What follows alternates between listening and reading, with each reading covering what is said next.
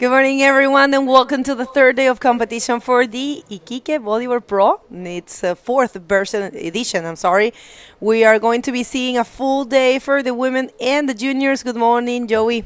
Good morning, Bego. How's it going? It's going great. The conditions are perfect. This is what we wanted to show you. We wanted to bring you the Punta Dos in its perfect conditions, glassy, decent size waves, and we're going to be seeing the top 8 for the women division in the round number 3, going in the water first, but they are getting ready, and so the heat hasn't started, and we want to show you the highlights from yesterday, so let's go to see those.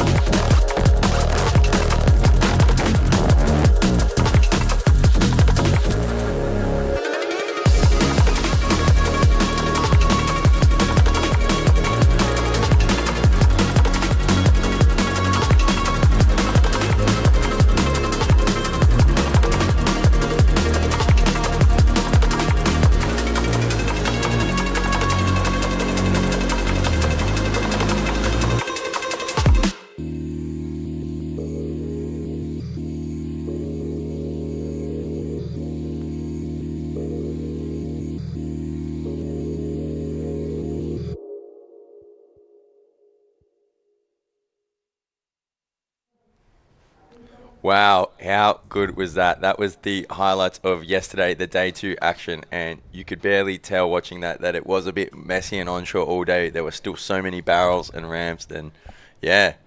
That's a good comment, actually, because some people actually, by watching the live, which is normal, you see it was bumpy, it was windy, but still this place always delivers because it's a very good way for bodyboarding. So definitely we had a good day yesterday. En Spanish, bienvenidos a todos. Este es el tercer día de competencia en el Iquique Bodyboard Pro, un evento que vuelve a las costas iquiqueñas gracias a la ilustre Municipalidad de Iquique y está realizado por la Corporación Municipal de Iquique. Vamos a tener un día dedicado a las mujeres y a los juniors y ya escuchamos que comenzó el primer hit del día, Let's Go to the Water, el primer hit del día que es la ronda número 3, el hit número 1. En el agua tenemos a la japonesa Namika Yamashita, a la portuguesa Joanna Shanker, a la brasilera Clara Pontes y en blanco la única chilena en este hit, Anaís Vélez. Pueden reconocer las competidoras que están sembradas, que son top 8 del Tour Mundial, porque tienen las licras color rojo y amarillo.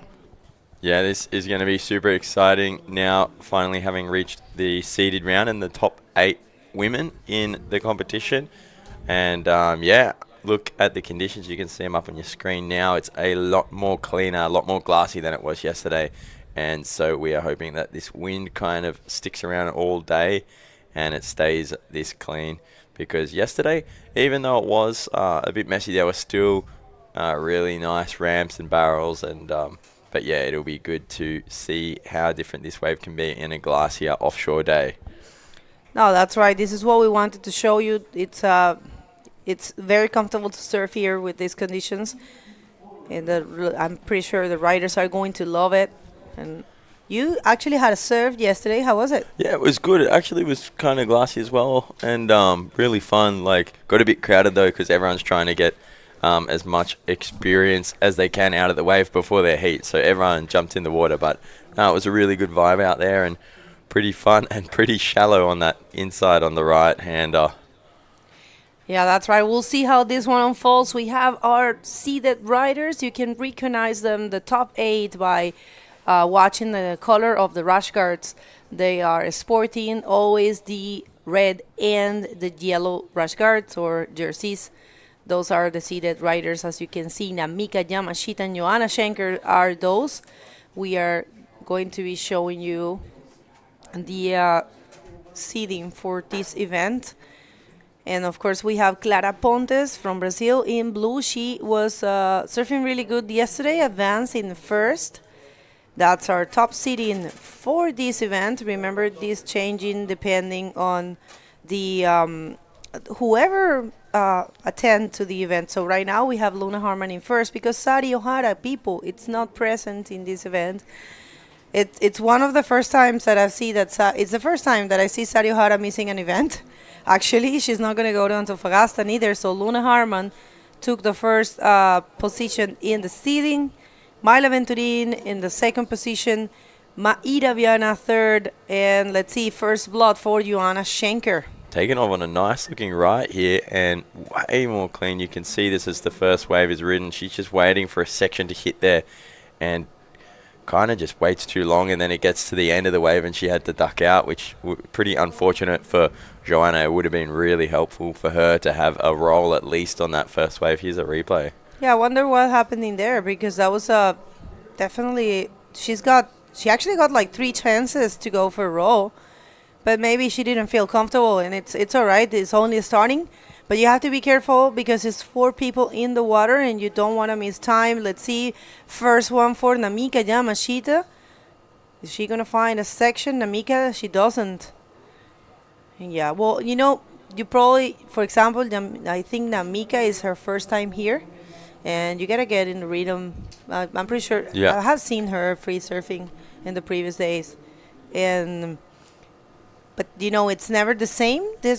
All the waves changes a lot depending on the, Yeah, every day the wind, the tide, and these are the first women in the water today, the first heat. And so these guys are kind of testing it out for everyone and seeing what each section is doing and what the inside section's like. So, yeah, maybe they're just out there getting a feel for it. And I'm sure there'll be plenty more sets that come through and give them more scoring opportunities. There you have Joanna. Namika Yamashita just making her way back to the lineup there. And up and paddling now. Looks like Joanna having a go there. A little bit on the inside, but not able to get onto that wave. Yeah. Sometimes it's hard to know where the peak is, the actual, because, you have this wave works for both sides. So you have to be, probably they're sitting too much to the left. They should be maybe more center. We'll see that. We don't have the actual view, as you guys know. This is only amplified, so they know better.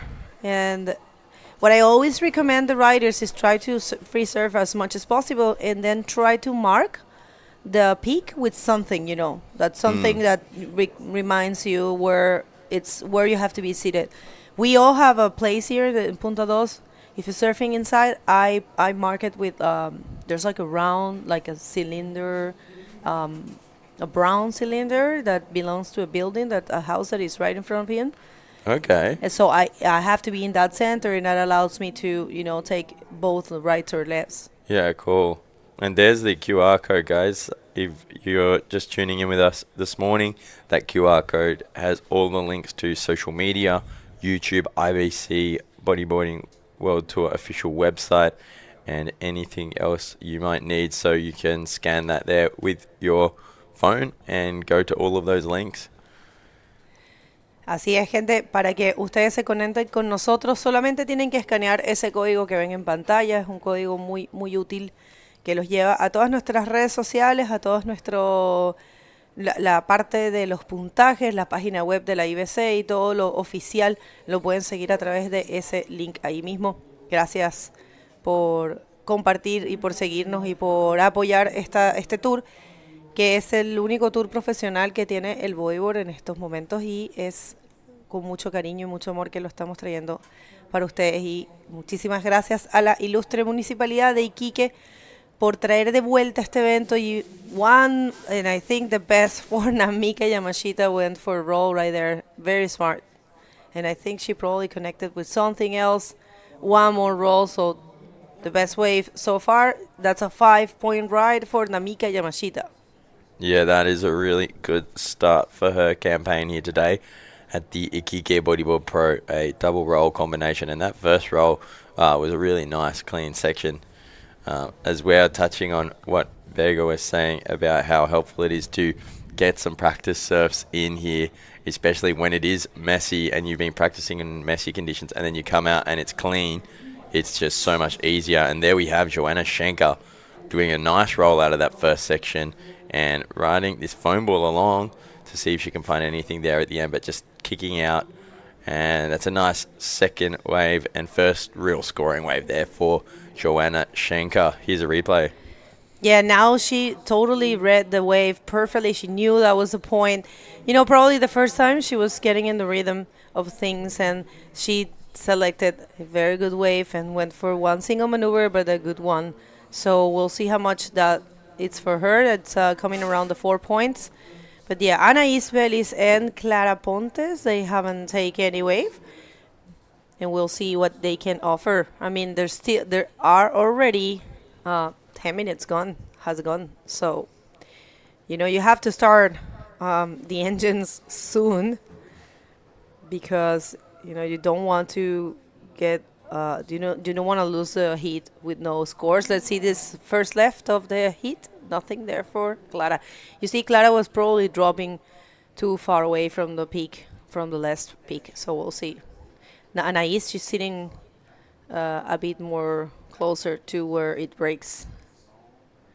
Yeah. So, what we have seen with Clara over her heats yesterday is that she really was looking for those lefts, and so I know she'll be waiting for some of them, which, although we haven't seen any this heat, there were a few this morning. There were a bunch of free surfers that got out for about 30 minutes, basically from the dark, and we did see some pretty nice looking lefts come through, so they are there, and that will offer those riders that are hunting those lefts a bit of scoring opportunity as well. Anaís Vélez, I'm not too sure what she has been going left, right, or both, but she is sitting there now waiting with that first priority, being patient and waiting for one of those sets to come through for sure. Anaís love her lefts. Yeah, cool. She is a left lover for sure, but she can surf rights as well. But she definitely, if she has a chance, she will always be picking the left. So Tide right now, Tide is actually in its top, in its highest right now, but it's also not too high. It's as the same thing as yesterday. So, you can find some left here when the tide is too high, too much water. It doesn't really break that well. It doesn't really offer many maneuver sections. But towards the mid tide and low tide, it gets better. But when it's low high tide, yeah, you can find some nice shape left. And that's a split pick, I think. It's Clara going to the left. Clara going for the barrel. Is she coming out of that? Good call, Clara. I like to see that. Novelty. We just had one barrel for the women's yesterday in the hands of Valentina.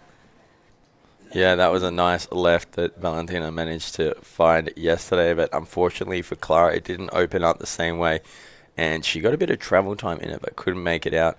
But I believe she split the peak with Namika, which we'll get a replay of that any second, but I'm not sure if it was a scoring wave for her by the looks of the judges' scores. Here's the first replay of the barrel, and you can see she gets a line and travels through that first little shockwave. And then straight up, Namika hit. Oh, really nice roll. Actually, it will be a scoring wave. She landed that very cleanly, and I think that is the biggest roll of the heat so far.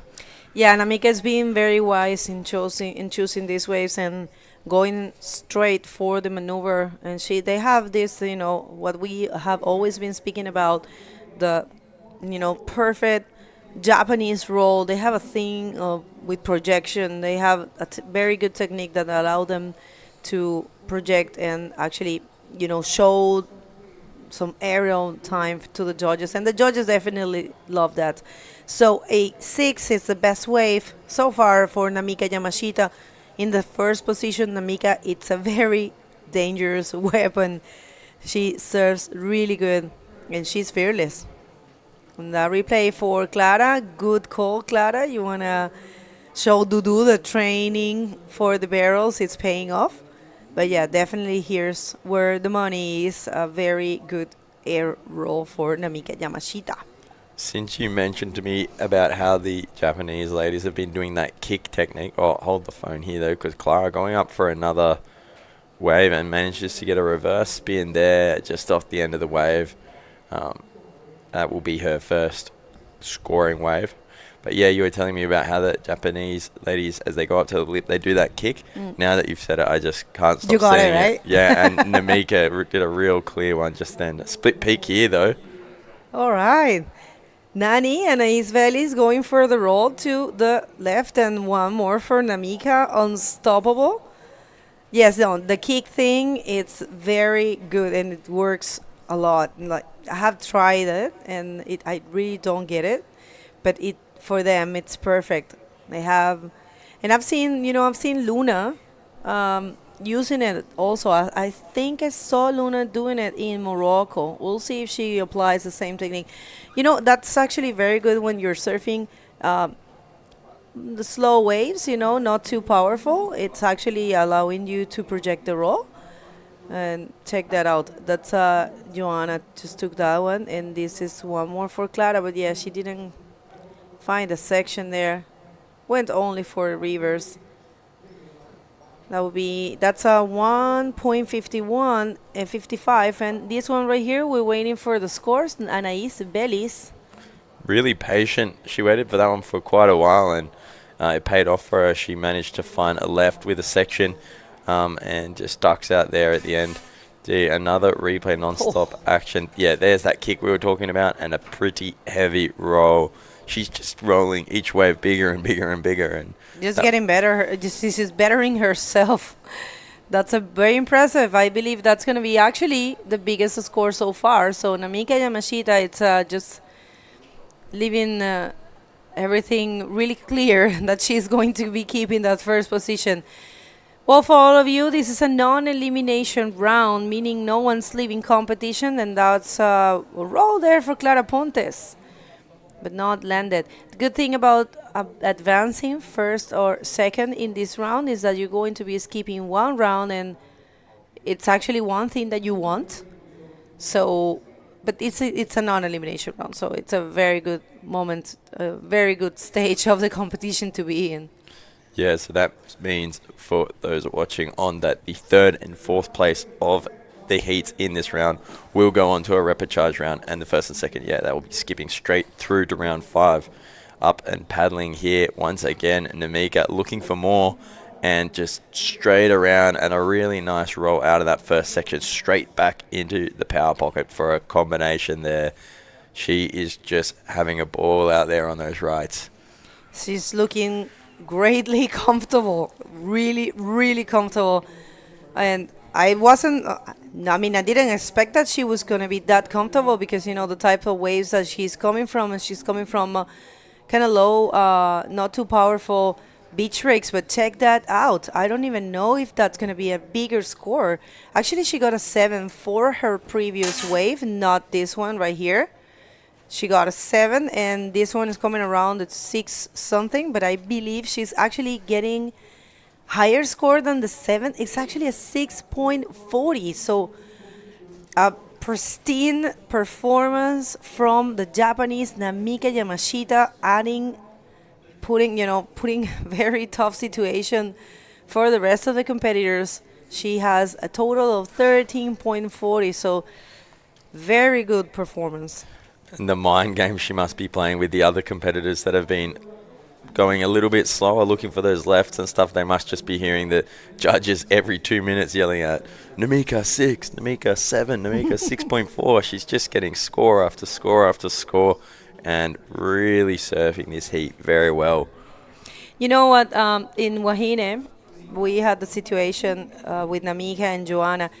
We have never seen Joanna making an interference, and they were together in a heat, and unfortunately Joanna had an interference call to Namika. So maybe this got a bitter taste for Joanna to come back and compete with her, but they're good friends. And Yeah. I'm telling you this, Namika, she is really one of these riders that have no bad intentions. Like, she is not, I'm not saying riders have bad intentions or anything like that. I'm saying that some riders are more aware of the use of the tools that you have, and they keep that in mind. Like, they go surf and they say, okay, I'm going to do my best, but I'm also going to see if I can use the priority, and maybe if I have to create an interference, because that's something that is there for you.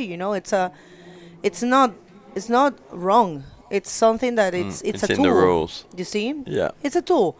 But I'm pretty sure, like, Namika, she never goes to the water thinking about that. And who do we have there? Yeah, we have the riders getting ready for the next heat. That in yellow is Francis Auto, and in white was Hannah Saavedra, the 15-year-old from Peru. There we have Pam Barron all the way up from South Africa, and she surfed an amazing heat yesterday and looks like she's very much in the zone already for this next heat. And also the junior world champion Luna Hardman will be in this heat. Yeah, so it's going to be some pretty stacked heat. Pretty stacked, and she is the seed number 1, Luna Harmon, because we don't have Sari Ohara here. So let's see this one. Nice looking one for Clara Pontes. That was a good roll, actually.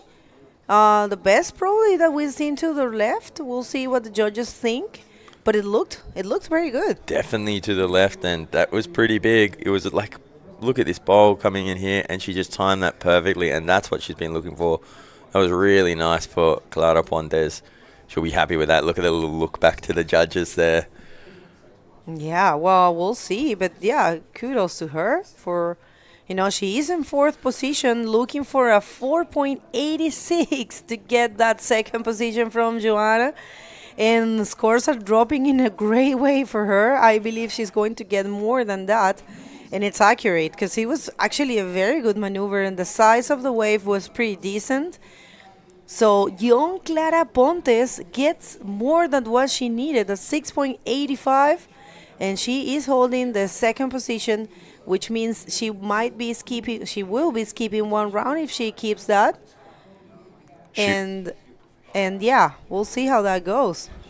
Here's a replay once again. Look at this. Just one line on the bottom turn all the way up and gets a roll.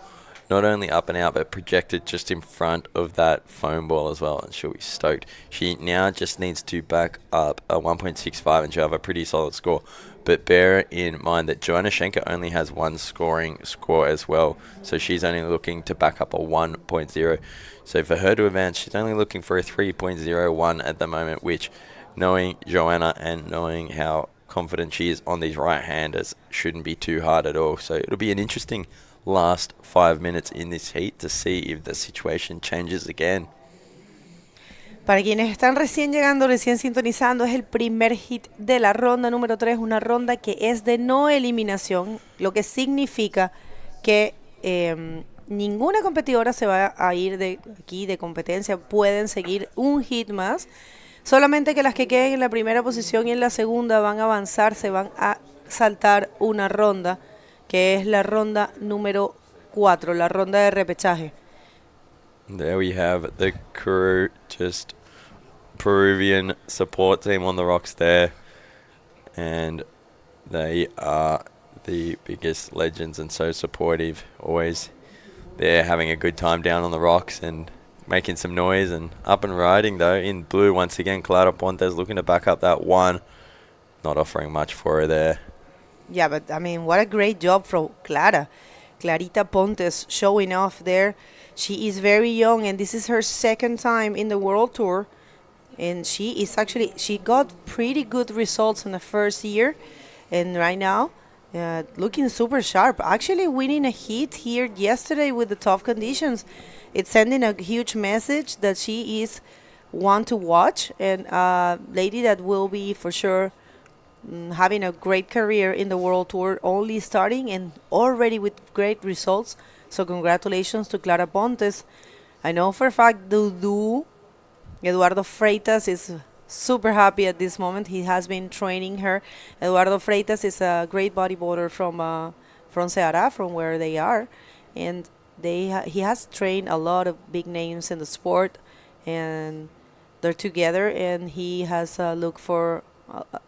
he has trained Clara, and Clara has been a good student, I believe. And here comes Nani, Anaís Vélez. Un buen rolo para Anaís. Ella que solamente tiene una nota de 5 y que solo está buscando un 3.51 para tomar esa segunda posición.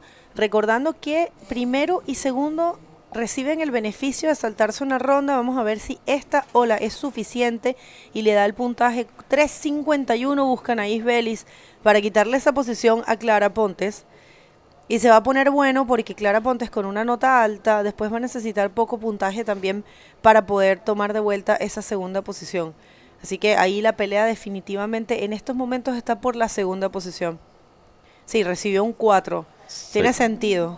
Yeah, and Anaís has been so patient. That's only her second wave the whole heat in the last 2.5 minutes. And it's paid off for her. She's just jumped into second. And with 2 minutes left, that is pretty critical. And so she surfed so well. I'm always so impressed if someone's that patient and just doesn't touch any other waves and gets the 2 scores that they need. And Anaís Vélez has gone and done it. Well, we'll see. 1 minute 40 seconds remaining.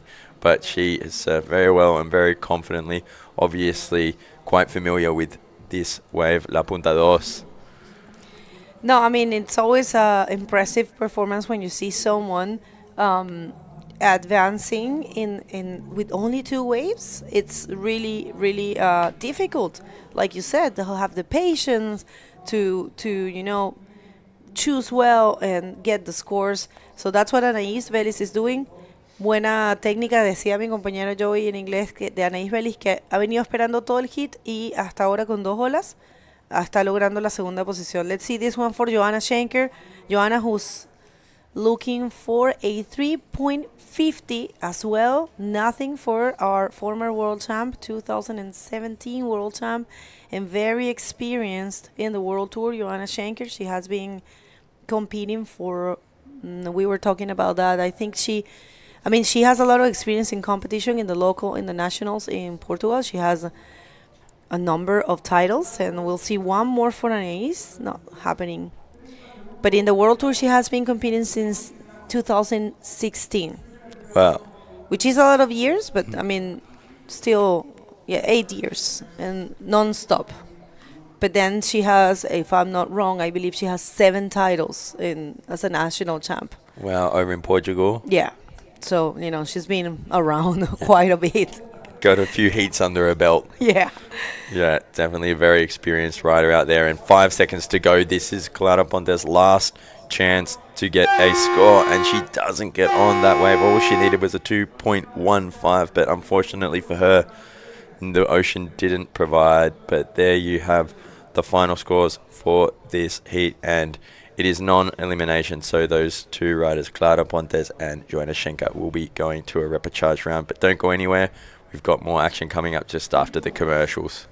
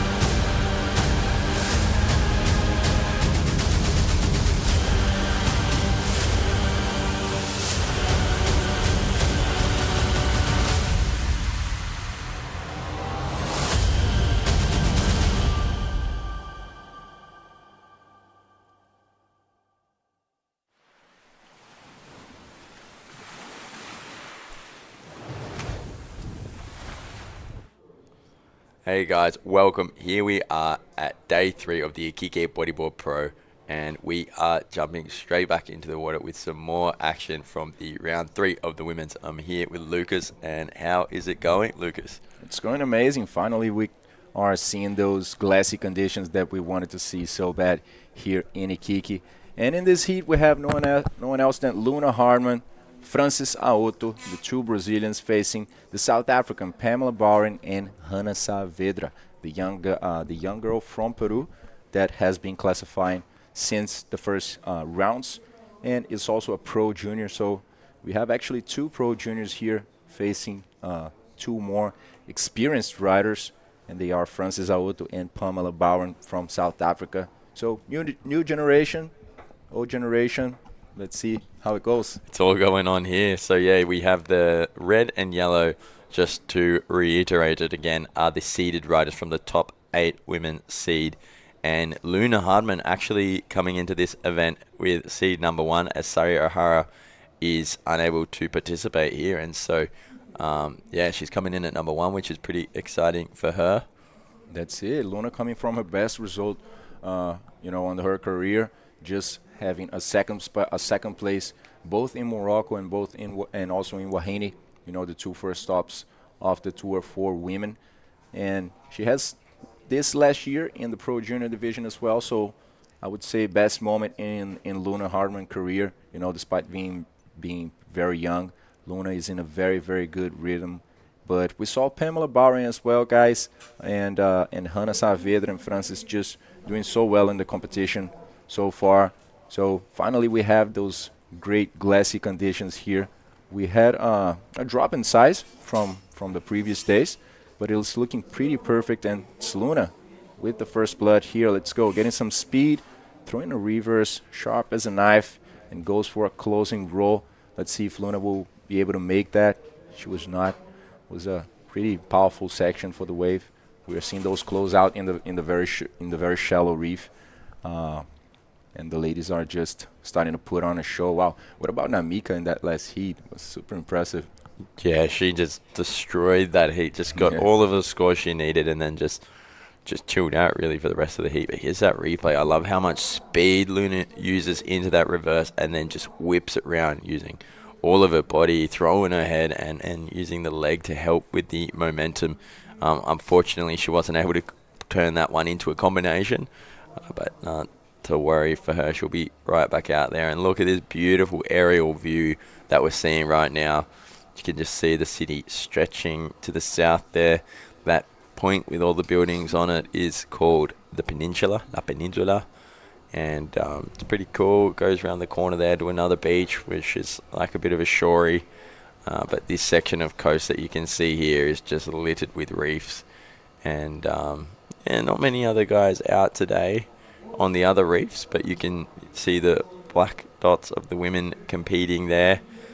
And this town that you have in the foreground with all the orange buildings is called El Morro. And yeah, it's like the local zone for this reef, and a lot of bodyboarders from Chile and from other countries have come and made themselves a home in these buildings and these streets, and yeah, really, really good area to live if you like bodyboarding. Yeah, different from Antofagasta, for example, which is the next stop of the tour. Here in Iquique, we are right in the center of the city, you know. That's why we have been saying this is the best urban reef in the world. We have basically 20 spots here, guys.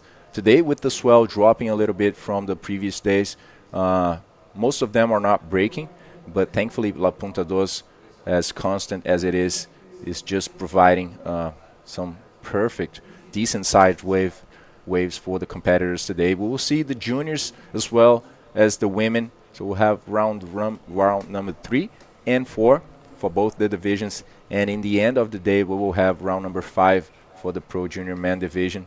So it's going to be an amazing day, guys. Full of action for sure. I believe we will see some high scores, you know, with these clean conditions. So stick with us. Please share this live stream with everyone. We're just getting started here. So the first wave for Luna Hartman, that 360 and the roll, was a 3.5, and now it's the South African coming on the right, just bottom turning for a powerful roll. She lands and gets hit by the lip, but manages to complete that maneuver. So first blood for Pamela Bauern. Yeah, it looked like she landed and was trying to get back into that power pocket and keep going along, but the wave kind of just closed down. Clean landing nonetheless, and that'll be a scoring wave for Pam. Yeah, so not a lot of action going on at the start of this heat, unlike the last one.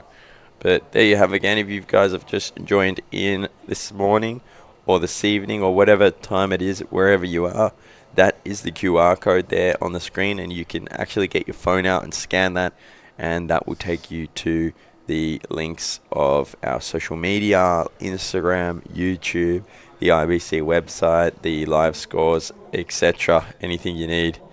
We have a reverse spin into a roll there for Francis Aoto. Então, pessoal, bom dia para todo mundo que está assistindo a gente do Brasil, de Portugal também, né, os nossos países de fala portuguesa.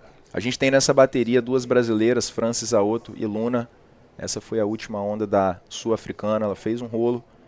Ela tentou aterrissar na linha da onda ali para continuar para mais coisa, mas não tinha mais nada ali. Ela foi atingida pelo lip e acabou ficando por ali. Essa foram 4 pontos para ela. E essa foi a última onda da Francis Aoto, lá de Guaratuba, sul do Brasil. A Francis que está mais forte que nunca, eu diria, no circuito mundial. Ela está na categoria Master também, mas nesse caso aqui é a categoria principal, Woman. Então, torcida do Brasil, pessoal, compartilhem essa live aí e vamos marcar presença aqui na torcida pelas atletas brasileiras nessa etapa de 2024 do Iquique Bodyboard Pro, uma das etapas mais aguardadas do circuito mundial. How's Luna Hartman wearing shorts? I think she hates wetsuits, you know. Fair enough. I hate wetsuits, but I don't know about wearing shorts when it's this cold. Me neither. I think for 20 minutes, maybe 25, right? Yeah. Up and riding though, Ana Saavedra, the 15-year-old from Peru, waiting for a section and getting a roll. Caught a bit under that lip there. It looked a bit shallow as she was coming down on that section, having to go there, but that was the first wave from her, and unfortunately it won't be a scoring one.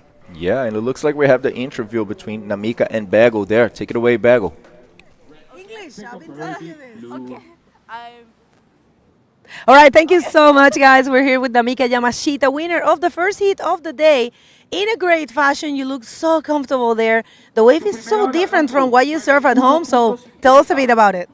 It was so very nice wave, so good wave. I'm passed to the next round. I'm so happy. Okay? Okay? Okay? Yeah, no, that's perfect. That's perfect. Yeah. So, are you, for sure, how do you feel that Sari is not in this event? She's always here. Yes. I'm winner, Sari-chan. Missing Sari-chan. All right. So, you want to say some words in Japanese? Japanese? 応援してくださる皆さん、いい波乗れて1位で勝ち上がることができました。次のヒートも頑張るので応援よろしくお願いします。ありがとう。Omedetou. First, well, best of luck for the rest of the competition. Back to you guys. Arigato gozaimasu. And Namika is such a legend. I love watching her interviews. Yeah, and loving to see her just letting that surf out, you know.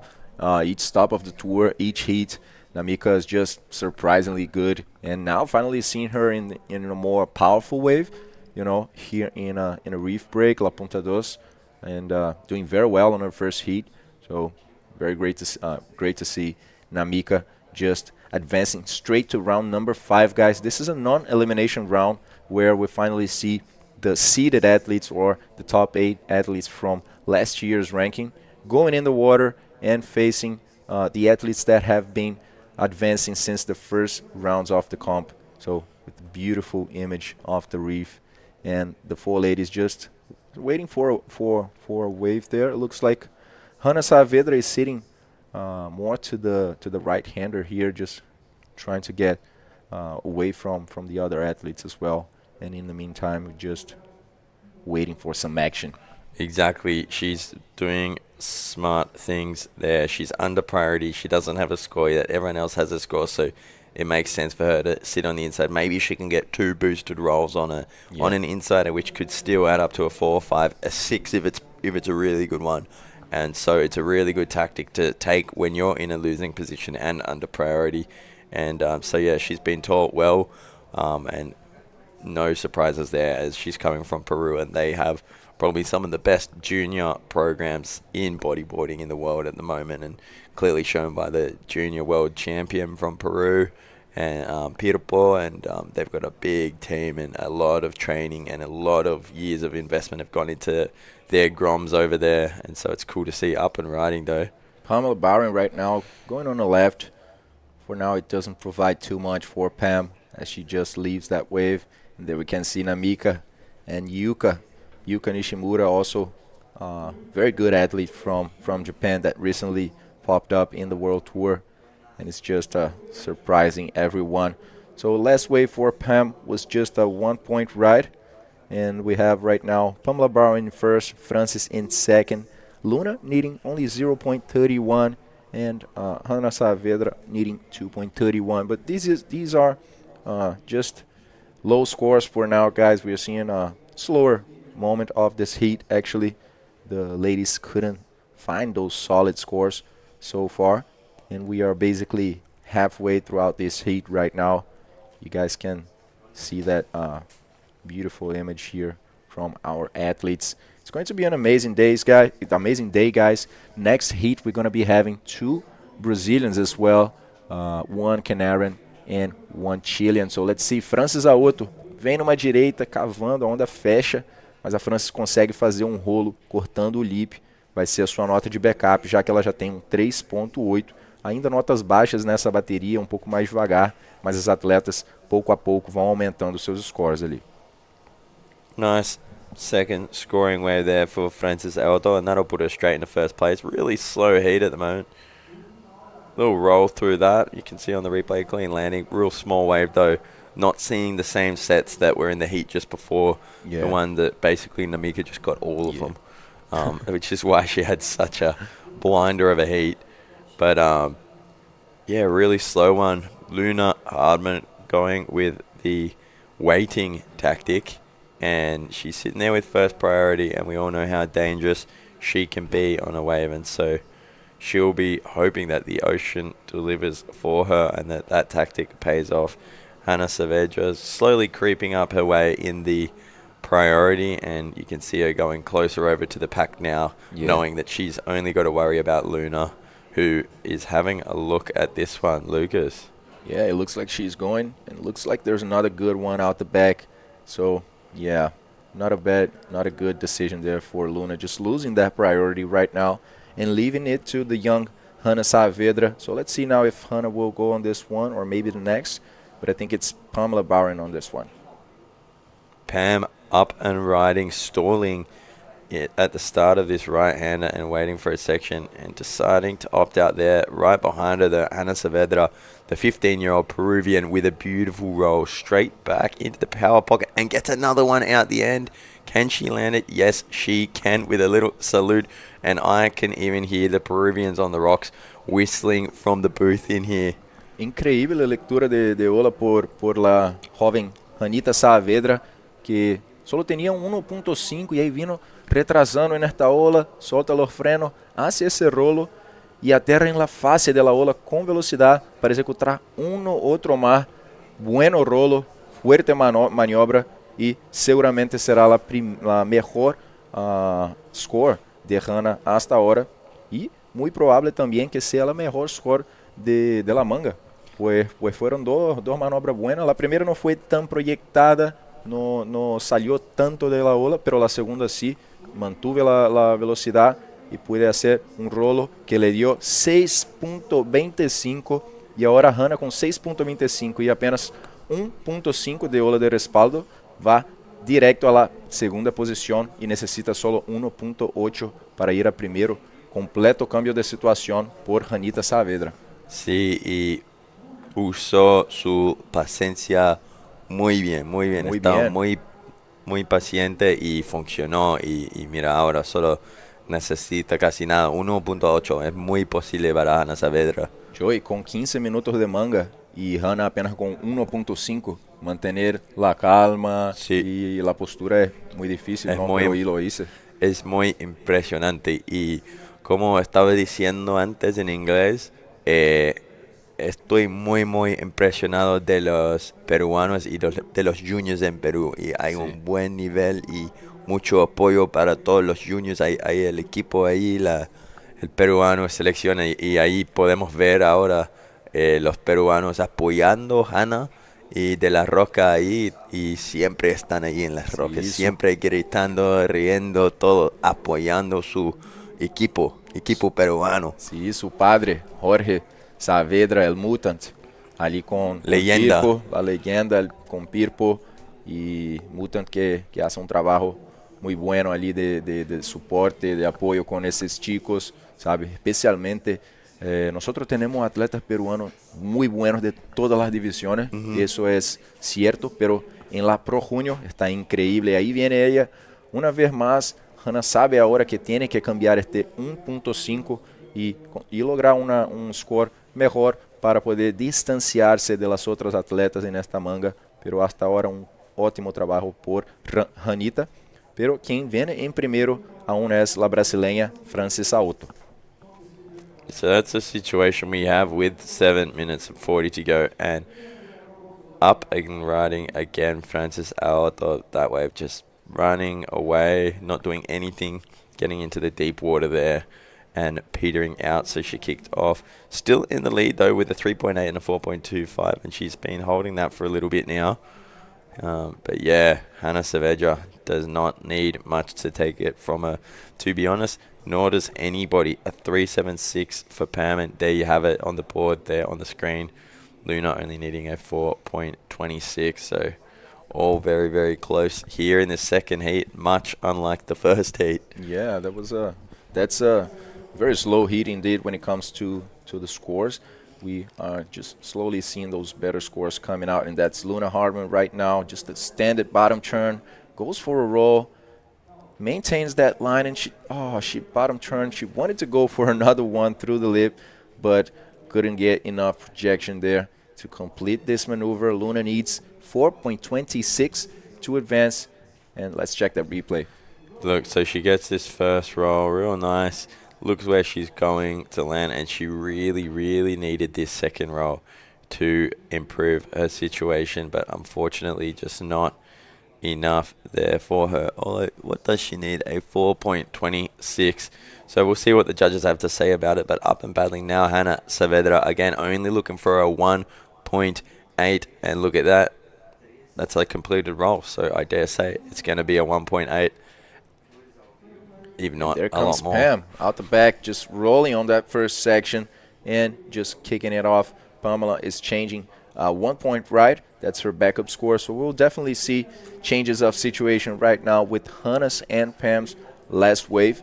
So good exchange, and now it's time to Luna to answer. Luna, pessoal, é a última da bateria agora, que ainda não conseguiu achar uma boa, mas agora sim vem com um rolo muito bom. Joga a mão para cima ali para mostrar para os juízes que completou. E ela vem sendo carregada na espuma. Vamos ver que nota vai vir para a Luna, já que ela está precisando agora de um 4.26 E ainda não saiu a nota da Pamela Bowring e da Hannah, que vai fazer a diferença. Então, vamos ver se essa onda vai ser suficiente para a Luna Hardman voltar para as primeiras posições, já que ela foi das primeiras na bateria, a começar ali em primeiro, mas agora está mais lá para trás. There's a bodyboard shrine you could see commemorating one of the riders who was lost out here. And the replay now of Ana Saavedra looking for that 1.8 backup score and clearly getting it. Pam as well, right up behind her. A bit of action here. A nice roll for Pam and couldn't get up to that second lip. And the last wave for Luna, just good bottom turn, well projected roll.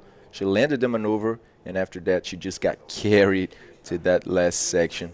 But it was indeed a completed maneuver for sure. And let's see now, right?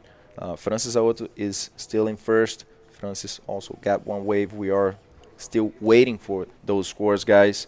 That's been slower heat.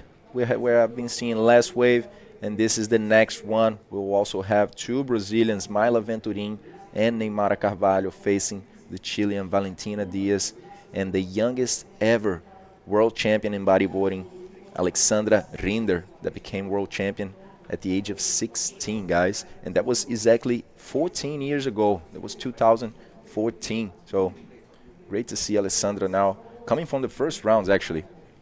Here's a replay of a wave before from Francis. And she does a little speed check there and gets up to the roll. Not super projected, but still manages to land it and catch right back up with the foam ball to put another roll in there. So it's a good little combination for her, and that was one of her scoring waves at a 4.15. And then Pam just getting caught up in the lip there and going over the falls. No. Wow, there was I mean, looking from here, looking in front of the wave, there we can see 5-time world champion Neymara Carvalho getting in the water for her heat. And yeah, Joey, looking from this front angle to the wave, we can't really notice how wedgy the wave is, right? Yesterday was my first time out, actually, in La Ponta Dos. And looking from the spot, guys, is another thing. It's just a side wave, actually, that comes from the right side of the screen and really pushes you all the way on that right-hander. So that's why you guys can see the athletes being carried out, you know, to the left side of the reef by the wave, you know. So pretty strong wave here in Punta Dos. Pamela Bowring going to a left right now, just safe, securing that roll. She needs 4.26 to advance to second position. Remember, this is a non-elimination round, so only first and second will advance straight to round number 5, jumping the rapid charge and skipping the rapid charge. And third and fourth will meet again today in the water for one last chance to stay in the comp. Yeah, so not the end of the world for anyone getting knocked out here, but you can see how desperate they are to get those qualifying positions nonetheless, because it is skipping straight to round 5 is a luxury that you want to have. And Pam Barron looking for a 426. I don't think that wave is going to get it for her, and the judges just dropped the 3.7 for that one. But you could see they are kind of scrambling around a little bit more now to get those scores to try and qualify and skip the repechage round. That's it, and the situation changed completely. Let's see this one from Ranita Saavedra. Viene tubo ali, casi un poco atrasada.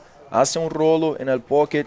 A ver si completa la maniobra. Ranita que insiste ali, intenta venir, pero acaba no apareciendo, saliendo muy bien adelante de la espuma.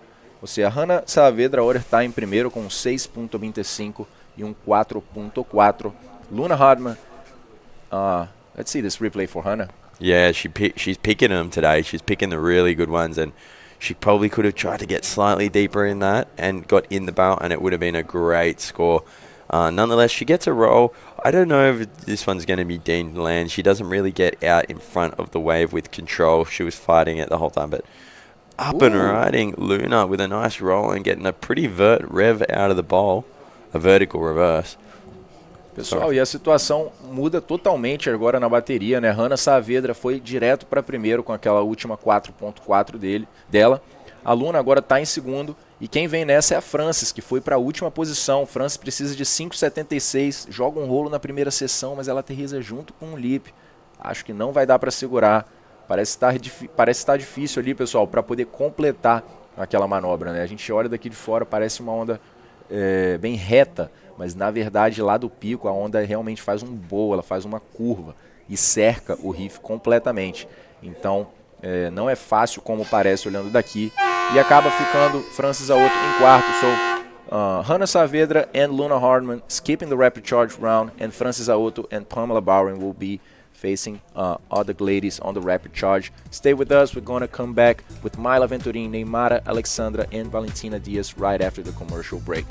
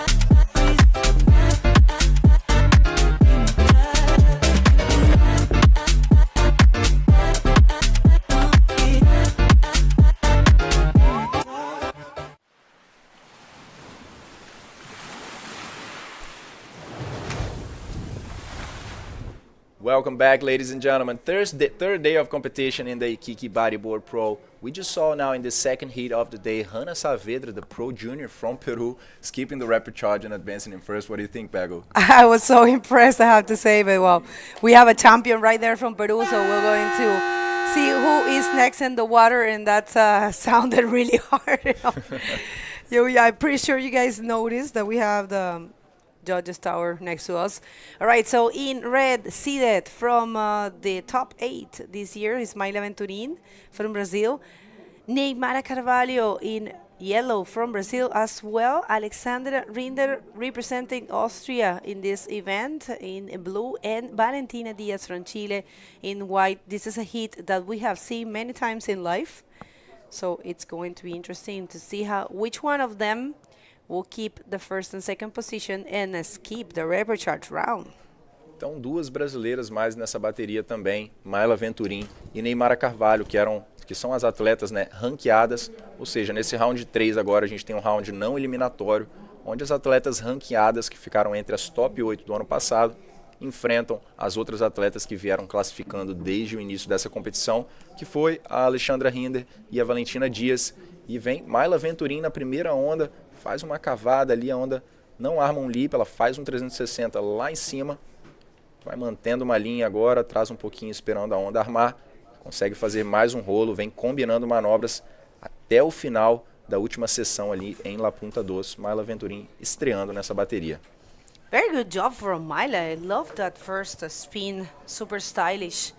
So we'll see how much she gets, but a good start for our currently sitting in the third position. Check that out. She kind of hesitated there, but that was beautiful. A beautiful off the leap forward spin. And right there, she combined with the roll. So definitely good job for Mayla, starting things in a great way. Yeah, we are not actually seeing many waves just opening until that last section and just running all the way there. We're seeing many closeouts, to be honest, at least in the last heat. But with only 2 minutes on this heat, Mayla was already able to get a 5-point ride. So I would say after a very slow heat in the second one, just a good start for the Brazilian right now, as the other 3 athletes didn't find anything and are still waiting for their first waves. So just getting started here, guys. Share this live stream. It's finally glassy here in La Punta Dos, and I'm pretty sure that today we will see those high scores coming out. For sure, por fin tenemos las condiciones que les queríamos traer. Esta es la punta 2 que amamos, esta es la punta 2 que nosotros conocemos. Una mañana clásica de bolas un poco pequeñas pero hermosas. Aquí viene la primera ola de Alexandra Rinder, entra en el tubo, ¿podrá salir Alexandra? Sí, sale buen tubo para Alexandra Rinder, que es especialista en este tipo de condiciones, en esta ola, porque se parece mucho a la ola donde ella es local, que es la caleta de Tenerife. Así que muy buen trabajo, me encanta que las chicas estén apostando por los tubos y viene la primera para Valentina Díaz, la chilena, que va por un rolo no tan fluido, pero sí completado y un giro 360. Vamos a ver si consigue algo más en la tercera sección. Otro rolo también va a ser, lástima, no lo logra concretar. Pero un bonito intercambio. También teníamos una competidora, no logré ver quién fue, que fue para la derecha mientras Alexandra tomó la izquierda, ¿no? No vi quién fue, Bego. Talvez Neymara Carvalho, a ver. Pero una buenísima ola de Valentina. Si lograse hacer un rolo un poco más proyectado en aquella primera sección, seguramente tendría una nota, un score muy bueno. Y ahí podremos mirar Hanna Saavedra, lá pro junio, que avanza en la primera división, la Pro Junior, perdón, que avanza en la primera posición en esta manga, desta vez en la categoría femenina profesional, y pula la repescaje y va a la ronda número 5.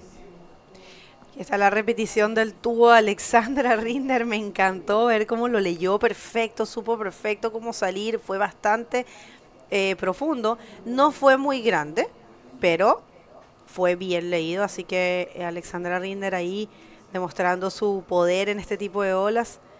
Vamos a ver si logra algo más. Y claro, esta fue la ola que tomó Neymar mientras Alexandra tomaba esa. Y fue una ola muy buena, la verdad. También con un true de lip. No sé si lo logró completar.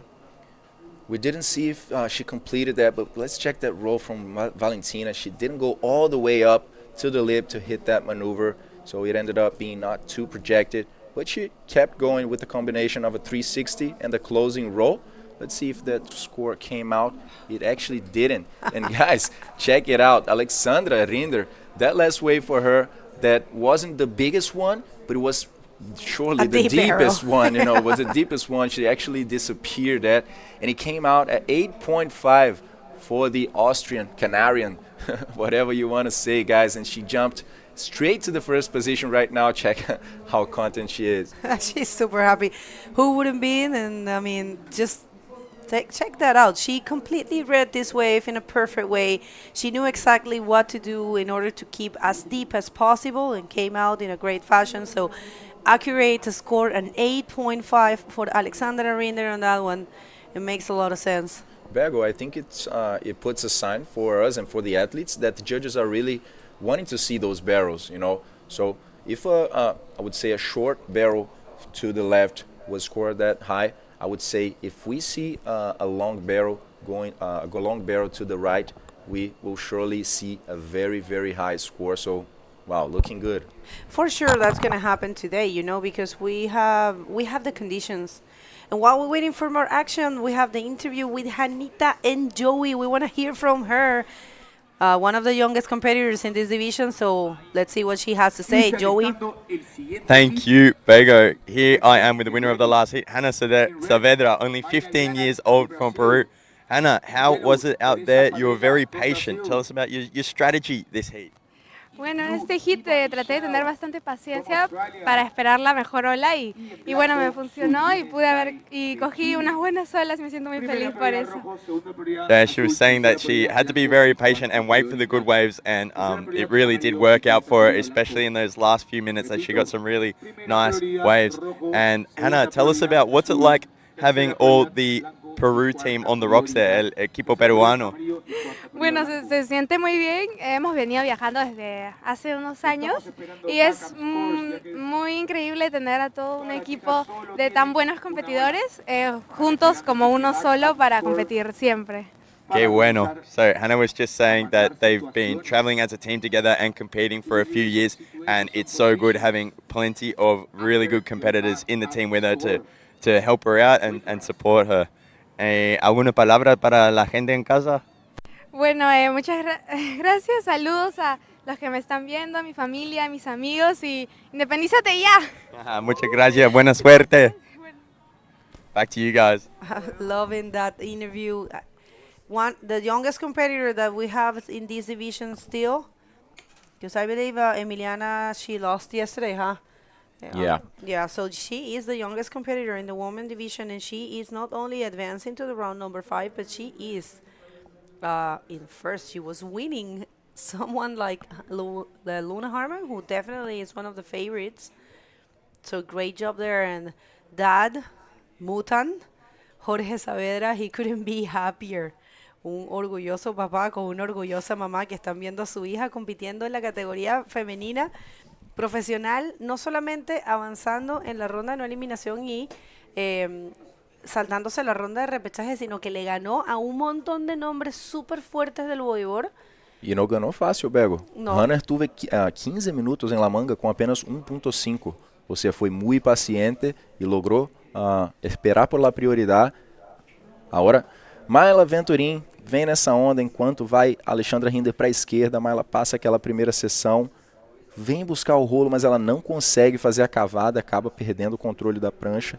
A Mayla que está buscando agora 0.26 apenas, já que praticamente todas as atletas só têm uma onda. E na segunda posição vem Neymara Carvalho com aquela direita que foi um 5.25, um 360 na linha e um rolo furando o lip. Mas a Mayla estava precisando disso, depois dessa onda aqui vai virar, vai cambiar. This one here definitely is going to have a good score for Alexandra Rinder. Alexandra, who took the win in this event in the last edition, who wasn't part of the World Tour, but still, she won here last year. And that's a replay of the last of Mayla. That was actually good, but there she lost momentum. You see the importance of hitting the leap in the exact moment, you know, and try not to force the maneuver. She doesn't do that often. She's actually she has a very good rolls. Yeah. We saw that a little bit with Valentina as well, and that's why Valentina, even though Valentina got a complete wave, she got a wave that had 3 maneuvers. The execution of the first maneuver wasn't that clean, and it was a bit, you know, she lost momentum. She didn't go all the way to the leap, so she kind of forced that first roll, and then that's why she got the 3.5. The judges know the level of bodyboarding that there is in this stage of competition, so they are looking for excellency. Makes sense, you know. This is what we want to show, and we know also these ladies are all capable to show that. You know, sometimes they're just performing differently because, you know. All right, so one more split peak situation there, and that was a good roll for Mayla, definitely. Mayla Venturin right there. And this is what we wanted to see. This is what we were talking about, that Mayla was able to perform great rolls. And she just said that right there. And check that out, Neymara Carvalho, super strong. Good job, and she keeps going, not over. Oh boy, Neymara Carvalho showing off. Valentina Diaz right now going to the left with the good roll, but she kind of hit it very early and couldn't complete that maneuver. Valentina has a 3.5, and she now needs a 4.26 to go to second. But Neymara's score actually didn't come out, and that definitely will put some more difficulty for Valentina to go to second. Então vamos ver essa onda da Neymara. Ela vem, faz uma cavada com um rolo na boca ali, muito bom. Consegue se projetar, faz mais um 360 clássico ali na linha, lá no lip da onda, e fica por ali Neymara Carvalho. Tá saindo uma nota, a gente já vê aqui por volta de 5 pontos ali, ainda não saiu a nota final. E lembrando que se vocês quiserem ver também as notas detalhadas, pessoal, vai no site da IBC, ibcworldtour.com. Lá tem uma barra verde que vocês podem clicar em live e ter acesso a todas as notas. Essa foi a última da Mayla. Fez uma cavada muito boa ali, a onda realmente ficou oca, né? Ficou bem seca. Ela fez esse rolo e saiu rapidinho para poder trocar aquele 2.75. Muito boa. And that lady right there, Teresa Padrella, another great bodyboarder from Portugal, also with a great result this year and last year. We'll see one more here for I knew she was gonna do that. I promise. I was gonna say she was gonna go for the backflip because I know her. In her mind right now, it's already have big scores. I will go for all the maneuvers that I can. She will probably try to actually go for an invert as well. But this wave right here is better to backflips. So of course Alexandra Rinder right there. She's at home, Bergo. She's at home. We have to say that. You guys could see since the beginning of the heat, this is the type of wave that Alexandra Rinder likes. She likes reef breaks, she likes barrel, strong waves. And you guys could see the first one was a very good barrel, deep one to the left. After that, she found another one with a 6-point ride. And I would say now she will increase that and reach almost perfection in this heat. Wow, what a show for the Austrian Canarian Alexandra Rinder, just doing what she does best, reef breaks, barrels, and strong maneuvers. I mean, she's very comfortable here. She's definitely one of the favorites in this event because, you know, she's coming from taking the win last year, and also because this wave looks like home. But sometimes that's, you know, that's definitely it's a thing that it's important thing. But in the case of Namika, she's coming from different. We're gonna get back to that idea. Here comes that. Oh no, she lost momentum. Valentina, that was a nice wave. She will have one more chance, a lot of more chances. I'm sorry, because there's still 11 minutes on the clock. She still can do something else for herself. And thank you, director. As you see, those are the judging criteria that we have for the IBC World Tour, and it's important that they keep that in mind in order to get the scores they need. As you see, that's what Alexandra Rinder has been meeting, because she got a 7.90 after that backflip. And now everyone is in combo situation by the Canadian Austrian here in this event. Alexandra Rinder is the first lady leaving everyone in combo in this event so far. So yes, definitely she's meeting the maximum degree of difficulty and commitment. The radical control maneuvers, that's there for sure. I mean, a barrel in a backflip, come on. What else can you expect? Speed, power, and flow, definitely there. Critical sections, it's for sure check. Variety of repertoire, super check. Aerial maneuvers with high degree of difficulty, super check as well. Cleanly executed and completed with the style. That's all that she has been doing. So what a job here. Replay from the 8.5 highest score so far of the female division and of the day. Alexandra Rinder showing off, looking super comfortable. Definitely one of our favorites. And the backflip. That was the backflip for Alexandra. I would say actually that would be more of an ARS, as she kind of did that movement rotating. And that would be a 7.9 for Alexandra. Wow. That's an eternal discussion, but she showed the board to the beach completely. So, well, it doesn't matter. It was an amazing radical maneuver for sure. And she got 7.90 right there. So everyone in combo. Una actuación de verdad digna de una profesional. Alexandra Rinder ahora va a darse una vueltita por la derecha solamente para que no digan que ella no corre derechas.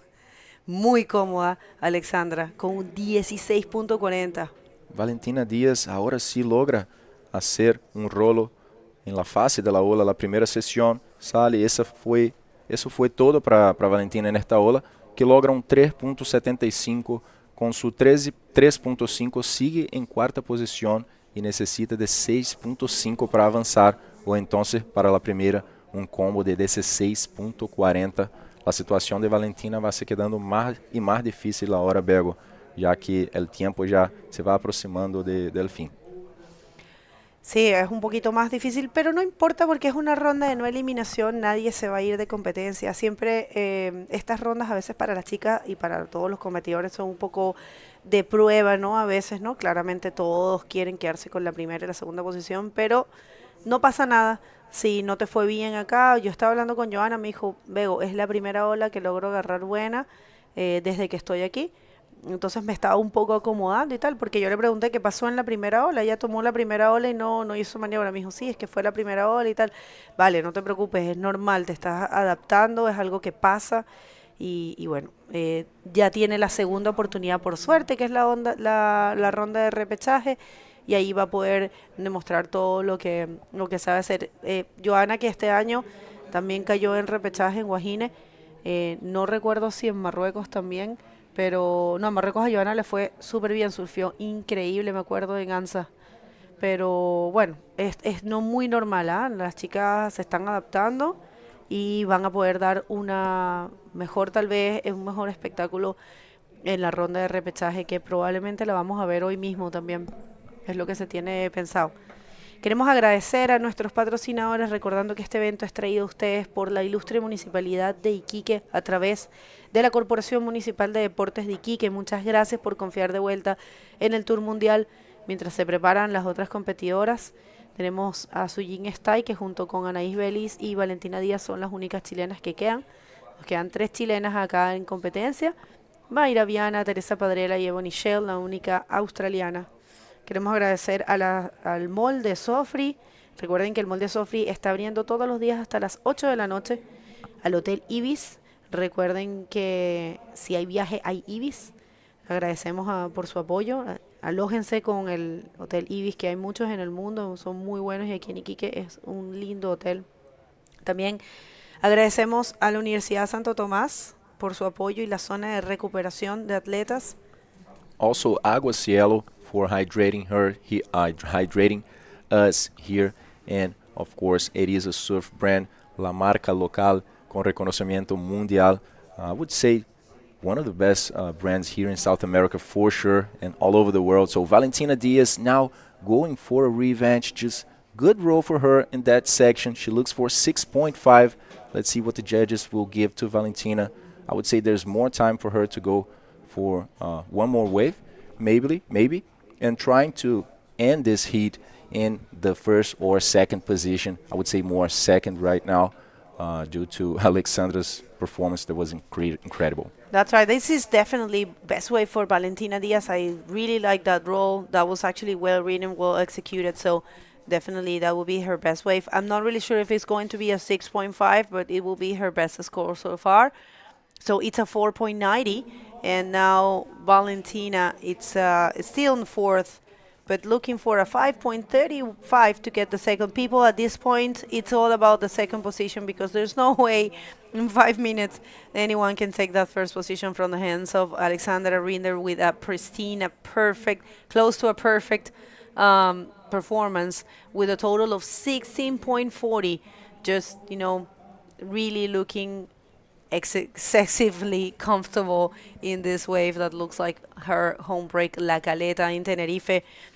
So yes, also we were missing the grupo de empresas tradicionales de Iquique. También los queremos agradecer porque fue una categoría especial creada para este evento y que tuvimos un aporte importantísimo de empresas tradicionales de Iquique como Bulldog, Silvestre Coffee, que es una cafetería espectacular que tenemos acá, Jardín del Holgorio, que ayer hubo una actividad.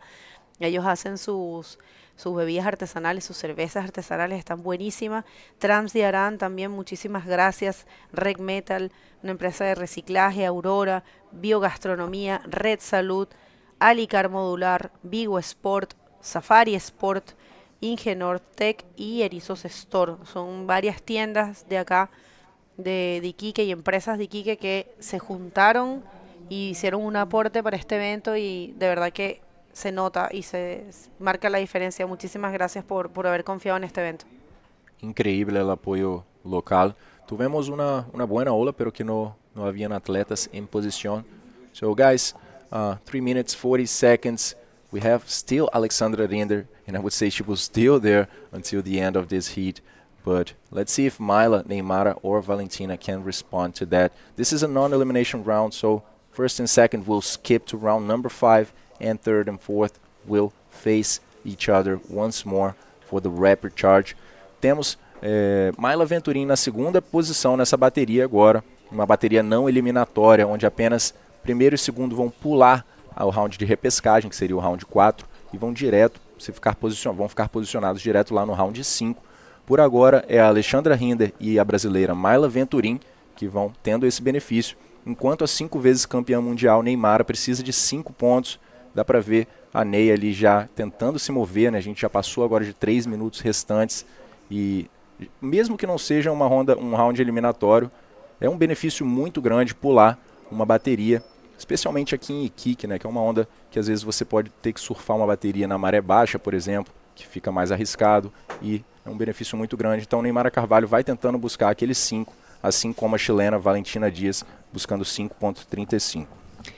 Yeah, that's right. What a great performance. But also Maila, I mean, all of the ladies have been surfing good, but it's just that really Alexandra picked the best waves to the left, and she knows which ones to pick, and she used them in perfection. So great job there for Alexandra Rinder, showing off in this division. The best total score, the best single score, bringing new maneuvers, you know, executing deep barrels, backflips. That's things that we haven't seen in this division so far. It's actually, well, the second barrel, because we have one from Valentina yesterday that was really good as well, but this one was definitely deeper, and it, you know, just the fact that she performed a radical maneuver, that it's a, you know, brings variety. And I was having a word with Pamela, and she said that she, after she secures her 2 scores, she was going to go for the ARS or backflip. And one more barrel, looks like it's Neymara. Wasn't Neymara, right? Ooh, I think so, Bego. Oh, it wasn't. Actually, no. it was Alexandra. It had to be. Just having fun, Alexandra, right now, I would say. Just maybe waiting for that, like, bigger one that can provide a barrel. And that's Bianca Simoes with Luna, and the part of the Oceano club. That's Martin Fisher, and that's Christopher Bayona from Peru. And check that out, Alexandra just, you know, playing out there. Just, I don't know, maybe she can just get out of the water and sit and relax, because no one's going to take that first position out of her hands. What a great performance. All right, so this heat, it's almost gone, and it's all about the second position in order to try to skip around. But remember, it's a non-elimination round. No one is leaving this competition. They will have one more chance in the Repurchase round, which is likely to happen today. We have a full women and junior day, so help us to spread the word and share this live feed.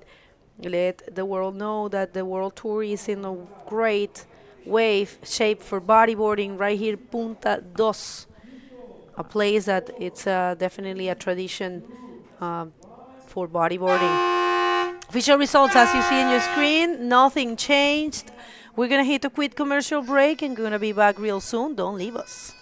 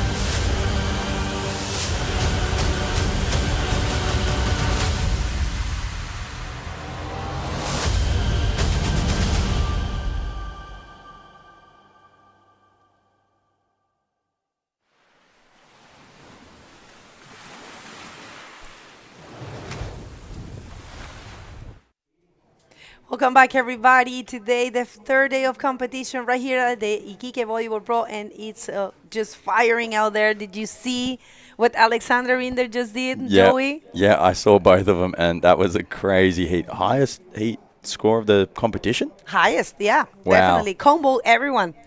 Let's hit the water and see who do we have next, because this is the last heat of the women division. In the non-elimination round, we have the round number 3, which is this one, and the heat number 4, who is in the water. So we have Mayra Viana from Brazil, Teresa Pedrella from Portugal. We need to get those letters changed there. Ebony Shell from Western Australia, and Suyin Estate from Chile, the local lady. Let's get out there and see if any waves are being caught just yet. looks like Ebony has just started off with a 1.5 and everyone else is still waiting for a wave. So pretty glassy the conditions still. And yeah, as you guys saw just last heat, there are some ramps and there are some barrels out there. For sure, I'm telling you, this is one day that if I went out to surf, I will stay for 4 hours because this is my favorite condition. You don't, I mean, depending on the person, of course, definitely this wave can be surfed bigger, but in here, I mean, a little bit bigger will be nicer, but you definitely have a lot of fun surfing in this size of waves. Let's see, first one for Teresa Padrela, not able to find the first section, and yeah, not able to find anything there. But yeah, the thing with the rides is like that a bit longer, so you wanna try to use that wave that you take. But you know, it's just the first blot. So Teresa Padrela just getting in the rhythm of things in this heat. Yeah, it's looking really, really nice, and I completely agree. It looks very fun out there and up and riding. On the left, we'll be following Suyin E.T.I with a nice roll out of that first section and a reverse back into the foam there. Meanwhile, it looked like there was some action on the right as well. Did you catch that one, Bagel? Sorry, and Maida. Wait, she's kicking there for her life. It's a bit shallow, but not too much in that section. But because, you know, we are in the... Well, high tide was an hour and a half ago. So, actually, no. Yeah, hour and a half ago. It was at 7. So there's still a lot of water. It's not too high. It's 1.1. So not too much water. But still is safe. We'll see the first one for the Aussie lady that has been giving a great show so far in this event. Goes for fast spin, and that'll be it for her. That was a short wave. Yeah, short one there for Eb, but looks like she could be able to get out and get that priority back in front of Maida, who went a lot longer wave, and you can see a bit of a paddle battle there to who will get out first, because that priority can be so important. But here's a replay of Suyin E.T.I with that roller we just saw, and the reverse back into the foam there. Yeah, that was a good combo for Suyin. Definitely a good way. It's coming. Look at that and wait. We're going to get back to that idea. But this one was also very good for Maida Viana. Maida has a good technique for the rolls. She knows very well how to project them. You want to show your board to the judges. They like that. And this first one for Ebony. Valuable score, I will say. Yeah, just a little forward spin there, giving her a 2.5. Oh, that is yet to be dropped. And there we have her again, just catching the end of that wave, and she did a pretty big roll out into the flats there. So I'm sure we'll catch a replay for that as well. But she's keeping busy, Ebony. 3 waves already in the first 5 minutes. You want to do that, you know. You want to try to put some scores under your belt in the first 5 minutes. And yeah, definitely this one's going to help. So Ebony right there with the roll. And she's backing up that. Actually, that will be her better score. And it will be back with a spin. But one more here for Maida Viana. Maida, it's also a fearless competitor. She is super driven. I'm telling you, she is a personal trainer. And she is very determined. If you talk to her, you know, she is one lady that once told me that she doesn't surf for fun. She only goes out with a goal, an objective. Every time she surfs, she has an objective. Like, I will surf for an hour and I will do 10 rolls, or I will do 5 rolls, and I will do this amount of maneuvers. I have to do this amount of maneuvers. She actually prepares every surfing. You know, that's a way to be. It's a way to surf. And she is a competition machine. Yeah. That's what she said. Because she lives in Espiritu Santo, and I remember asking her if she goes to the slabs that there is in Espiritu Santo, that Lucas, our partner, he surfs there a lot. Yeah. And she says that she doesn't go there too much because she surf what she needs in order to train for competition. Let's see how that turns out for her. Is this one right here. Maida Viana, great competitor in bodyboarding, goes for a roll, the pocket roll, and one more, repeating the combo she did. And the first one that got her a 5.5, and I believe that's going to be something like that. And she's going to be jumping to the first position for sure. Yeah, it's definitely working out for her. She's serving these rights really well, and she's got a really nice style on her board. I love her posture, and I love the way that she does those rolls, and you just see that first one real nice through and manages to get the second one out of that end bowl. But yeah, guys, we have that interview ready with the winner of the last heat, so you can take that away now, Lucas. Thanks, Joey. Alex, were you competing at all? Was that just a free surf session we saw? What was that? That was fun. I was waiting for more waves at the end. I was really enjoying this heat. Like it's really fun, but it's slow. And yeah, once you got a few good waves, then you just want to keep going. But really happy. Yeah, that first wave, I really was just like, okay, I'm just gonna try. Not really. I wasn't really thinking I'm gonna make it, but I was really holding on. Maybe it's the helmet that pushed me to the front, and yeah, just really happy. I'm really happy. Last year you couldn't end up the year in the top 8. This time you're coming from round number 2, not the non-limb. Now having the best result in the non-limb, how's that feeling for the rest of the competition? Yeah, it feels good. I said it yesterday also. Maybe sometimes it's good to step back. It's been a long time on tour, and yeah, I couldn't finish the whole tour last year. I missed one. I missed South Africa, and then they canceled Morocco, so I didn't have all points. But yeah, of course it hurts. But well, I'm here to do my best and really enjoying the way. I step my game differently. I want to enjoy competing, not putting so much pressure on myself. So I think it's working. I'm really enjoying doing the heats and yeah, just having fun. Just resetting. So a few words for people back home. Yeah, I want to say thank you to my partner that's here, to my parents, to her family, to Bodhi, her brother that's watching, and yeah, just everyone that's been there always, and just keep enjoying because it's gonna be fun. Congrats, Alex. Back to you guys. Thank you, Lucas, and thank you, Alexander. That was an amazing heat that she just surfed, and yeah, looking really composed and calm and focused on the event. And here we have Ebony using her priority over Maida, looking for a ramp here. She gets a roll out of that first section and lines it up again with a little forward out of the bowl there and linking it through to the third section, but kind of kicking off there as it dies away. And look at that, Alexandra jumping with her girlfriend who's traveling with her. And I think it's so important to have the support, and I believe her girlfriend it's giving her a lot of support, so it's important to have that for sure. Some people comes with their parents, some people comes with their couple, and it's always good. And if you're just tuning in, third day of competition, a great day, a glassy day, this is what we wanted to show you. Not the biggest one, but hey, this place is really good at this size. And here comes Teresa Padrera replay. This is a nice execution there for that roll. That's a 3.90 for Teresa. She's holding the third position, and this is the last for Ebony Shell. Goes for a pocket roll and combines with a spin, and that was a 390 as well. She got rid of the 2.50, and now she is second. Maida Viana is holding the first position with 5.5 and a 5.61. I'm sorry, 65. And yeah, the rest of the competitors needing high score. Doable for sure. But we'll see, you know, with this, when the waves are not too big and there are 4 competitors, is definitely anyone's ball game. So we'll see how that unfolds, especially in this stage of competition, you know, because we have the seeded riders, and I have been saying this to you people, how you recognize who is seeded.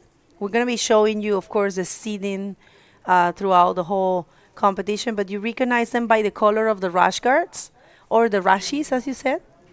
We have the reds and the yellow are always the seeded riders in these in every, you know, non-elimination round.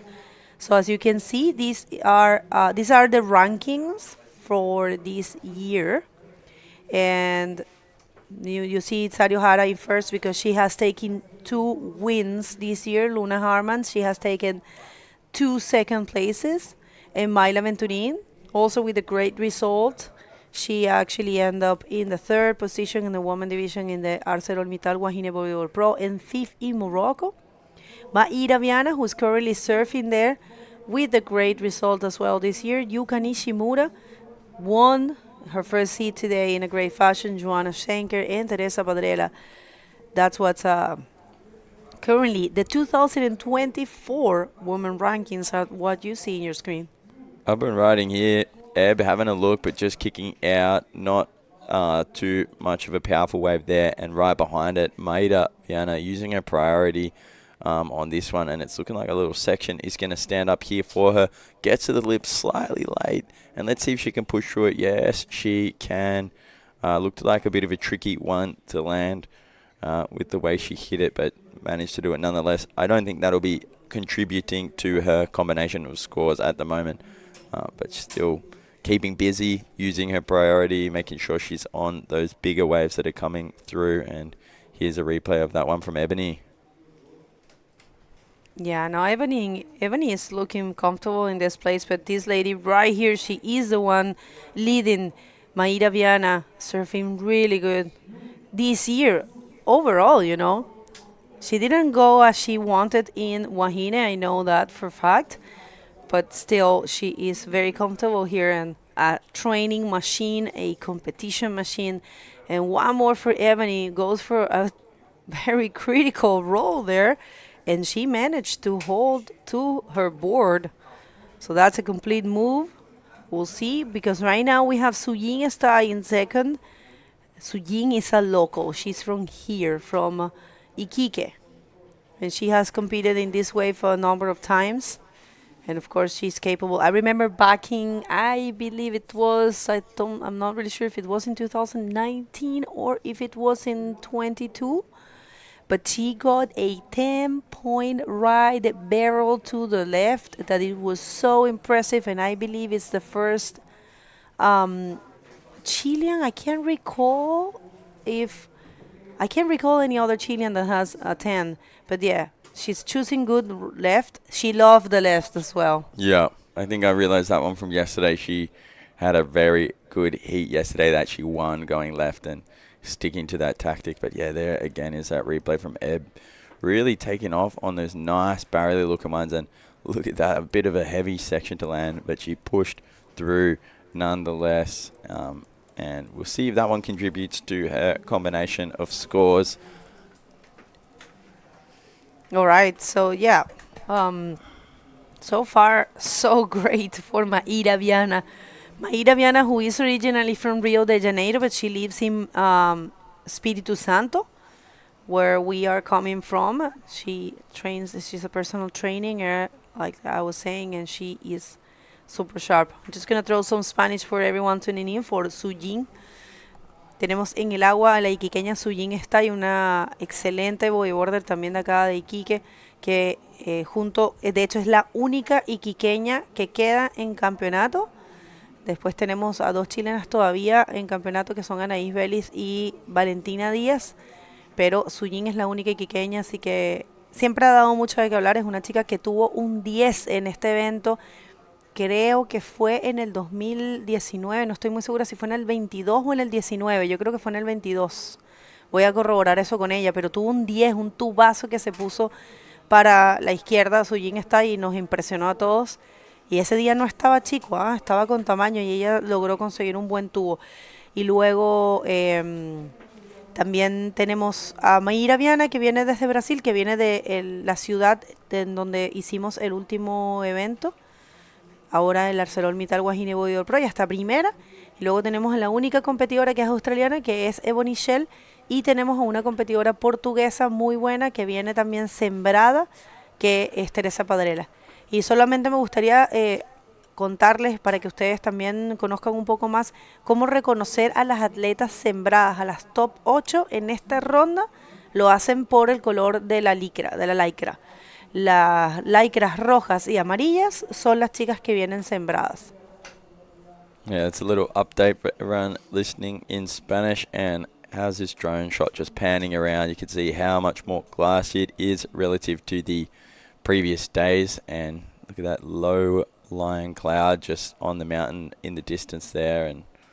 But yeah, really clean conditions, and a bit slower today, but it's been coming and going in pulses. Like 2 heats ago was quite a slow one, and then the last heat had a lot of action. And yeah, just pretty, this one's pretty mid-range in terms of how many waves have been coming through. But yeah, you see all the women out there waiting with Maida holding down first place and holding down that priority. So she's surfing this well, really strategically. Get a local fisherman in there, just getting the best seats in the house, and maybe he's seeing a little bait ball in the channel out there to get himself some dinner. Just behind him, you see these waves rolling in. That is a local wave called La Cosa, which is pretty crazy on its day. And yeah, look at him there, just hanging out, just getting the best view in the house. How's that? Fisherman looking for, might be octopus, or he might he might be spearfishing as well. There's some fishes that are close to the rocks and are very tasty. They're good. We have a lot of fish here and a lot of good seafood in Chile, and they say that seafood from cold waters is the most delicious.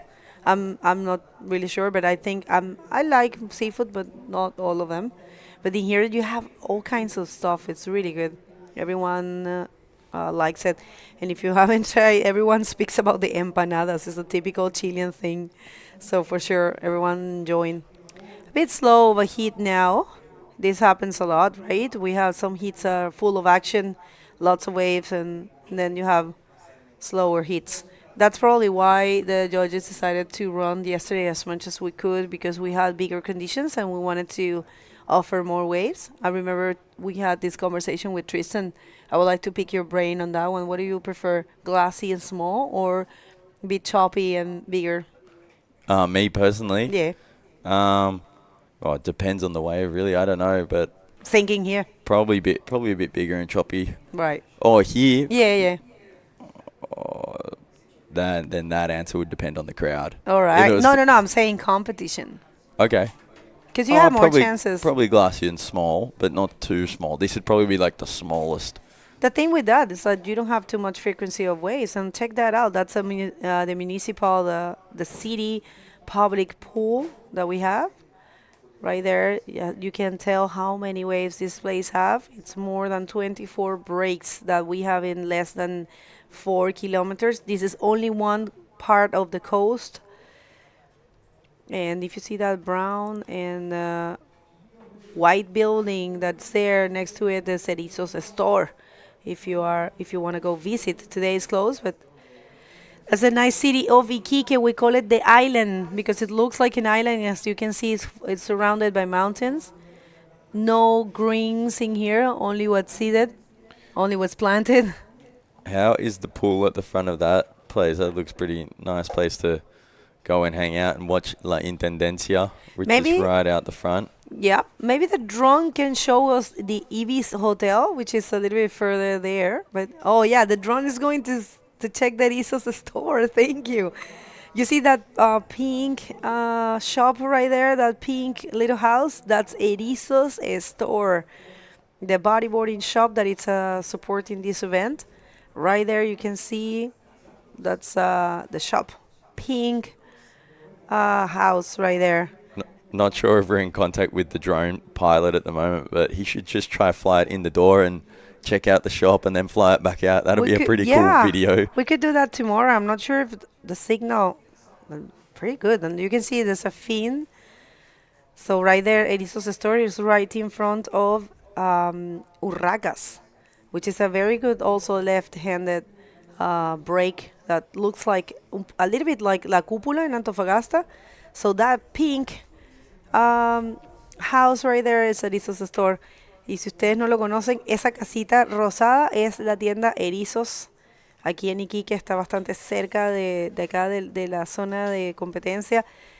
Y todo esto al frente es la plaza de los patos, que le dicen, la plaza de la Urraca, un break muy bueno a izquierda que se parece un poquito a la cúpula de Antofagasta, donde vamos a ir después. Así que muchas gracias por esas tomas de dron. Está buenísimo, me encantó. Time just ticking away here with still no more waves ridden, and this is just another reminder to competitive bodyboarders listening out there of how important it is to make the most of every wave opportunity that you do get in the heat.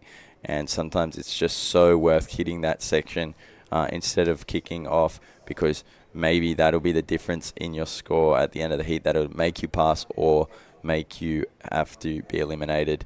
And yeah, it just shows us like no one's caught a wave here for coming up to 10 minutes now. And yeah, so important. There's the Japanese girls there in the athlete zone, just waiting, hanging out. There will be another round of women later today, the women's repechage. But following this current round of women, I believe we have the juniors, the next round of the juniors coming up, which will also be very exciting. And let's hope that the waves keep on pulsing for those boys, as I'm sure they're all getting ready and probably already in the water now, paddling out in the channel. See, the drone is doing the way that you should do. Can we maybe look at the Ibis Hotel, which is a little... Ibis is one of our sponsors. And maybe we'll see if we can see it later. But yeah, that's the Intendencia. It's a city building. And we are right there at the end of that beach. That mini beach that you see there, this beach where we are right now, it's called Bella Vista. And that neighborhood that you see, it's called El Morro. And it's a historical neighborhood where Iquique began. That's where, the first houses started there. So thank you for that image. I'm just loving it. This makes you travel, huh? Yeah, this is insane. Drones still blow my mind. Like, it's just amazing the quality of image. We're live streaming this, and it's this little machine flying around with 4 propellers. Like, it's crazy just the quality that it's able to get. For sure. Those buildings right there. Old buildings, and yeah, pretty cool. Thank you so much for that image. And right there you're going to see the last wave that it's breaking there. It's called La Cosa, and it's a very powerful wave. It's very dangerous. Only a few can surf there. Or I believe a lot of people can surf, but only a few does surf, because it's really dangerous. It's really shallow, and it's got like teeth, If you see have you seen the pictures and the videos? Mm-hmm. Looks like a pretty intimidating wave. Yeah, La Cosa. All right, so low in the action, but we'll see the Aussie taking off on this one. It's going to go for one more roll. She's looking for a spot in the, a spot to try to skip around, but it's this lady, a Kikenian, going for a roll right there. Godly to stock. Not sure if she's going to get something more than what she already has. And we have one more wave for Maida. You see, she's timing everything. Yeah. It's good to keep your own little stopwatch going in a heat. And she's just checking that she's making the right move going in. But yeah, 30 seconds to go. So she definitely is. And she got a wave just then as well. So we'll see if that could add to her scores. But unfortunately for Ebony and Teresa Pedrella, it doesn't look like a scoring chance came through. Oh, hold the phone, because Teresa taking off in the last few minutes and just hitting that roll too early and going off the back. That was the last effort for her. And so Maida and Su Yin passing through straight to round 5, whereas Ebony and Teresa will have a repechage later on in the day. Don't go anywhere, guys. We'll have a commercial.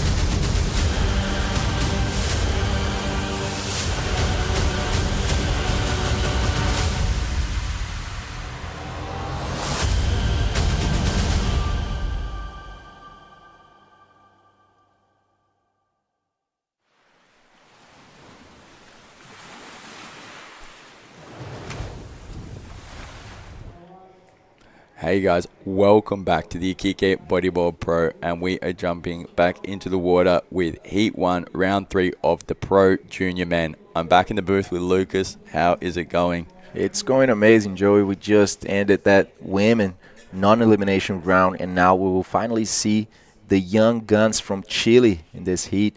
Max Whitman, Alexander Whitman's son, going in the water with the red jersey. Cristobal Tobar, Esteban Godoy, and Felipe Llaja, all the athletes from Chile. And it looks like Steven already started putting some scores in the leaderboard.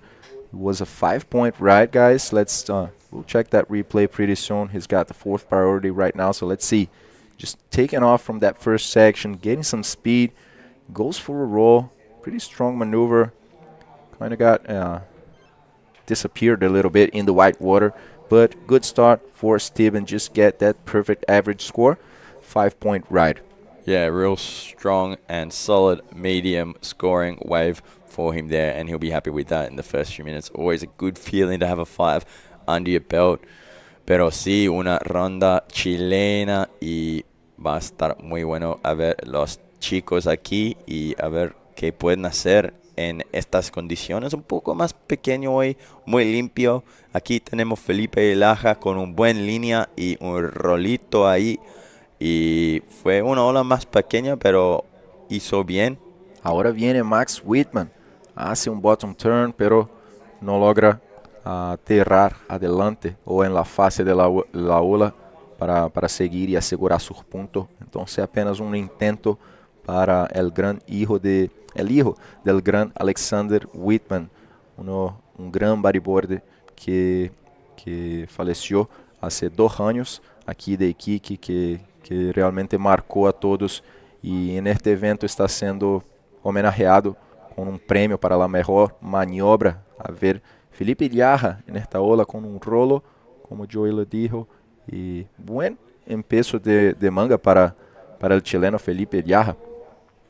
Yeah, so what do you think about the conditions today? I'll hold up for a second though, because Cristobal has gone for his first wave with a nice barrel rode really well, and he wanted to combination this out, and he does with a roll out of that end section. So important to get that combination just to put the cherry on top, and sometimes it can be an extra 2-3 points depending on how good the maneuver is, and the judges do love to see it, a wave used to its full potential, and in that case, yeah, a barrel to a little roll on the end is more potential than just kind of kicking out after the barrel. So really nice work for him there. Pretty good, taking off very late in that wave, but he managed to pass that barrel section, came out with quite some speed, and then rebuilt that line, going for one roll on the closeout section.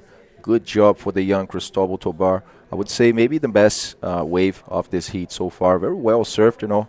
You talked about the conditions, Joey. It's just one word to define that: fun. I mean, it's just fun. We saw Alexandra Rinder just saying that. But one thing is true, it's that it is pretty slow sometimes.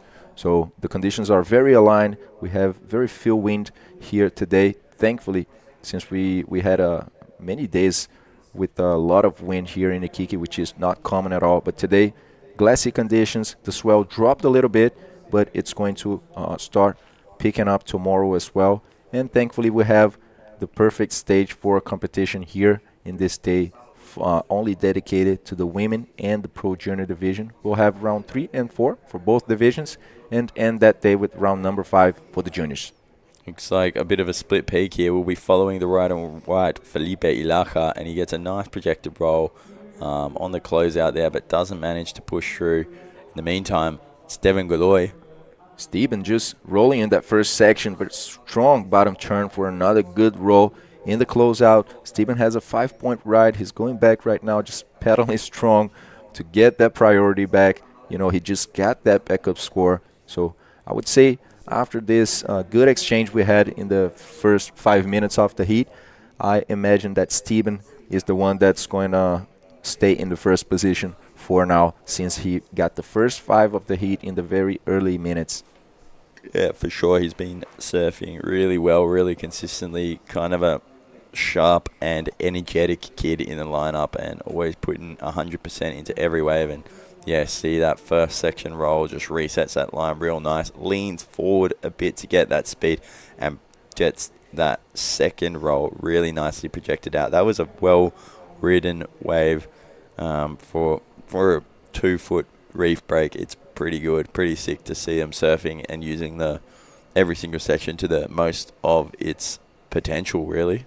Yeah, we just saw the women, trying to extract everything out of La Punta Dos in these 4 first heats of the day. Now we switch to the Pro Juniors. I love to see these guys surfing. Let's check that replay for Felipe once more. Just good air roll in that first section. Managed with the white water in there, but these guys have full of energy. They just try to extract everything back and forth, good waves. Cristobal Tobar right now, the leader of the heat, just doing a 360 on that very upper side of the wave that didn't let him keep going in this one. Yeah, you see him just rolling his head back in frustration. Always so annoying when you're trying to set up a wave and you're like, yep, I can get a spin in here to set my line, and then no, the wave just goes on without you. And not to worry, though, plenty of time left in this heat. And, yeah, so this is the first time we'll be seeing the top-seeded juniors in this round, I believe. And so it's cool to see some of them who have made their way into it through other comps. But up and riding here, and a nice looking one, goes up to the first section and decides to set a high line, trying to reverse down the face there, Felipe Ilaja, but not able to make it. Y aquí tenemos Cristóbal Tobar en amarillo con un rolo la primera sección y no cayó desafortunadamente. Parecía un poco difícil. So Max Whitman and Stephen Godoy now going to the left with a good, powerful roll. He bounces off the bottom there, but manages to find another one.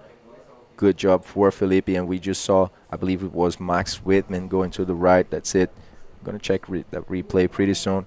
As we expected, Pro Juniors just with a quick exchange of waves. Today Punta Dos is providing, that's our athlete zone, and you guys can see that Whitman athlete zone, a tribute to Alexander Whitman, one big bodyboarder here from Iquique that unfortunately passed away 2 years ago, and shocked everyone out. But this is I would say the best way to make a tribute, make a challenge for the most stylish, most radical and beautiful maneuver in the contest. So yeah, really cool how they're honoring him in that way. And yeah, it was such a legend, and it's such a tragedy with his passing, but yeah, beautiful way to honor him. And I'm sure Max Whitman out there today, or I'm sure he's always feeling his dad's presence out there on the reefs of Iquique, as he just spent so many years perfecting his bodyboarding out there, and now his son is carrying on and doing that as well to the best of his ability here at the Iquique Bodyboard Pro. So yeah, really cool. Here's a replay of that left as well before. Real nice first roll for Esteban Godoy, and manages to combo it out. And that first roll at least was the best of the heat so far. So we'll see what the judges give this score. And let's wait for Felipe Ilaja. Just one roll in the first section. He completed that one. The score is still coming out. Felipe has a 425 and backup score of just 165. And live action for Cristobal Tobar is getting out of that first section and going for a roll on the second one, trying to extract everything. Up and riding behind him, Max with a nice roll, landing that in the foam ball and cruising along to see if he can link it into anything else, but ducking out there just before it starts to whitewash up those rocks there, as we have a lowering tide at the moment. I believe low's a little bit after midday today, but it's a pretty high low and a low high, so not much tidal movement today at all. Yeah, it's looking good. I mean, if it stays like this throughout the whole day, I think it's going to be a very good day of competition. We have clean conditions there. The athletes are finding those high scores. And let's check that replay for Steven, just coming out of a very nice little barrel, quite long for that wave, and just trying to close with a roll that I didn't see if he completed. Yeah, he really needed to come out of that one to make it count, but up and riding in yellow. This is a replay, but Cristobal Tovar just, we saw this one before. A little combo, little head dip on the inside, and then, Max behind him getting his first kind of good scoring wave of the heat, coming through at a 4.6. So he's still in 4th place, but that'll reduce what Max needs to advance his position of 5.4 he's looking for now. And you can see on the screen there, that is what everyone needs. But that was a really, really nice barrel for Esteban Godoy. And if he had landed that roll, it would have been deemed a complete wave. And that would have been quite a nice combo, because he threaded the needle on that thing and just raced it, and he's been serving really well. Score was dropped as a 3 because he kind of didn't come out of the barrel cleanly and get it counted as just a barrel. He kind of went for that roll and wasn't able to land that roll. So they gave him the 3 because they could see, yes, he did make the barrel technically, but didn't close the wave. Yeah, didn't close the wave. Or the way he chose to exit the barrel, he didn't land that. But anyway, while we wait for another wave, we have an interview ready. So take it away, Bago. Thank you so much, guys. Maíra, Viana, what a great performance. Kept the first position, did what it has to be done. So tell us a bit about the heat. Bom dia para todo mundo, bom dia para a galera lá do Brasil, minha família que está assistindo, com certeza. A bateria, o mar tem onda, mas está bem devagar, então eu consegui pegar 2 boas ondas ali no início, garanti e fiquei esperando uma série maior que veio no final da bateria, né, e consegui avançar em primeiro. Well, he says there's waves, but it's a bit slow, so she found the waves she needed and she secured her spot in the first position, and that was enough for her, so she's happy about it. I want to speak about the board, because EMRESAS is one of the sponsors of this event, and we want to know how that board is working for you and how the whole equipment is working for you. ERISAS, né, eu tenho o apoio da ERISAS Brasil, ERISAS, né, mundial, e é isso, eu tô com o equipamento completo, roupa de borracha, prancha, pé de pato, e hoje eu consigo manter um kiver, assim, para água gelada, fundo de pedra, onda cheia, assim, eu tô bem contente, assim, é tudo que um atleta quer, né, e precisa, então a prancha tá andando e é isso. Well, she said right now she's very happy with her equipment. She has everything from ERISAS. She serves for ERISAS Brazil, and her board, I mean, she has all kinds of, she has a quiver. She has boards for fat waves, for fast waves, for cold waters, for warm waters, and she says that ERISAS is providing equipment for all kinds of conditions and for all kinds of athletes. So she's very happy to be surfing with that. Do you want to say something to someone back home? Hello, pro game? Quero mandar um abraço lá para minha família. Eles ficam lá torcendo, minha avó, minha mãe, todo mundo. A galera lá do Espírito Santo também, mandar um alô para os meus alunos que ficam...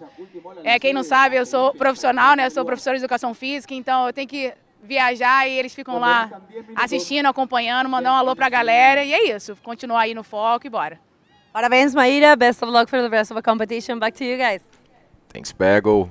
É isso aí, pessoal. Maíra Viana, lá do Espírito Santo. A terrinha preciosa também dos slabs, muita onda boa de fundo de pedra. Y ahora quien viene es Cristóbal Tobar, split pick entre los dos. Cristóbal se queda por ahí, pero Steven Godoy hace un buen trompo en la izquierda. Y Steven, que está en la primera posición con un 6 y un 5.4. A ver, Max Whitman. Up and riding Max con una buena línea y un rolo proyectado. A ver si puede completarlo, y no parece que falló allí adentro. Y sí, tenemos una ronda, una manga apreto es la palabra. It's a tight round. It's there's not disputada. Sí. Oh, and up and riding though, a real nice barrel there for the current heat leader and the busiest man in the water today. Just staying really active and getting a nice composed roll through that, not quite riding out of it, but he's surfing really well. All his waves are scoring. He hasn't got a single wave that hasn't been a scoring wave yet. Just keeping busy and keeping consistent. Esteban Godoy. Los projunios, como siempre, sin parar. Ahora viene Felipe Liaja también desde Chile. Hace un rolo en la primera sesión. Sigue veniendo para uno más. Y finaliza esta ola. Felipe está cambiando 4.75. Entonces, actualización 9 minutos en esta manga restantes. Steven en primero con una campaña muy buena, 6 y 5.4. Felipe Eliarra de Blanco en segunda posición, necesita 5.66 para lograr ir a primero. Y los otros atletas también, Cristóbal Tobar tiene la prioridad número 1 y necesita 4.50 para avanzar, mientras vemos este tubo de Esteban Godoy, condiciones muy buenas aquí hoy en la punta 2. Las olas están un poco más pequeñas que ayer y los otros días, pero finalmente con poco viento, un buen rolo para cerrar esta ola y asegurar un 4.75, ya que esta ola no fue a su somatorio. That replay there of Felipe with a real clean roll straight back onto his inside rail. Gets to that one a bit late, but manages to get another roll out of it. And he's gotten awarded a 4.6 for that. So not contributing to his total at the moment, but he's still sitting in second spot in a pretty good position at the moment. Cristobal Tobar, who just got away with his hunting 4.5 to make it into a qualifying position. And there you have a replay of his last wave, just kind of stalling up under a little shampoo barrel for a second and then gets to the lip slightly late for that roll at the end. Entonces, última ola de Cristóbal Tobar. Está saliendo el score. Va a ser un score que muy probable no va a entrar a su somatorio. Y él que tiene un 6 y un 3.5. Y esta ola parece que va a venir como un 3 punto. A ver ahora el cuarto en esta manga. Max Whitman necesita 5.9. Pasa la primera sesión. Y después de eso la ola parece no proveer mucho a Max Whitman, que realmente no encuentra nada en esta ola. Y pierde la prioridad, ya que tenía la prioridad. Ahora ya con menos tiempo, 7 minutos. Muy importante de mantenerla, pero acaba eligiendo una ola que no fue la mejor y definitivamente no fue la que él necesitaba para cambiar la situación. See, here's the last wave from blue. Look at this barrel, and really nice. Comes out, nearly nosedives there, but manages to keep it up. And I love that little speed check carve he just throws out there, spraying the wave, and then comes out for a nice projected roll. See his body corkscrewing around there, and yeah, really, really well surfed from Esteban Godoy this whole heat. It's pretty impressive to see. But yeah, there's a bit of variation in ages. You have Max out there. He's 13 years old. This junior's up to 18.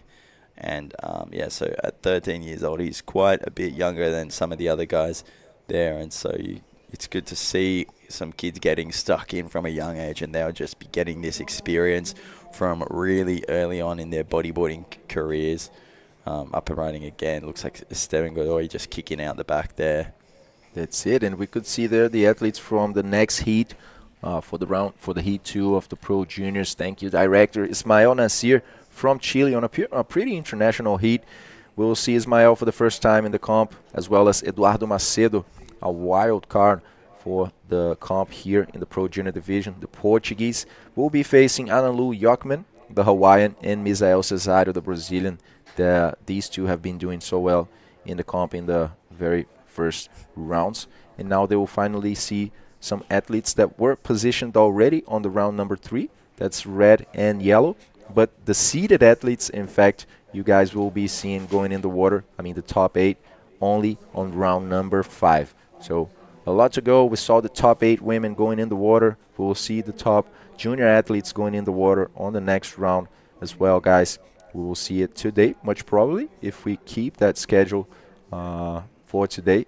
So stick with us, share this live stream. It's been amazing. We just seen those high scores coming out, those barrels, those big maneuvers as well. Here we saw Alexandra Rinder with the highest total score of the comp, 16.5, and I'm pretty sure there's much more to come with these glassy conditions here in La Punta Dos, one of the best waves here in Iquique. Up and riding, Max Whitman, the young gun from Iquique, with a nice roll out of that bowl and not able to turn that one into a combination. Trying to duck out there before it hits those rocks. You can see in the bottom of your screen just sucking up, completely dry. He's looking for a 5.9 max, and I don't know if that one's going to be enough for him, but still a few minutes on the clock, and he'll be getting back out there motivated. Here's that replay. Ahí viene Max Whitman en su última ola con un buen rolo. Consigue salir bastante ali de la ola por arriba, pero Max necesita de 5.9, gente, y esta fue una ola un poco más pequeña, no fue una ola de la serie, y para él fue solo 3.65. Está un poco más grande ahora su score, pero no fue lo que necesitaba, 5.9. Sigue en la cuarta posición Max Whitman. Y si están viendo en el live stream, deja tus comentarios y dinos dónde están y con quién quiere que gana. Yeah, guys, drop your comments in the live stream and yeah, get some chats going. Let us know who you want to win, where you're from, where you're watching, who you're watching with, what time it is. As well, you can see on the screen we've got the QR code. If you need to get in touch with the social media, YouTube channel, IBC website, everything you need is there. Just scan it with your phone. It'll take you right to that link tree. That's it, guys. And remember, this event is presented to you by the Ilustre Municipalidad de Iquique, the Iquique City Hall, and organized by the Cormudepi, the Sports Corporation of Iquique. We are also sponsored by the Zofri and Hotel Ibis. Remember that if there's travel, there's Ibis. Let's see, Felipe Ilharra, white jersey going on a right-hander, just executing a roll in that first section. Felipe is trying to get rid of that 4.75, but I'm not sure. And I don't think that this wave will actually provide an increased score for Felipe. But anyway, he is in classification zones. He is in the second position right now, and the hard work is actually on Cristobal and Max size, as Cristobal needs 4.5 and Max needs a bigger score of 5.90.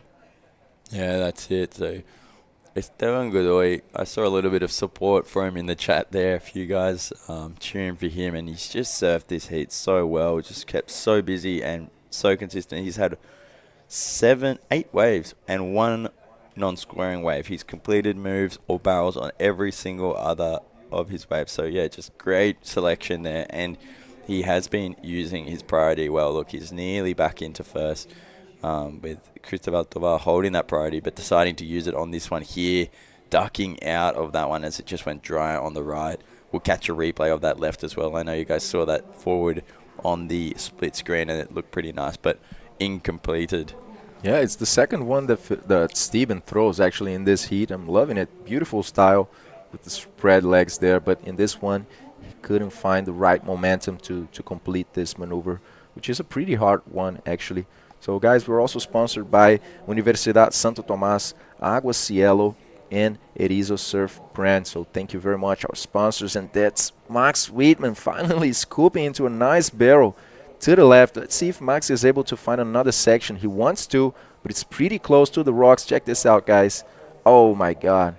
This is some will here for the young Max, you know, just giving his last ditch effort to go through on this heat. Wow, that's competition. I mean, wow, surprising performance there for young Max. Was not the biggest wave, but let's check that replay, Joey. Yeah, look at him here, just lining that barrel up so well, staying real clean on that inside rail, coming out of the barrel section, not the front, which was really nice to see. Little speed check there to reset this line, and just rolls and manages to push in front of it straight up the rocks there, and he's leaving it all out there, maybe even a bit of skin too. Really well surfed for Max Whitman. Didn't manage to get that score, but it was cool to see him putting him all on the line. And congratulations there to Esteban Godoy and Felipe Ilharra for passing through this round. Don't go anywhere though, because we've got more junior men action after the commercial.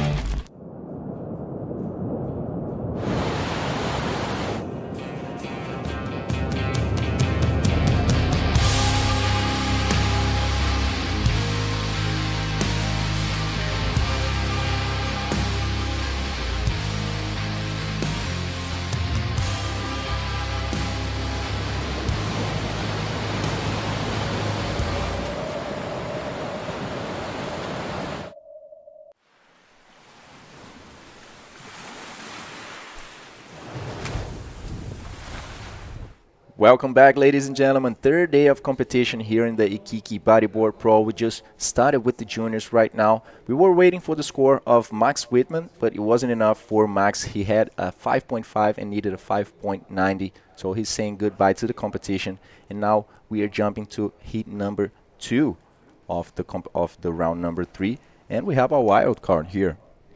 That's right. We'll see. Yeah, unfortunate for Max. He was surfing really good actually on that previous wave. En el agua tenemos a Ismael Nasir desde Chile, en rojo Eduardo Maceo, que es el wildcard de este evento, desde Portugal, en amarillo, Analu Yorman desde Hawái en azul, y Misael Cesario brasilero en blanco. We just have some waves, of course. Eduardo Macedo, the event wildcard for this division. Right, IBC wildcard, I'm sorry, for this division. And this guy right here, he surfs so good. Misael Cesario goes for the roll, and that's a 4.50. So a 3.75 for Eduardo and a 4.50 for Misael. And there was one wave also for the Hawaiian. Analu Yorman just closing out with a roll in the last section there. We didn't see the beginning of this one, but for now it's Misael Cesario in first position and our wild card. Check this perfection, guys. Wow, that's beautiful. Yeah, small but perfect. You know, this is what we wanted to show. Of course, we would love to have a little bit more of swell, a little bit. Not too much, 1 feet, 2 feet more. That would be just, perfection. And this was another wave, first one for Ismael Nasir, the only Chilean that we have in this heat. Ismael Nasir. Pretty international heat.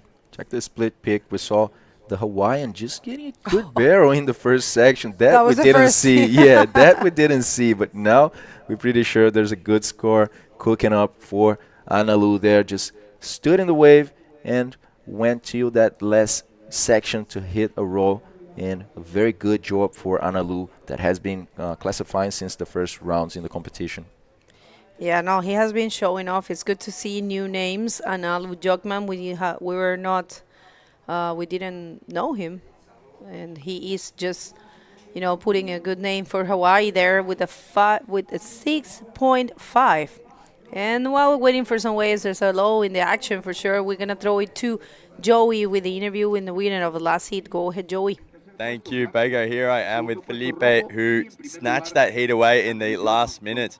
And he's telling me he's just been training around here in Punta Dos a fair bit. Want to tell us how that's been going? Nada, me estuve preparando 2 semanas antes. Tenía que retirarme del colegio como a las 10. Me retiraba y venía a correr acá y estaba cuando venía acá, igual había un rider y corrí y me preparé. Cool. So he's saying that, yeah, he's been training here for about 2 weeks and taking some time off school for the competition. And, yeah, more plans for the next round, the próxima ronda.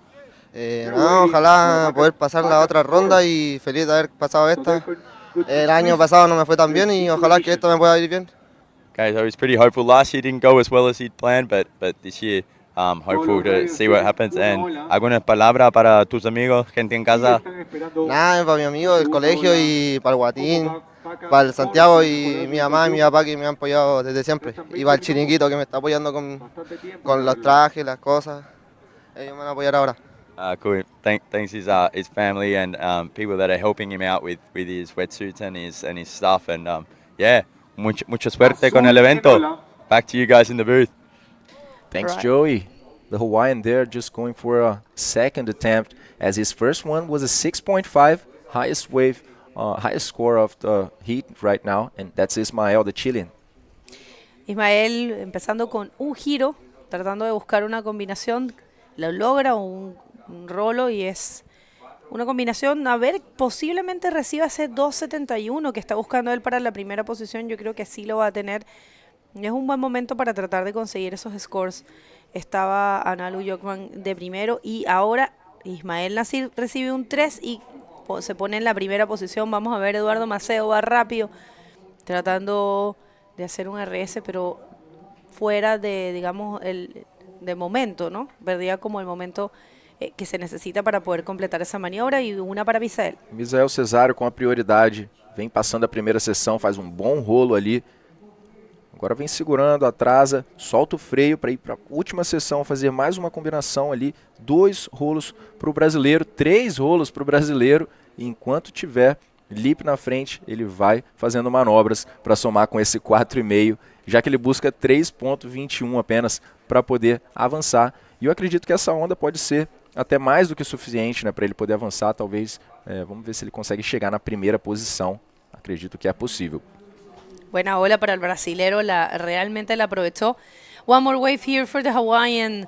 Goes for a projected roll. One more. Not so projected, but yeah, enough to put some more action. And a third roll, it looks like he saw Misael's wave and he said, I can do the same too. So that's going to be it is an interesting exchange between Misael Cesario from Brazil and the Hawaiian. We'll see who's going to get the first position. Misael, his wave is coming around the 5.5.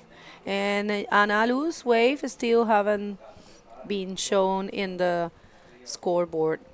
So last one for the Chilean, just a 360 in the first section, as he is still in the source of power there, executing one more roll and going to the last moments of the wave in the replay for the Brazilian. Yeah, super strong Misael Cesario. He has been showing very good skills in this wave, and every time I see him competing, he's very strong, very composed. Well, he's a big guy too, you know, so he's very well trained. Good wave there for Misael. That paid a 5.5 to him, and this last wave of Analu is a 5.05. Yeah, so the Hawaiian just executing those rolls all the way, and now he kept going to that last white section, but managed to find a good roll in a very small part of the wave. That was a 5.05 for Analu, that together with that 6.5 took him to the first position, leaving Misael with just 2 waves right now in second. So, sorry guys, leaving Misael in second and Ismael in third. We have some similar names here. And you know what's very good in this wave for competition? We can see the guys just getting pushed there to execute that last maneuver. It doesn't look too much, but when you see him from the front angle, you don't see that side wave. The wave is pretty wedgy here, isn't it, Pego? It is. It's very hollow. Just pushes you to that last right-hander section, you know? It brings you a lot of opportunities. You'll see when the men serve, you'll see a lot of reverses. It will happen for sure. Barrel there. Un tubo para Ismael Nasir. Qué pena que no lo lograba salir. Bueno el intento de Ismael. Me gusta que trate de buscar cosas diferentes. El chileno, el único chileno en este hit, representando, ¿no?, este país que estamos acá en Iquique. Y one more for the wildcard, the IBC wildcard. Remember, people, any of you can apply to wildcards. There is some conditions. You have to read them in the IBC rulebook. Is available for everyone at the IBC World Tour website. The leader, Hawaiian, right now, Analu, executing a nice backflip in that first section. That was it for him, trying to change a 5-point ride. Let's see if the judges will evaluate there, as we see a beautiful split pick scene just happening right now with Misael with a big backflip to the right as well. Definitely we'll see those scores increasing, guys, as the Brazilian just combined that with one more roll, and I'm pretty sure that's going to be better than a 5.5 for him. Misael Cesario acaba de fazer uma ótima combinação. Ele tinha 2 ondas, foi bem preciso nessa bateria, um 5,5 e um 4,5, e essa terceira onda com certeza vai ser muito boa. E agora vem o português também, Eduardo, já partindo para o backflip. A gente vê os Pro Júniors agora já começando a mostrar um repertório maior de manobras e partindo para manobras com uma dificuldade, né, com um grau de dificuldade maior, buscando notas maiores também para poder avançar, já que não vai estar fácil. E esse é um round eliminatório, onde passam apenas o primeiro e o segundo, e terceiro e quarto são eliminados da competição. E apenas o próximo round, que é o round 4, aí sim é um round não eliminatório, onde a gente finalmente vai ver os atletas top do circuito mundial ano passado, entrando na água pela primeira vez. Así es, gracias por esa actualización. En portugués, en el agua, vemos el hawaiano Analu Yorman en primera posición, Misael Cesario segundo, tercero está el único chileno en este hit que está buscando un 5 con 0.5, que es 0.1, perdón, que es bastante posible, no es tan difícil, con 13 minutos con 40 y además él tiene la prioridad en este momento. Entonces es cosa de tratar de seleccionar la mejor ola posible y va a poder conseguir el score. Es un buen momento para tratar de hacerlo. Ahora las cosas sí que se pusieron un poco más difíciles porque estaba faltando una ola de Misael Cesario y ahora el chileno quedó cuarto buscando un 7.50. Vamos a ver, 7.50, bonito rolo aéreo, pero necesita algo un poco mayor para poder lograr ese score. Es una nota alta. Es que hubo cambio de situación con la última ola de Misael Cesario que fue 8 puntos. Si no me equivoco, desde lo que va al día de hoy de Junior, apenas estamos en el hit número 2, es el mayor score de ahora de Junior. Agora, now we see the replay for the Hawaiian that started throwing those backflips before the other guys. Just a 6-point ride for him, and this was the best wave of the heat, a melhor onda da bateria até agora pelo brasileiro. Fez um backflip e conseguiu continuar para combinar com mais um rolo, 8 pontos para ele. And this one right here is the last for Eduardo Macedo. Nice execution there for that backflip as well. They're trying to bring variety. They're trying to bring different maneuvers, and that's perfect. And this is the last for the Chilean. That paid 4.60 for him, and that's not enough to get the second position, but he jumped from the fourth to the third, and it's a bit closer right now. Situation is that these guys are battling for the second position. First is not out of question yet. Analu is looking for a 7.01, and it's a possible task given the fact that we have an 8 in this heat. He might find a score for sure or build it. I mean, he's holding pretty good scores, actually a 6.5 and a 6. It's a good performance, and Eduardo Macedo now is fourth, looking for a 7.45 to get the second position. This is an elimination round. Only the next one will be non-elimination people, meaning only first and second will keep advancing in competition, will keep competing, I'm sorry. So it's very important to try to throw everything, leave everything on the field. Temos o replay novamente da maior onda da bateria e também maior da categoria júnior no dia de hoje, do Misael. Esse foi um 8 pontos. Então, atualizando a situação dessa bateria, pessoal, o Misael Cesário foi para primeiro, o Analu Yorman, havaiano, que está de azul, está na segunda posição, precisa de 7.01 para ir a primeiro. Ismael Nazir, que é o chileno de camiseta vermelha, tem uma nota 5 e um 4,5, e o Ismael fica precisando de uma nota alta agora, já que os Pro Júniors foram aumentando, né, nesses primeiros 15 minutos de bateria, onda após onda, os seus somatórios. E o Eduardo Macedo, que é o wildcard desse evento, lá de Portugal, está viajando com o pai dele aqui também para Iquique, que está acompanhando o filho. É bem comum a gente ver isso entre os Pro Júniors, né, aquele suporte, aquele apoio para os meninos na bateria. Porém, o Eduardo está precisando também de uma nota muito boa, um 7.45, já com 10 minutos agora restantes nessa bateria, Bego. Mas o Eduardo tem a prioridade. Eduardo está con la prioridad, vamos a ver qué pasa. Y gracias a Alex Castillo por decirme esto, que yo tenía esta duda. Ismael Nazir es hermano de un súper buen competidor de Algarrobo, de Menelik Nazir. Yo me imaginé que podía ser hermano de él por el apellido. Una ola más de Eduardo Macedo, muy buena ejecución, bien fluido, se le nota cómodo aquí en la punta 2. Y vamos a ver, él está buscando un 7.45 para tomar esa segunda posición. Vamos a ver si es suficiente. La ola no fue la más grande. Un 7.45, ya vimos un poquito de lo que se trata. Una nota así, probablemente esas notas están más en la derecha, en olas con un poco más de tamaño y con maniobras más radicales ejecutadas en la propia boca o el propio la parte más fuerte de la ola, ¿no? Que es la primera sección de la punta 2 hacia la derecha. Seguro, Bego. E hay que levar em conta também que Misael hizo um combo de maniobras também. Foi um backflip e depois cerrou a ola com um rolo para lograr um 8. Então, hay que hacer uma muito boa maniobra.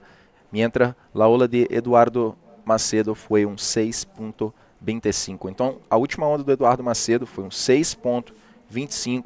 foi suficiente para aumentar o somatório dele, mandar ele para segundo agora, já está mais perto ali na disputa. E agora que ele conseguiu essa onda, ele precisa de 6,25 para avançar. A gente tem um pouco menos de 9 minutos, pessoal, nesse round eliminatório. Então, o jogo aqui é para ficar em primeiro ou segundo, senão o atleta sai da competição.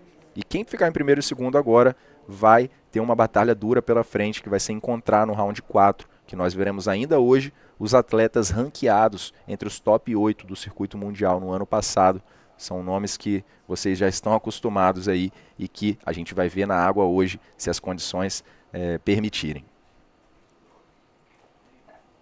That's right. Well, we'll continue today as long as we can because we have good conditions, and of course we want to bring the best for you. But yeah, but it's a full Junior and Women Day. Hoy es un día que está dedicado a los juniors y a las mujeres. Eso es lo que se tiene para el día de hoy. Pero sí vamos a tratar de avanzar porque tenemos bonitas condiciones. Esta es la punta 2 que nos gusta mostrarles. Claro, un poquitito más de olas sería ya la perfección total. Pero miren qué bonitas salen estas olas. Eduardo que trataba de hacer algo pero decidía nada en esa última. Y esta ola para Ismael Nasir desde Algarrobo puede ser buena. Tiene buena proyección. Va por otro rolo. Difícil ese último. Pero buena la voluntad, ¿no? También para mostrar esa voluntad, esas ganas, esa garra de tratar de conseguir el score, ya que su última ola fue 4.60 y no fue suficiente para tomar la segunda posición. En este momento debe tratar de cambiar un poquito esos scores y buscar algo más fuerte para tratar de conseguir esa posibilidad de clasificar y seguir avanzando en competencia. So that's the replay for Ismael last wave, just hitting a roll in the first section. And now just getting some speed to hit a very thick section of the heat of the wave where he didn't manage to find in front of it. So he actually landed with the lip and just found a 4.95 for him. Misael Cesário agora, o líder da bateria, entra e sai naquela onda. Misael precisa de mais que 5,5. And Analu Yorman with the beautiful barrel there, just scooping in that first section, stalling for a closeout maneuver as he does this roll to try and get that 7.01 and take the lead for the Brazilian. What a good wave by the Hawaiian right now. Beautiful barrel bagel. Yeah, he's he's betting for the barrels. I think it's a good call. He knows the potential right now, and as the tide it's draining, it's getting hollower. So last wave of Eduardo Macedo there, not too much, not too smooth execution there.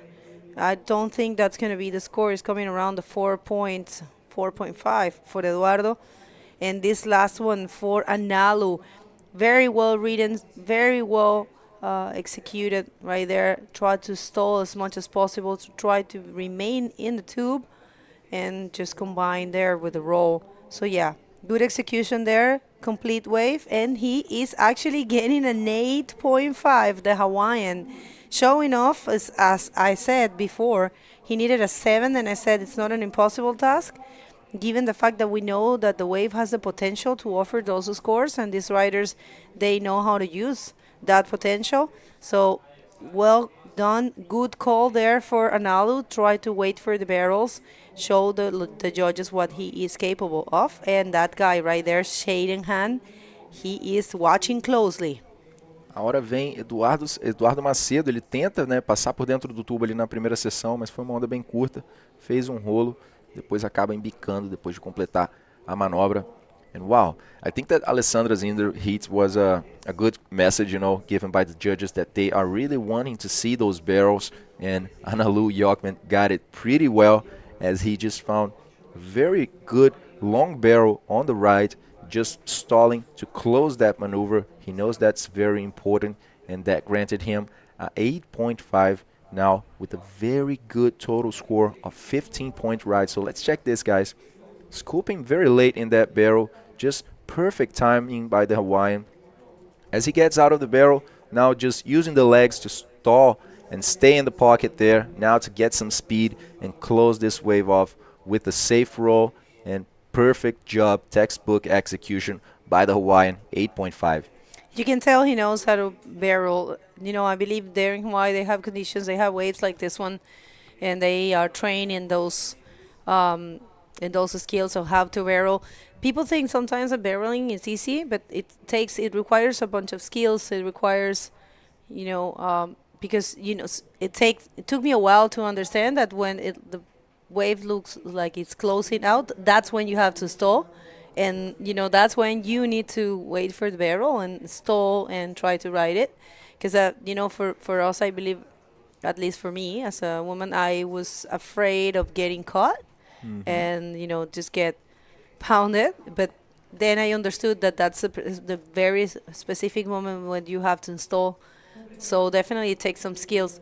It's being called the queen or king of the maneuvers. The barrels. And Bego, you know what? And we talk about wave reading, and I think that when you're in the barrel, that's like the peak of it, because you have no space, you are the latest in the wave, so it doesn't allow any mistakes. Right. So that's why it's very hard to read the barrel, just pass by a section.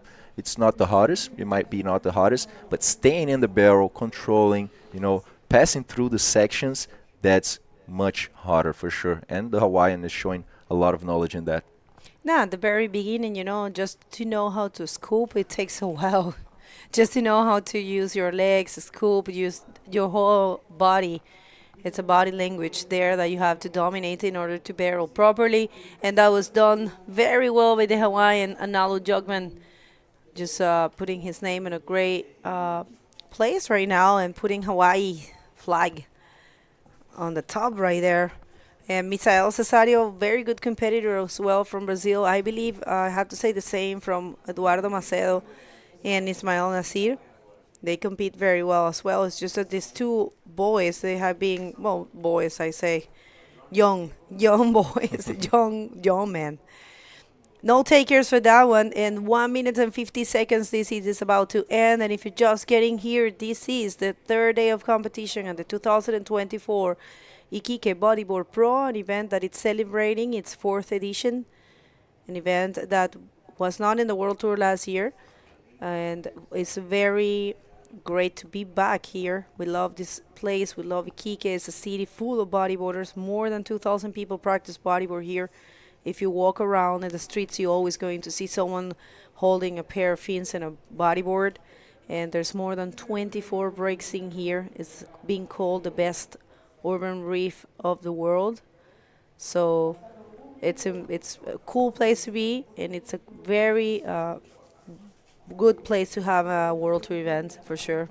Perfect place. We see many athletes coming here just for this wave. Let's see the 4th place right now is Ismael Nasir and Eduardo going to the right. It looks like Eduardo's wave was a better one, maybe. Let's see.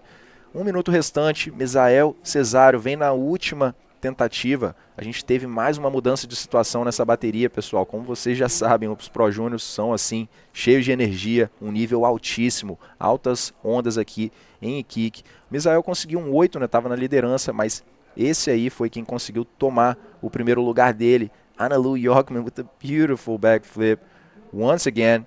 And now as the wave just gets very wide, he just leaves it with an inverted roll. Então, só atualizando para o nosso público português que está assistindo o Misael e o Eduardo. Misael foi para a 2ª posição depois daquele tubo de 8,5 do havaiano. E o Eduardo Macedo segue na 3ª posição. Ficou precisando de 7,26 e não vai dar tempo para ele reagir, porque são só 5 segundos restantes nessa bateria e chegamos ao fim de mais uma dos Pro Júniors. Así es, se acaba este hit. Los resultados son como lo tenían en pantalla. Felicitaciones a este chico chileno, Ismael Nasir, con esta ola. No creo que consiga el score que necesitaba, pero muy buen performance. Y esta ola de Eduardo Maceo, que es un 7.26 lo que busca, pero recibió un 4.25, no era suficiente. Felicitaciones a Analu Yorman y Misael Cesario. Vamos a un corte comercial y ya volvemos.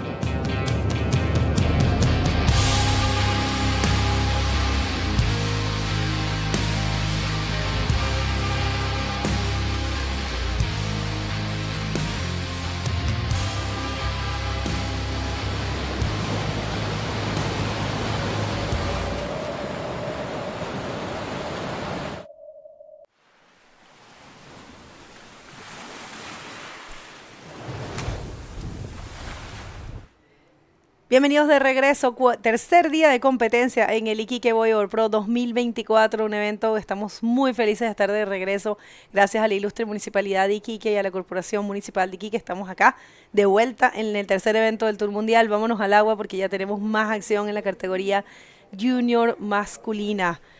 Welcome back, Joey. Who do we have in the water? Thank you, thank you. So up in this Heat 3, Round 3 of the Junior Men, we have Diapolo from Spain in red, Anibal Valdivieso de Chile in yellow, Shaden Anon from Hawaii in blue, and Sebastian Aranguiz also from Chile in white. So another pretty international heat. Yeah, last heat was pretty exciting. I came in here and caught the end of it, and Analu Yorman was just absolutely ripping. Yeah, no, he showed definitely some dominance there. It was a good battle between him and Misael, but he got the best out of it. But right now, yeah, we have Diapolo. He's from Canary Islands, of course, representing also the Spanish flag.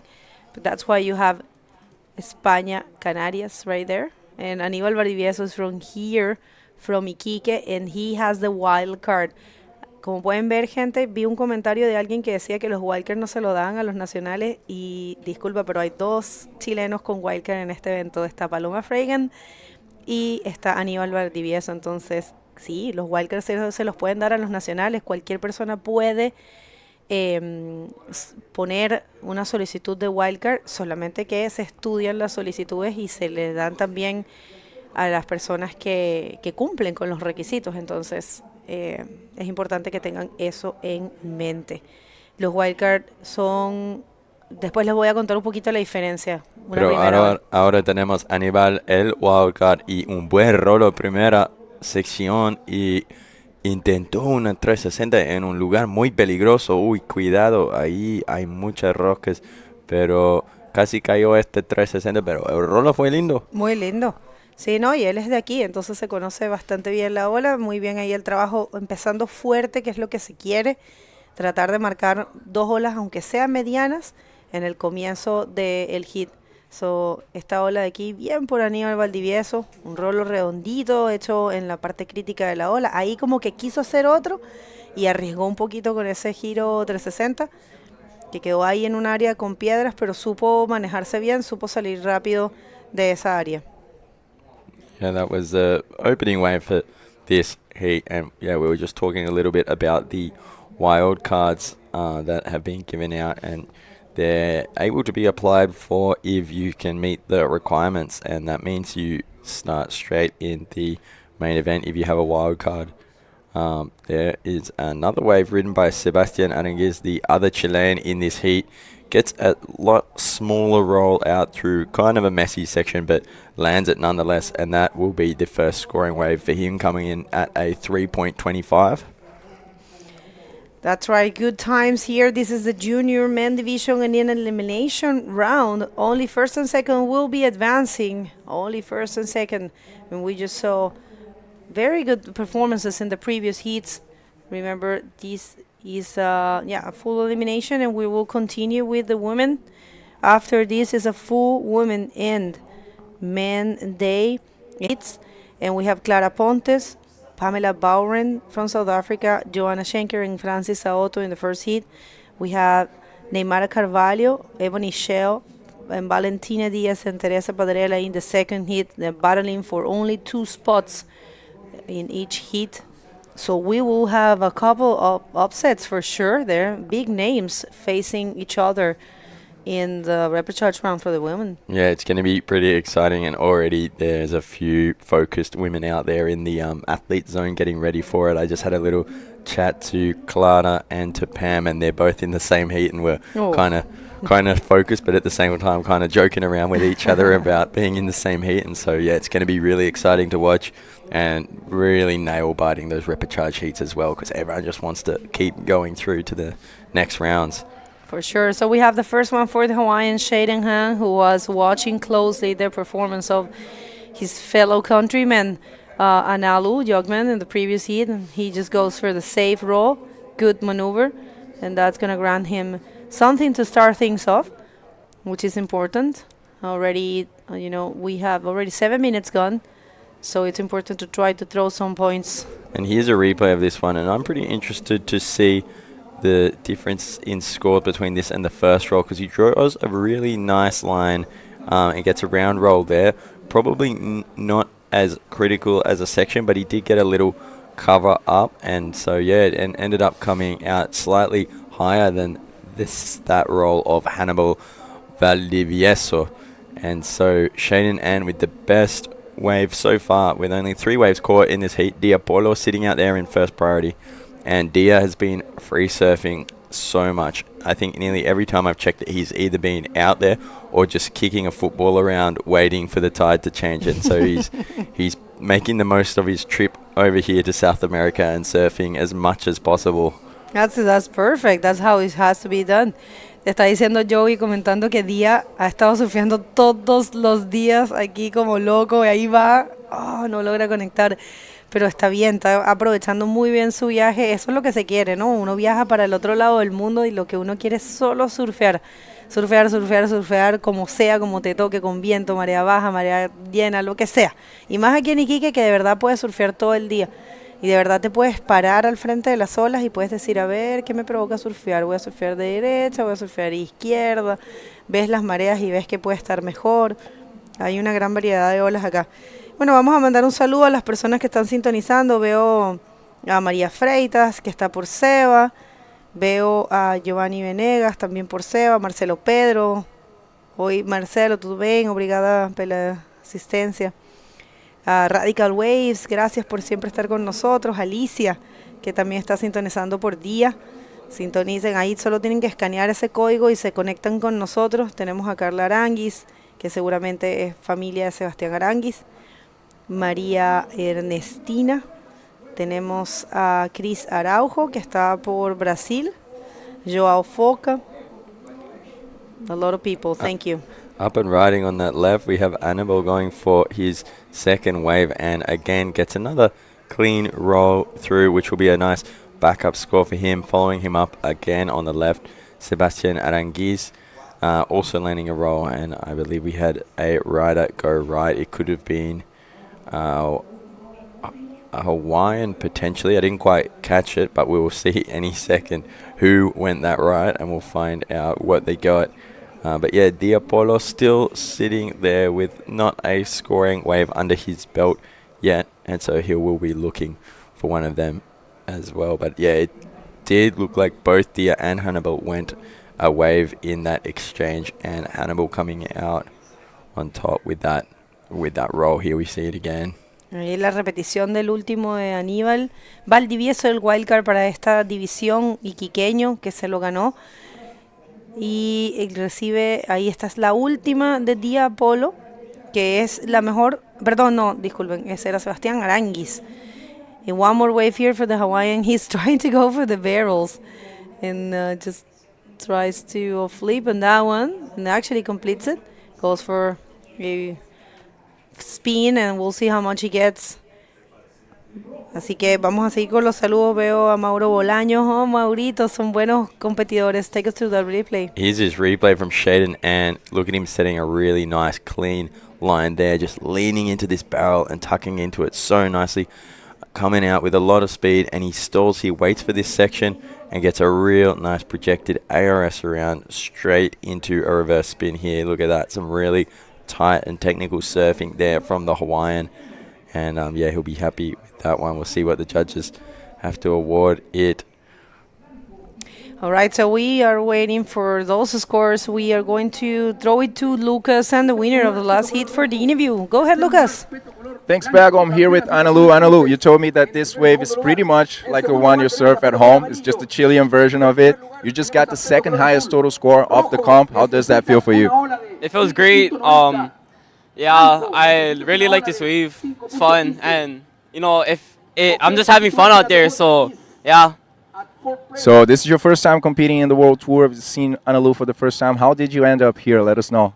I ended up here because I was really motivated to bring, like, I was really motivated to get my name out there and also to bring recognition to like my small town of Hilo and get like a bunch of other kids recognized. Yeah.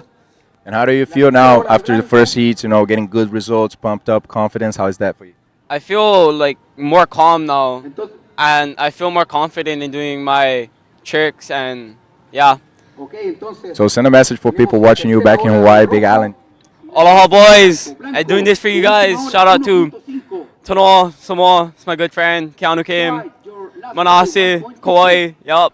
I also like to shout out Uncle Malani, Uncle Keiko, Uncle Danny, Malo for everything, yeah. Congrats, boy. Back to you guys. Thank you, Lucas, and big congrats there, Analu. Super stoked to see him representing the hometown and shouting out all his mates back home, and I'm sure they're all watching on now, and real happy for him. Also cheering on Shaden and his fellow countrymen. Yesterday they went back-to-back heats, both back-to-back first places, and they're doing the same so far right now. Still only halfway through this heat, but back-to-back heats, and Shaden's holding down the first place so far, and during the thing he got another barrel, and look at that one, Bego. Very well written there for Shaden. He wants to repeat what his fellow countrymen did in the previous heat, sporting the same color of rash guard, the blue Hawaiians, we might say. Yeah, good job there for Shaden. I think we're still waiting for that score. And one more wait for Dia Polo, Dia, who loves those rides.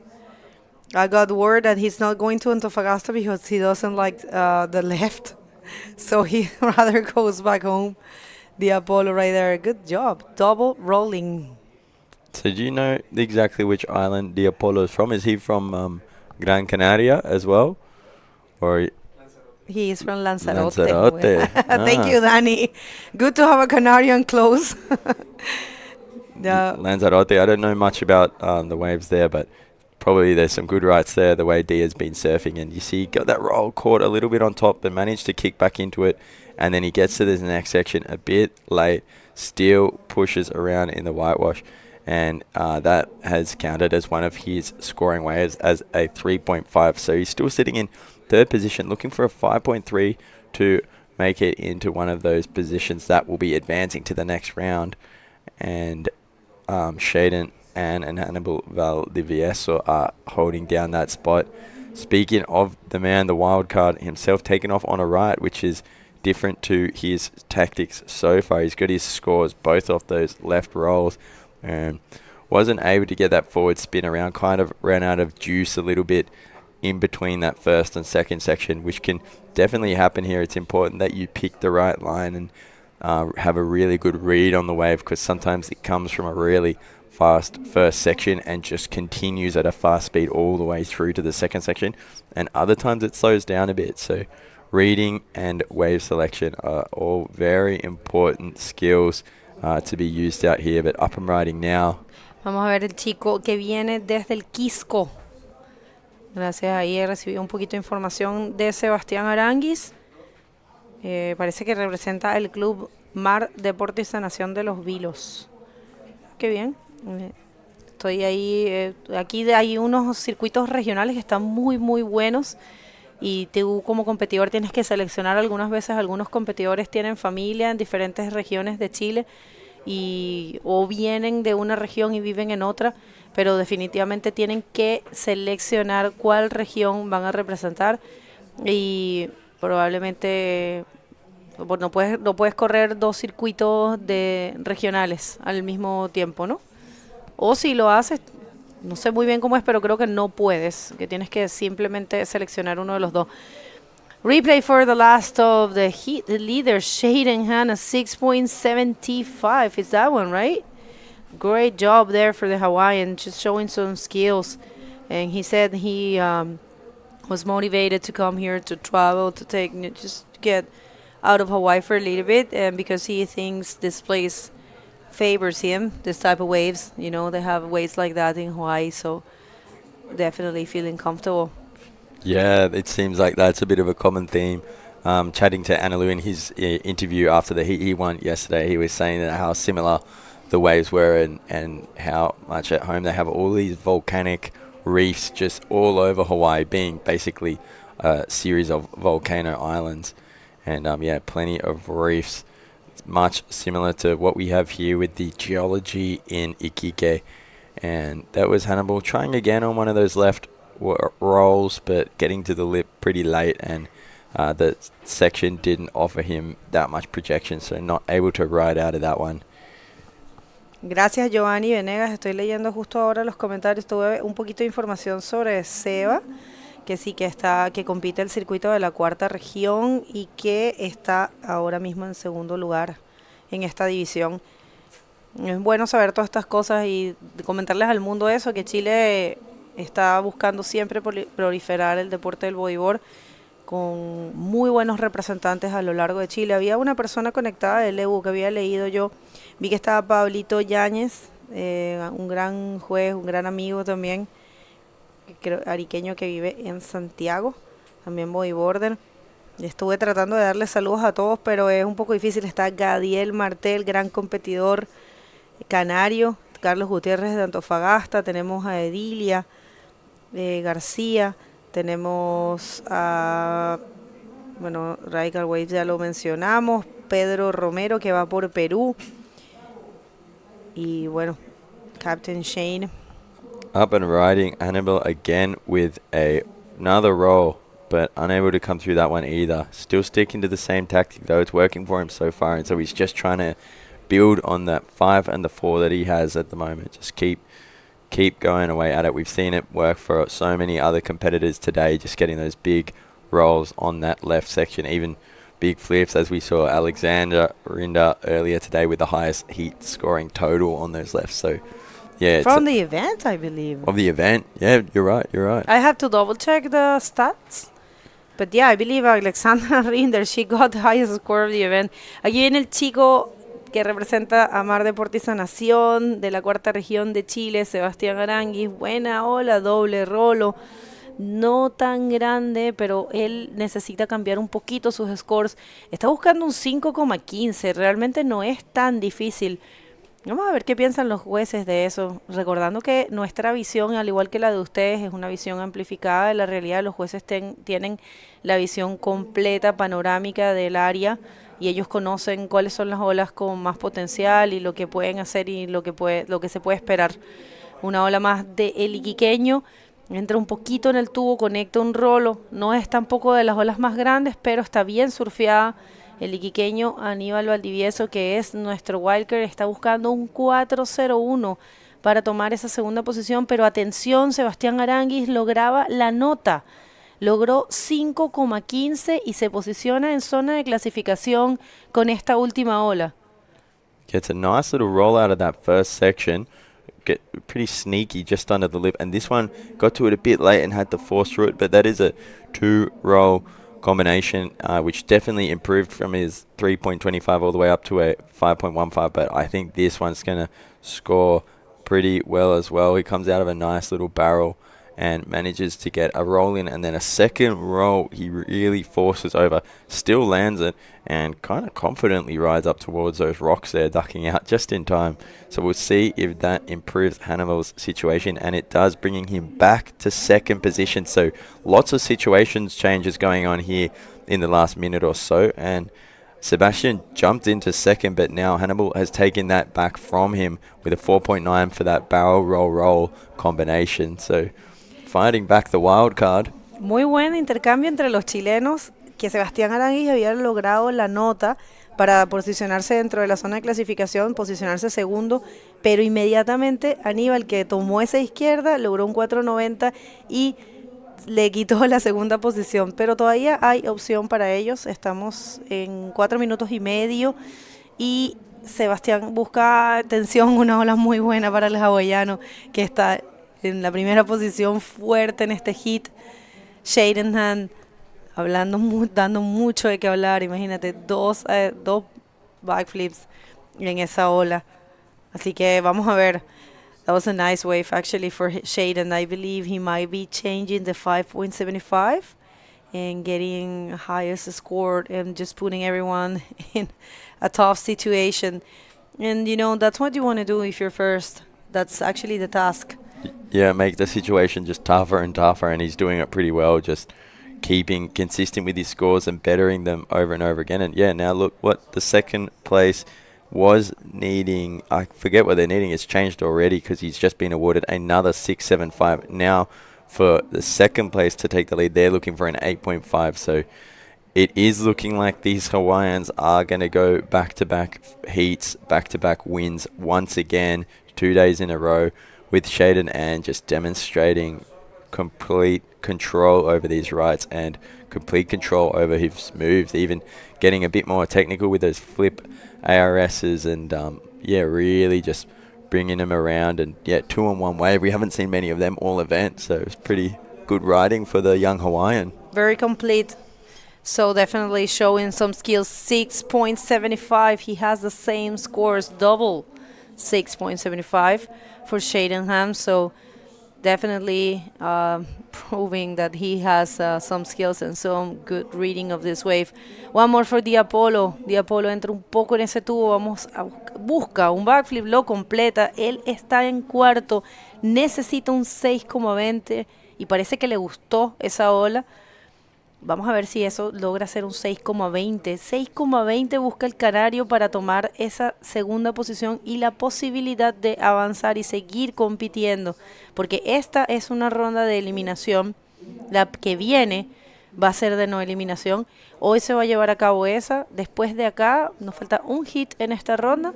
Y vamos a saltar al repechaje de las mujeres, que son 2 hits de 4 personas. Y vamos a hacer después 2 rondas más de junior. Entonces es un día bien full, bien completo para juniors y mujeres.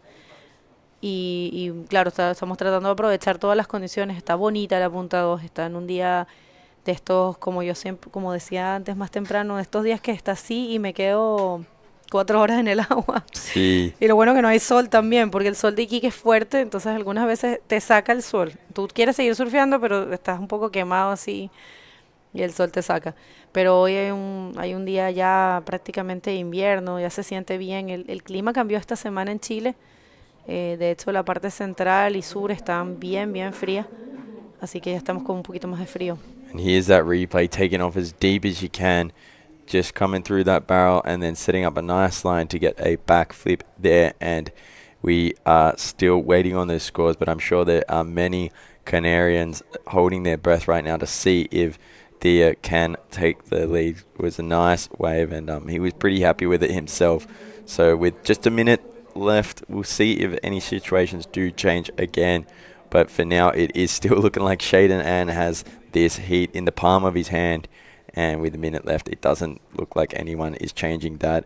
And the scores are dropping through. It looks like he was awarded a 6.00 for that. So enough to bring him to third place, but not enough to put Diapolo in a qualifying position. He's now needing a 3.9 in the last minute to see if he can make it through. But action right now with the current heat leader, just doing a little lip tap there, and he'll take this one in. All right, it's all a blue affair in this heat right now. And it looks like it's Hannibal keeping that second position. We'll see, because yeah, no one else has really taken more waves. So our wild card looks like it's going to be advancing alongside with Shaden Anon. One going to be... Oh, one more here for Sebastián. Esta última de Sebastián, que lástima no lograba más nada. Up and riding. This is the replay. Yeah, just Shaden taking that one in. And yeah, that is the end of the heat, guys. Shaden Anon first place. Animal Valdivicio in second, and unfortunately for Diapolo and Sebastian Aranguiz, they will be eliminated from this event. Guys, we'll be jumping into those commercials and have the final heat in this junior men's round 3 just after that.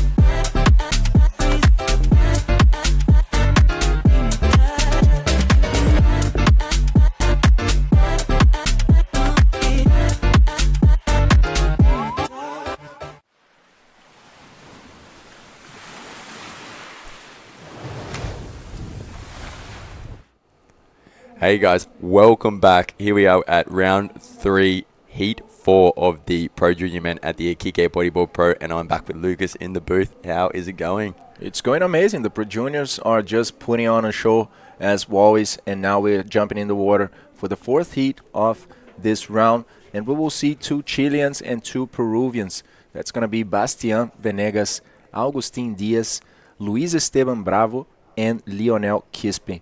I mean, we already saw Luis Esteban and Lionel on the comp advancing from the first round, and Luis Esteban is definitely one name that is popping out. He's been doing very well, passing with high scores.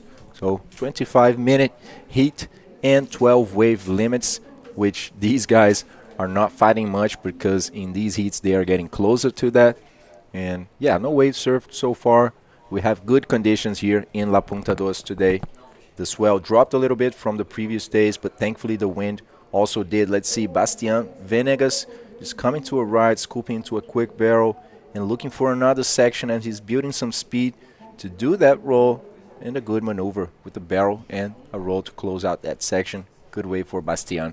Yeah, really nice style and posture on it as well, just holding himself and his back and chest up really nicely. And yeah, good way to start off his campaign here in this elimination round of the Junior Men. Here's a little replay that's just taken off deep, confidently scooping under that chandelier, coming out, little hair flick, and he lines up this end section, riding down here to that roll. There you go, there you have it. First wave, and that will set the standard for the heat. Up and riding though in yellow. Agustin Diaz desde Chile hace un rolo para cerrar esta ola. No fue el mejor rolo, no fue tan proyectado, ya estaba en la parte superior de la ola, pero logró completar su primera ola. Entonces un primer paso para el chileno, ya que los Pro Juniors empezaron ahora con básicamente 2 minutos de manga a surfear las primeras olas. Here is the replay of that. You just see him drawing that line there and waiting for it. Not the ideal way to hit a rolo there, but nonetheless he manages to get that one around and ducking out. But yeah, it's still a little bit more texture, but overall really glassy out there. Even in an onshore wind, the way that this wave just sucks up quickly on the reef, it gives it like kind of a clean face to draw lines on and to ride through barrels. And yeah, so it's pretty fun looking conditions, exactly as Bagel was saying. It looks so fun out there. Imagine being out there with just 2 or 3 other guys. Even though it's not super critical, kind of small, it still just looks like a little bodyboard fun park. Yeah, that's true. Sometimes it takes a while for a wave to, or a good set to come in. But we are definitely seeing some pretty good waves here, some high scores. I mean, the highest scores of the comp just in this beginning of the here, guys. We still have more to go. We still have the round number 4 for the women and also for a round number 4 for the junior men. That's going to be the non-elimination round where we'll see the juniors that are top 8 in 2023 going in the water this year right now. And it's going to be amazing. We're just starting here, guys. There's a lot to go. And it's definitely going to be just one day for the women and for the juniors. So tomorrow we have the swell picking up, and hopefully the wind will stay like that, and we can finally get some solid conditions here in La Punta Dos. That's looking amazing. Yeah, it is looking like a pretty nice swell is going to be coming in, and I'm excited to see the action here at Punta Dos, of course, but also to see if potentially some of the other waves could turn on as well, which would be really cool to watch, or even manage to get a free surf in. Would be fun to get out to La Intendencia. For sure. We're craving to that. Yeah, after all the photos that were coming through from there the day before we arrived, it was looking insane. Apparently it was just all day offshores and pumping barrels out at La Intendencia. But yeah, we've got this interview ready down on the beach. So when you're ready, take it away, Begor. Thank you so much, guys. Well, shade in hand, you look so super comfortable out there. I wonder if you were watching your friends' heat and the previous one, and that motivates you?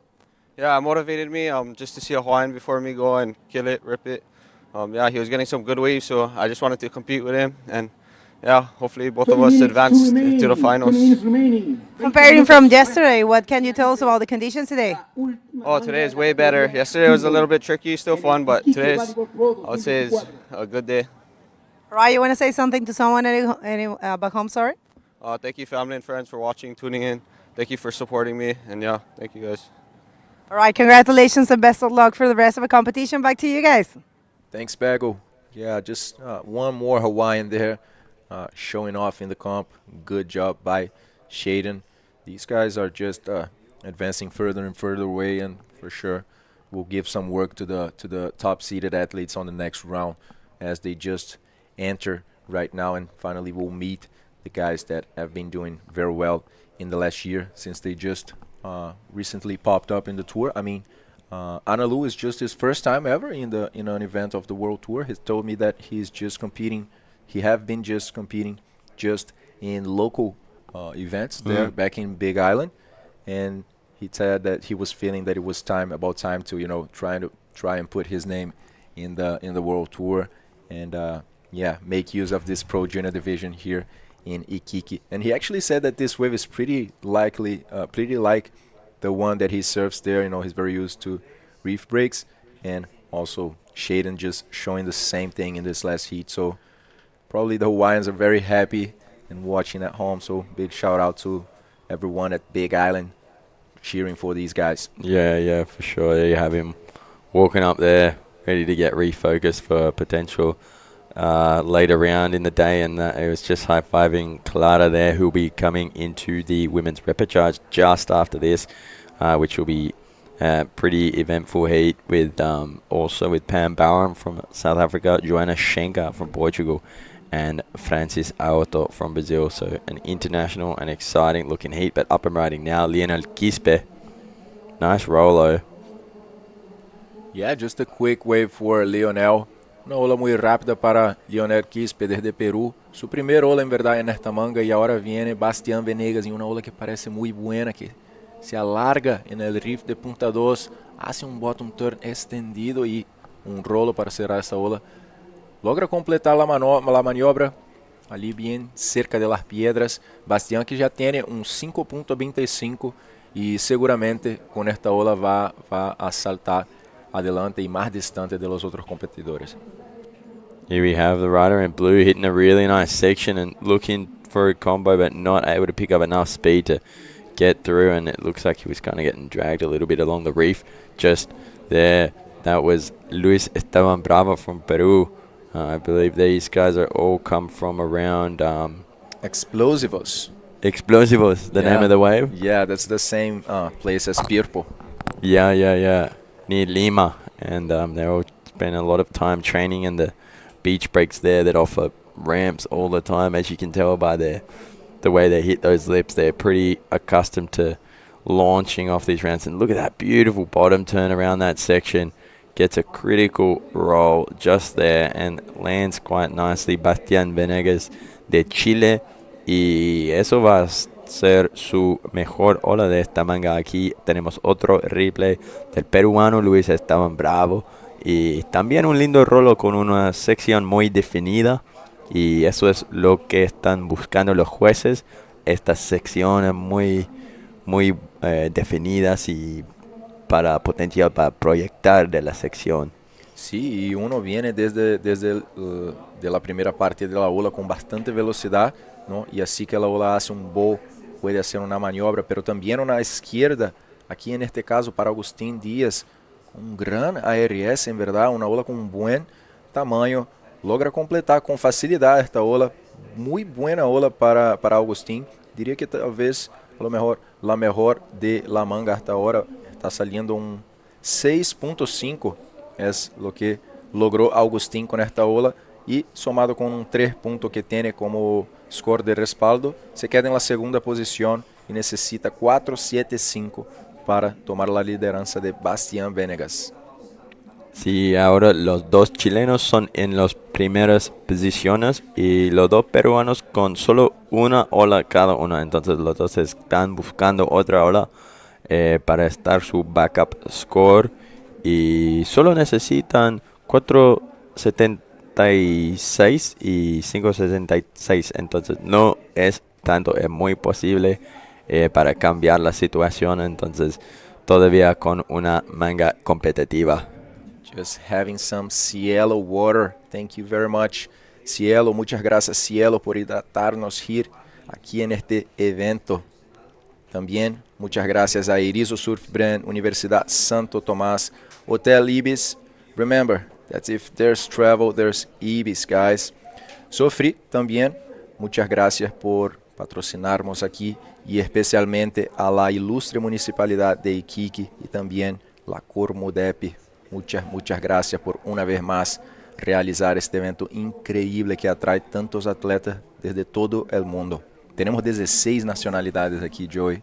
Increíble, ¿no? 16? 16 nacionalidades. That's good. And see, that's for English, 16 nationalities here on tour, which is exactly what you want to be seeing on a world tour. All the surfing nations in the world. It's really cool to see. Even people from non-surfing nations sometimes somehow get access to learning how to surf or learning how to bodyboard and end up on tour as well, which is sick to see. So yeah, it's good. That's what we want, and it's really a world tour down here on the South American leg. Yeah, a proper world tour, bringing everyone to Chile. Let's see Bastian Venegas with a nice extended bottom turn for a good backflip. He ended up having a hard time there when landing and completing the maneuver, but managed to find, and he's showing some really good bottom turns there, just extending all the way to execute those punts. But check this out, guys. Just landed with the lip there as his legs just entered the water. He couldn't get in front of that white water and couldn't hold this maneuver, guys. Really nice bottom turn though, and that's not the first one we've seen from Bastian Venegas.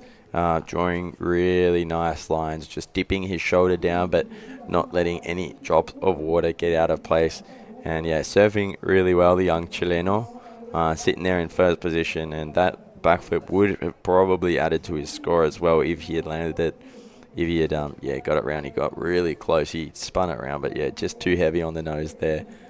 But yeah, the Peruvians are being very, very, very patient this heat, over halfway.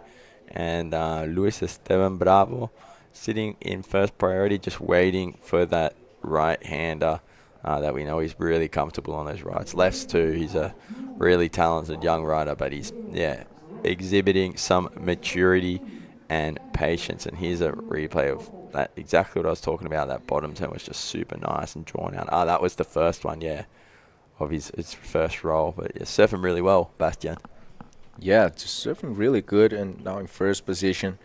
And this is the last wave for Agustin Diaz. That was a 6.5, guys. Just bottom turning with a lot of power, a lot of speed to just hit that ARS with the cross legs there. You guys could see the X and showing a lot of flow in this wave. That was a 6.5 for Agustin, the Chilean, and he's now in second. And this is the best. The last wave I ever read. That flip just comes a bit unstuck on that landing and follows over the nose of his board, not able to ride out of that one. But yeah, nice attempt. Only his third wave, a really slow heat with 7 waves caught in total, which is some of the heats we see there's like 7 waves caught each, and others we see something like this where only 7 waves caught in total. But still many minutes left, so we'll see what goes on if the ocean wakes up again. That's true, and that's not usual because this guy is usually non-stop action in all of his previous heat. Let's see Luis Esteban Bravo just stalling to get that section right as he hits the roll. Ahí vino Luis Esteban Bravo desde Explosivos de Perú. Es su primera vez desde siempre competido en el Tour Mundial. El que le gusta hacer jiu-jitsu en su tiempo libre también. Y ahí viene una vez más, hace una buena cavada, espera un poco, sigue en la línea y ahora sí hace un rolo cortando el lip, logra completar la maniobra y en verdad viene ali con la espuma y no logra completar, perdón gente. Este es el atleta desde Perú, Luis Esteban Bravo, vino competindo muy bien. Este fue solo 1.4 para su última ola, vino competindo muy bien y es entrenado por Yoni Aguirre también. Entonces, uno chico más apareciendo en altura aquí para representar Perú, que solo mejora cada año que pasa. Yeah, he's surfing really good. Both the Peruvians there, Lionel Quispe has been out, couple free surfs, keeping busy as always, and getting some really good waves. And yeah, 9 minutes 50 to go, ticking down on a really, really slow heat. But yeah, that's interesting. You were saying Luis is into his jiu-jitsu. Is he, Lucas? Yeah, that's what he said in the actually in the survey that we did, actually asking for some info on the athletes. And Luis also said that depending on his results here, he's going to Antofagasta. So it's a pretty usual situation, you know. These athletes are just beginning their careers, you know. They're coming out of those local and regional and maybe national comps, and now just stepping it up to the World Tour. So Agustin Diaz on a left-hander, just going for it through the lip roll. There's no more section in that one for him, and it's just over. So yeah, just stepping it up, you know. They're still working it out, the sponsor side, you know, and they usually depend on the result that they have on the competition to really go to the other ones, you know, depending on the prize money itself. So makes a lot of difference for this, especially these young athletes. So yeah, hopefully we'll see the young Luis Esteban also ripping it in La Cúpula.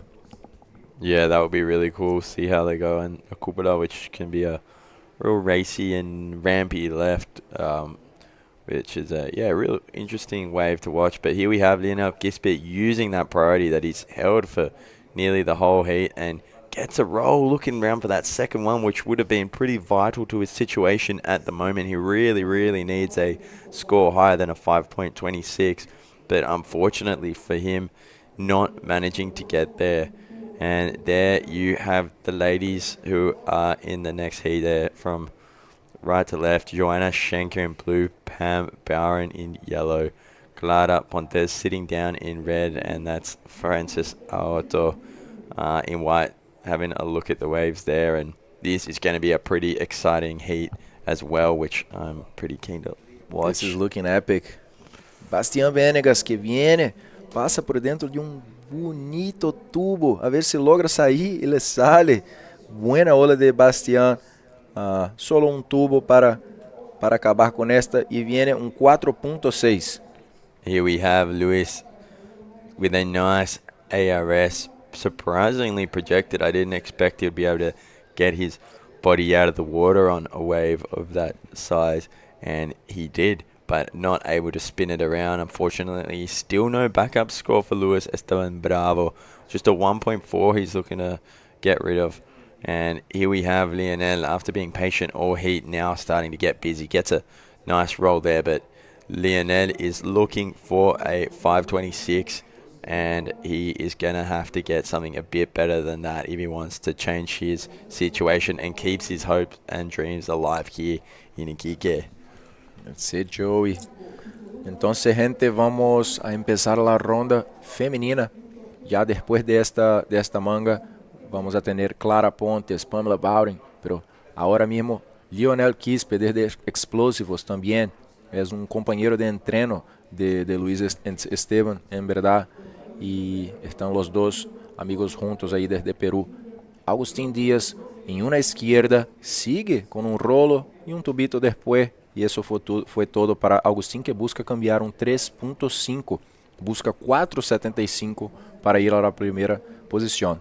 Pessoal, a gente vai ter uma bateria bombástica nessa próxima ronda, né? Nessa próxima ronda feminina. A gente vai ter Clara Pontes, mas espera aí que esse hit não para. Here we have the Peruvian with a lofty roll, clean landing too, out in front of that and kicking off. Not all hope is lost at all. There's still plenty of time to get back out there, and that is going to mejorar, to better his 1.5 for sure. Still, he's looking for a 6.26 if he wants to take away that second position from Augustin Diaz, the Chileno, and it's looking like his last pretty solid roll that we saw into that little barrel at the end on that left is going to change his situation. And there we have a 5.65. Here's the wave I'm talking about now. So he gets a nice roll here, lands cleanly on the foam ball, gets a bit of cover up, not super deep, but still gets under that lip a bit and looks back at the judges saying, yeah, look what I just did. That was a nice one. He's on the right at the same time. Bastian Venegas with the invert kind of tweaked out of the lip. Luis Esteban vino en esta última ola 4.05 con un rolo muy grande ali, una ola pequeña, pero el rolo fue muy grande para el joven Luis Esteban, que está en la cuarta posición, logró 4.05 en esta ola y ahora tenemos apenas 4 minutos y 26 segundos en esta manga, que es una manga eliminatoria, por tanto apenas primero y segundo se clasifican para la ronda de número 4, que también veremos hoy, aún en el agua, e terceiro e quarto estão eliminados da competência. Então, só para poder atualizar vocês aqui, a gente vai começar a categoria feminina com Clara Pontes, Pamela Bowring, Joanna Shanker e Francis Aoto. Então, vou estar aqui com vocês para dar uma atualização em português. And that's Augustin Diaz just throwing that ARS there. That was a 5.5 for yellow, but it didn't make it into his final score, as he has a 6.5 and a 5.65 that he is still maintaining. Look how close first and second are, Lucas. 12-20 and 12-15. Really tight heat between the two Chilenos. And it's cool to see. Also, I don't know if any of you guys noticed, but as we had that drone view before, you could just see a local seal. Just there he is there again. It is. He's flopping around. Maybe he caught a fish or something, but maybe he just wants to say hi or get a good view of the comp. He's in the perfect spot for it. But yeah, they've been popping up. One popped up right next to me. I was surfing out here alone the other day. Popped up right next to me and just did the loudest breath/grunt. And yeah, it was pretty scary. But how's this barrel taken off there? But Bastian Venegas kicking out there. No, didn't want to hit that reverse section there, and probably wouldn't have contributed to his score anyway. Yeah, he has a 6 point and a 6.20, so didn't see much potential in that wave red, as he is still in the lead. There's a bit less than 3 minutes remaining now, guys. He just lost the priority, so let's see how that will play out for Bastian Venegas, that managed to do a really good heat. We are seeing some lines approaching the lineup here. Looks like a few good waves coming by. That might be the last boost of action in this heat, or no, because these pro juniors never stop, guys. These guys are just comp machines. They're always trying to improve. They have a lot of energy. They have usually very good physical condition, and move themselves a lot. So really love to watch these guys, because it's guaranteed action, right? Yeah, for sure. Juniors in all parts of the world are just bouncing off the walls with infinite energies and incredible metabolisms, and these juniors are no different. These guys are just always surfing, always doing other things like kicking a football around or just causing mischief when they're not surfing. And yeah, it's good to see. It's good to see such a fun and positive bunch of grommets here on tour. And yeah, really fun and good guys. Look at this wave coming in. Is anyone going to have a look? Not long left, and the Peruvian boys need something big here. Need a big air barrel, takeoff spin, whatever they can do. So he's going to go with the grovel approach to this one. Spin to roll with a rev. Not able to get that one back in. And Luis Esteban bravo. Bueno, gente, 1 minuto restante en esta manga. Y los chilenos sí están saliendo por cima de esta vez.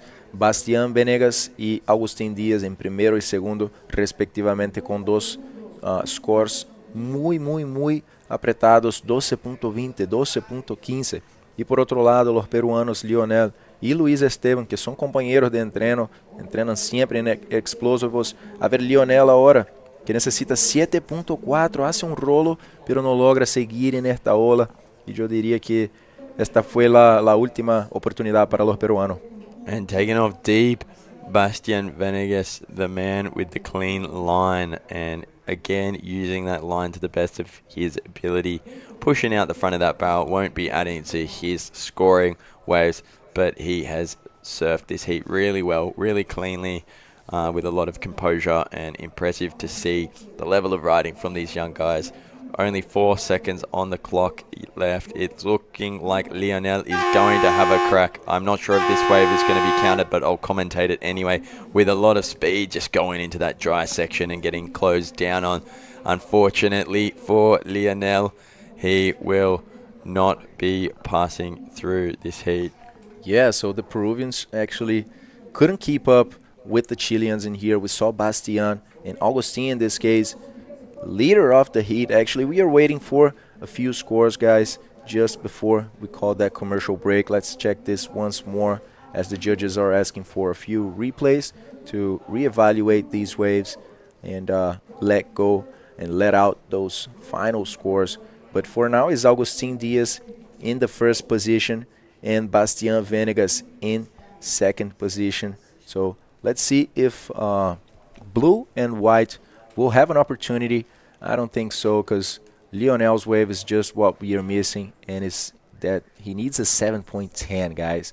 So that's not gonna be enough for the Chilean for sure. So yeah, we're gonna call a quick commercial break to come back with the women round number 4. I'm sorry, guys. So stick with us. We're gonna be back right after the commercial break.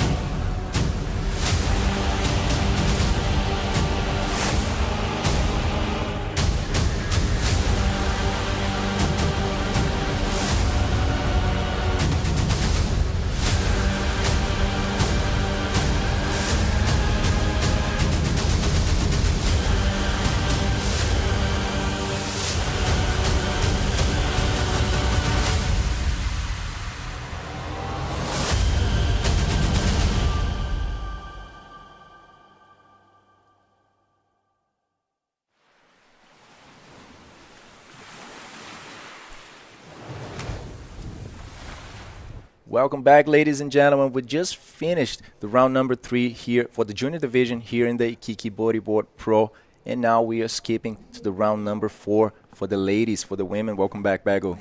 Thank you so much. Yes, Repurchase for the women division. It's right now about to start 2 hits. That's what we have, and this is the hit number 1, round 4. Clara Pontes in red, Pamela Bauren in yellow, Joanna Shanker in blue, and Francis Aoto in white. 2 Brazilians, 1 Portuguese, 1 South African.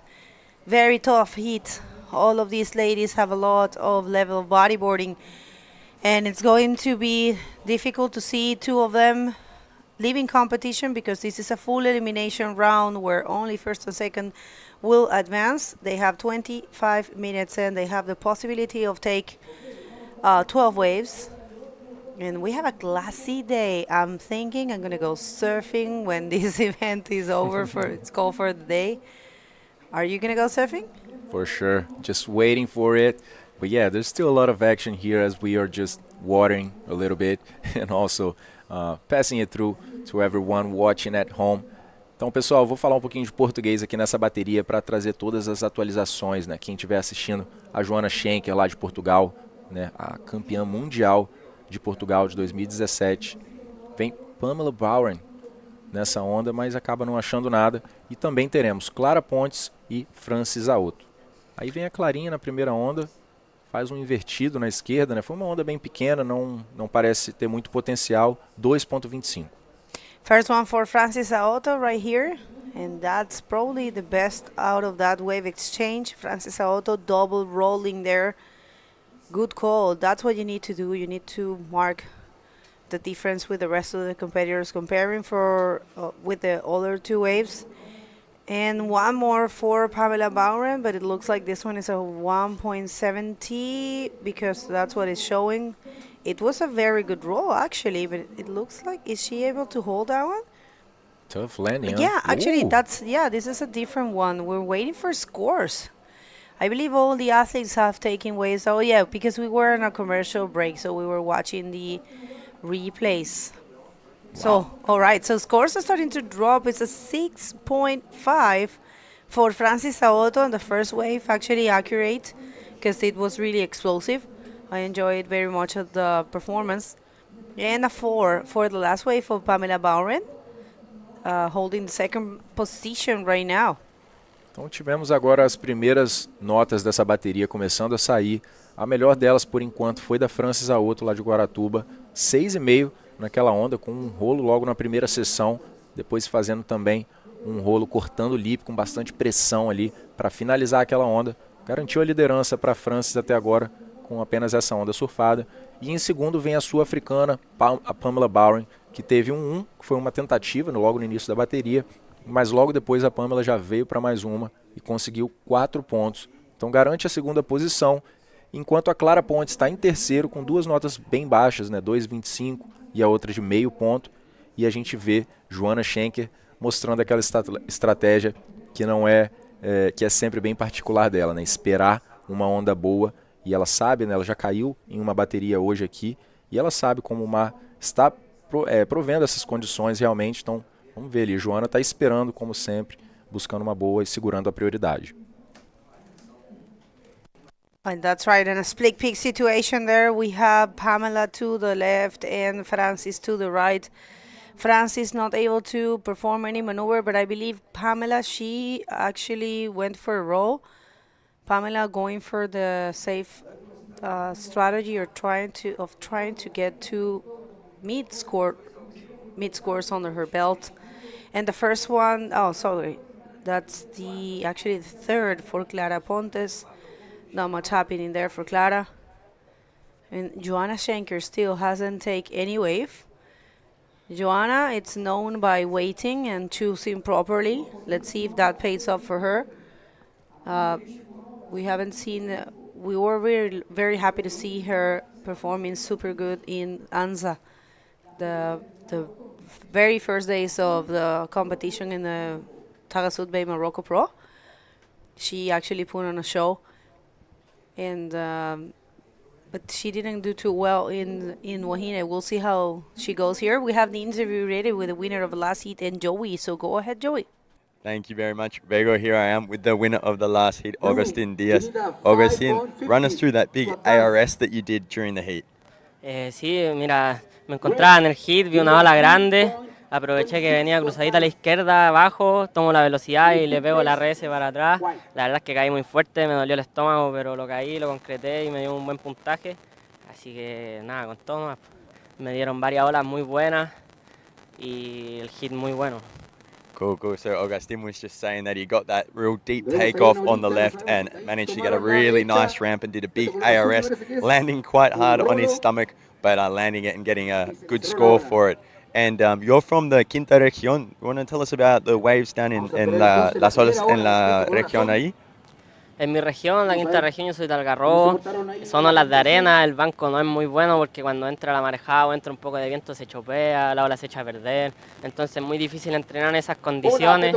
Me vine unos días antes para poder entrenar y enfocarme en tener un buen rendimiento en esta competencia y acostumbrarme un poco a la ola y nada, pues me está dando los resultados hasta el momento. Okay, so he was saying that down in the Quinta region of Chile, it's a lot of sand bottom waves and it kind of gets a bit windy as well, so it can be a bit difficult to train, but he been surfing there and managed to get here a little bit early to get some training in here in Iquique. Y también unas palabras para la gente y tus amigos en casa. Le quiero mandar un fuerte abrazo a toda mi familia, a mi polola que siempre me está apoyando, a su familia también, que son grandes personas, siempre me están apoyando. También una gran gracias a mis auspiciadores, a la Pica del Deporte Fishing, Restaurar Las Tinajas, Club Angaboa, a Pablo, mi entrenador, y bueno, ellos, a Sabores Tonquén y a todos ellos, a True Company, muy agradecido de todo ellos y a toda la gente que me apoyó en la rifa, en la Lucatón para poder estar aquí, así que nada, vamos con todo y vamos a ver si podemos seguir pasando los hits y vamos sólidos. Muchas gracias por todo. Sólido, muchas gracias y mucha suerte. Back to you guys. All right, congratulations, felicitaciones entonces desde la quinta región. Buen trabajo para Agustín Díaz. Muy bien ahí los chilenos avanzando en la categoría junior. Es muy bueno esto de los eventos cuando es normal, ¿no? Que cada evento en diferentes países, las categorías junior, siempre ves personas que no son tan conocidas. E uma ola mais para Francis Aoto. Francis Aoto vem numa onda com um tamanho bom ali para a direita, mas não tem seção de lip, então ela faz um invertido lá no lip e agora sim vem jogando um rolo para fechar. Parece que tem dificuldade um pouco de aterrissar na frente da espuma, não consegue completar, eu diria, aquele rolo. Então, por enquanto, só uma onda realmente expressiva da Francis, que foi um 6,5, né, a sua nota de backup é um 1,5, mas que ela com certeza vai aumentar um pouco agora com essa quarta onda, na verdade. E é isso que acontece, ela conseguiu 3 pontos. E tem mais onda aí na tela, finalmente Joanna Shanker agora, sua primeira onda. Uau. Vem saindo do tubo ali, faz um rolo com muita fluidez, bem característico de Joanna Shanker, surfando, parecendo um balé aquático. Bego, 4,90 para a atleta de Portugal nessa onda. That's right, good job there for Joanna, the first wave that she takes. And that's Dave Hobart, 10 times drop knee world champion. He is the human being with more titles in the history of bodyboarding, and signing a board right there for our beach marshal, one of our beach marshals, doing a great job. I believe him and the lady, I'm not sure if he's super cool. There you have it. Right. Bueno para la gente de aquí que también está en la región, ¿no, Bego? Para venir aquí y ver un poco de sus ídolos, de los grandes nombres del bodyboard. Tenemos la división masculina y femenina aquí con los más grandes nombres del deporte. Entonces, Dave Hubert, 10 veces campeão mundial. Então, nessa bateria, cruzamos agora 15 minutos restantes com Francis Aoto na primeira posição. Ainda está buscando aumentar aquela nota de backup dela. Pamela Bowring, da África do Sul, está em segundo. A Pamela tem um 4 e um 1,5, né? A Francis realmente está com uma nota total ali bem maior do que das outras atletas. A Joanna Shanker, que só pegou uma onda boa, que foi um 4,9. E a Clarinha, que também já fez ali combinações de manobra, já teve algumas tentativas e conseguiu até agora só um 2,25 e um 1,25. E lembrando, pessoal, esse é um round de repescagem, ou seja, é um round eliminatório, onde as atletas, né, já surfaram no round não eliminatório e agora estão tendo uma segunda chance aqui de continuar na competição. Portanto, só primeira e segunda vão continuar a ter uma chance aqui no Iquique Bodyboard Pro. Terceira e quarta estão eliminadas da competição. A gente está vendo agora um momento um pouco mais devagar aqui em La Punta 2. Algumas baterias são um pouco mais lentas, né, em questão de onda, mas hoje finalmente a gente viu o mar alisando aqui, o vento diminuir bastante, o swell abaixou um pouquinho, então está um pouco menor, mas a gente tem ótimas condições aqui, muito divertido, sessões de tubo, sessões de manobra, e os atletas realmente agora nesse terceiro dia estão começando a soltar aquelas notas mais altas, né? A gente já teve a Alexandra Rinder soltando 16,5 como nota total. A gente teve o Analu Yorman também, um Pro Júnior lá do Havaí, soltando 16,25. Então, fiquem com a gente aqui, pessoal. Está sendo um dia incrível aqui de competição e com certeza vai ter muito mais, porque a gente ainda vai continuar com esse round número 4 da categoria feminino. Depois a gente vai ter o round 4 também dos júniors e talvez o round 5. Esse é o cronograma para o dia de hoje. E lembrando que ele está sempre sujeito à mudança também, né, dependendo das condições. Mas por enquanto, essa é a ação que está programada para esse terceiro dia de competição aqui no Iquique Bodyboard Pro, uma das etapas mais esperadas do circuito mundial de bodyboard. That's right. If you're just getting here, we're very happy to be back in this amazing place. It's a Punta Dos, Iquique, a place that is definitely made by the hands of God for bodyboarding. We love to be here. We would like to thank all of our sponsors. Queremos agradecer a todos los que han hecho posible este evento. Estamos muy felices de traer el Tour Mundial de regreso a Iquique. Gracias a la ilustre Municipalidad de Iquique por confiar de vuelta en el Tour Mundial, por haber hecho todo lo posible para que volvamos. Y gracias a la Corporación Municipal de Deportes de Iquique, que es el organizador en representación, por supuesto, de la ilustre Municipalidad de Iquique. Gracias al Mall Sofri, que nos ha apoyado fuertemente en este evento y que tiene nuevo horario, ya lo saben, desde las 8 hasta las 8 todos los días está abierto el Mall Sofri, vayan a visitarlo. Es muy cool porque es como un duty free gigante, hay de todo, muy buenos precios también. Aquí en Iquique es zona franca, entonces en el Mall Sofri se pueden encontrar muy buenos precios, es muy entretenido. También queremos agradecer al Hotel Ibis. Ya saben, si hay viajes, hay Ibis. Vamos a regresar con los patrocinadores después de este intercambio de olas. Está Clara Pontes, que trataba de concretar un rolo, pero no lo lograba. Y Joanna Shanker tomaba la derecha. Vamos a ver qué fue lo que logró. No sé si algo fue, porque está regresando pronto y veo unos scores pequeños. Agora a gente vê Francis Aoto, mais uma tentativa. Na verdade, não conseguiu muito naquela onda, né? Que foi o mesmo que aconteceu com a Joanna. Agora a Joanna vem numa outra que sim, arma uma sessão ali, faz um bowl para ela faz um bom rolo. E é isso nessa onda. Vai ser o backup da Joanna Shanker, que perdeu a prioridade ali naquela tentativa anterior, mas conseguiu rapidinho já recuperar ali para colocar uma primeira nota de backup. A gente tem falado, né, como a Joanna tem essa estratégia normalmente, ela costuma esperar um pouco mais por uma onda boa, mas são 10 minutos, pessoal. Então ela já voltou para pegar essa daí, que armou, era o que ela precisava, uma sessão de rolo para conseguir uma nota mediana ali, né? Já que ela está precisando de 0.6 apenas para conseguir avançar, Bego. That's a Joanna Shanker we know. When you see her flying like that, it means business. It means it was a powerful wave. Francis Aoto in a smaller wave. She wants to keep that first position, but scores are starting to drop, and it looks like Joanna is going to take that score that she needed. Take us through that one. Aí veio Francis Aoto na última, ela faz o rolo naquela primeira sessão, muito bem colocado. Já vem cavando para mais um, vai combinando as manobras. E agora, mais um outro com bastante pressão ali na parte que fecha, né? E com certeza vai trocar, Bego, aquele 3 pontos que ela tem de backup agora. A França está em segundo, mas não sei se vai continuar ali, não. The thing is that, yeah, we saw live the last moments. That those are the rash guards for the wetsuit dryer right there, the rash guards for the event. But yeah, we didn't see the beginning of that wave for Francis. I only see the last roll, but it turns out that she did two more rolls at the beginning of the wave. So super good there for Francis. Last wave of Joanna Shanker. The Joanna Shanker we were expecting to see 6.65. And now she gets a lead. Let's see if Francis can change and can take that lead back. This is the replay of the last of Joanna. See, look at the hair flick right there. That's a powerful maneuver. It makes sense that she gets a 6.65. It's definitely an indicator, you know, that the maneuver was powerful when you see ladies' hair flying like that, or a man's hair if he's got long hair. It means that it was really explosive. Definitely happening there for Joanna Shanker, a 6.65, and she gets the lead. Last wave for Francis Aoto is a 4.65. It's not enough to take back the first position, but she's pretty solid in the second.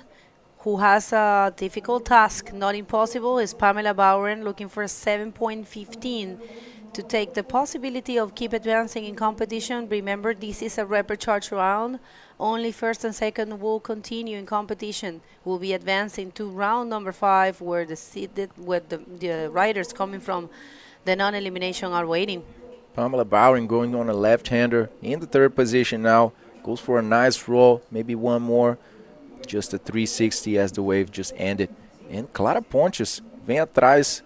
A Clara que está numa situação bem difícil na bateria agora, pessoal. Precisando de, com apenas 8 minutos restantes, eu diria que um 8.9 é bem improvável. Com certeza não impossível, né? Quem conhece a Clarinha sabe o quão boa ela é.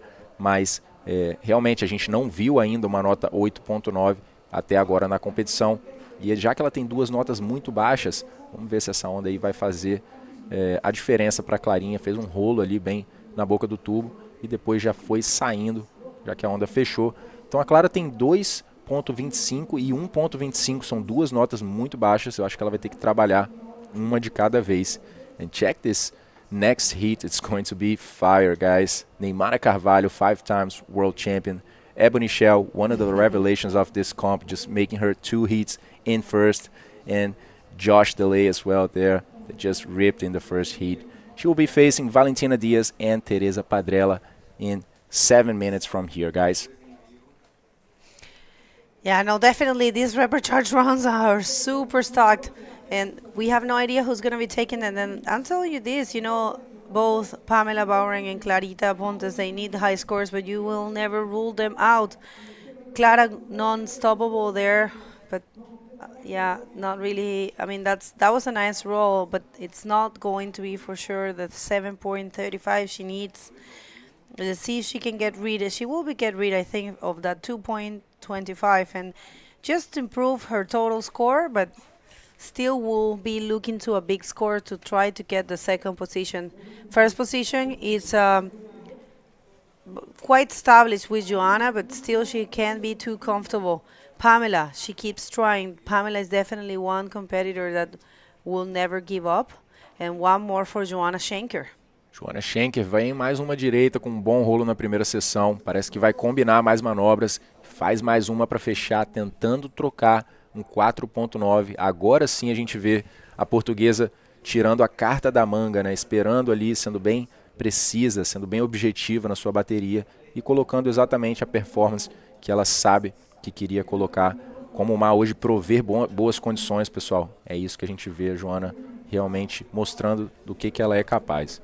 Yeah, she has been, struggling to get in the rhythm with the wave. We were having a word, and I just said, Joanna, man, you are an experienced competitor. You know what to do out there. And she was like, when you tell someone to a person and you see the infinity look that they're looking to, and you see they're concentrate and they are actually thinking about what you just said, and they're like, that's actually what I had in my head.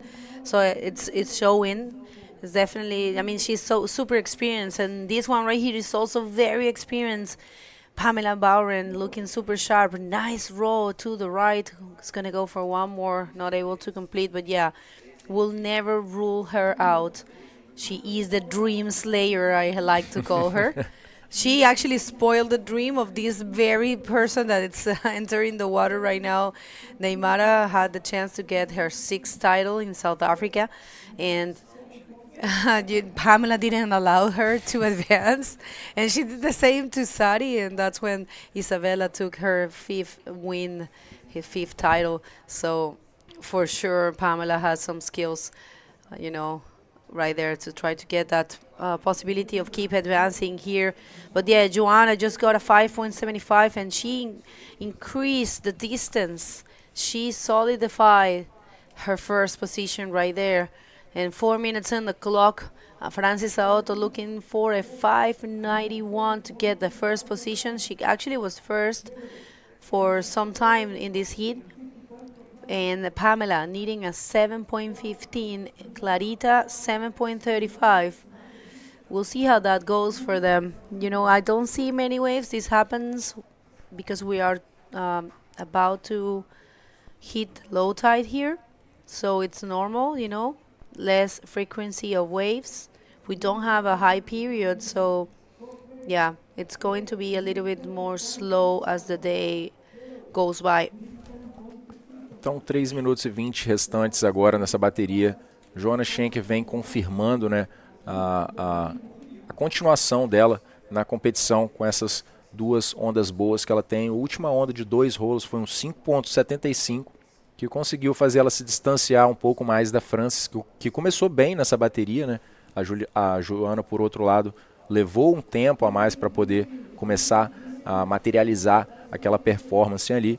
E, enquanto isso, Pamela Bowring, como a Bego disse, né, seria a estraga prazeres, Bego, seria a estraga prazeres.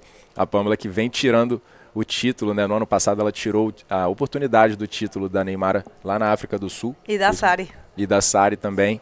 É uma atleta super experiente, né, a Pamela lá na África do Sul, e tem aparecido muito forte no circuito mundial.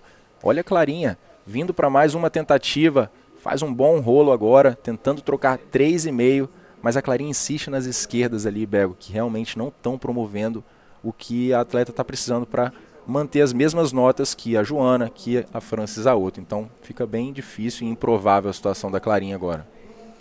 It's hard, but Lucas was saying in Portuguese that Clara keeps insisting in riding the lefts, and actually that was a good roll. It's not going to grant her the scores that she needs, because the points are I mean, we have seen big points to the left, but it has been because they have been performing big, like, very critical maneuvers and very radical maneuvers. I'm sorry, in critical sections.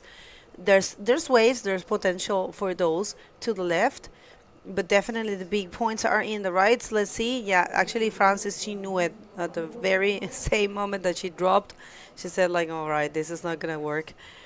But yeah, actually, Clara, she gets a 4. Now she's third, a bit closer. Both riders need the same 7.15. But it's Joanna Shanker just showing off in this heat, just showing the world why she is the only Portuguese that holds a world title. We have great competitors from Portugal, but she is the only one that became world champion back in 2017. And Pamela is also struggling there. I have to say, regardless of what happened in this heat, huge congratulations to Pamela, because she started the year in a strong way on a third position, equal third in Morocco. And if she finishes in this round here, I believe she's going to be taking an equal 9th. Is it that? Not really sure. But yeah, it's not bad at all, It's the 4th round. So for sure she's going to be adding some important points for her career. At the interview, she said she is going to, if Maldives, it's confirmed, she's going to go to Maldives. It's fairly close to her. And also she would like to give it a try to the wave pool if confirmed. If not, she might go to Sintra.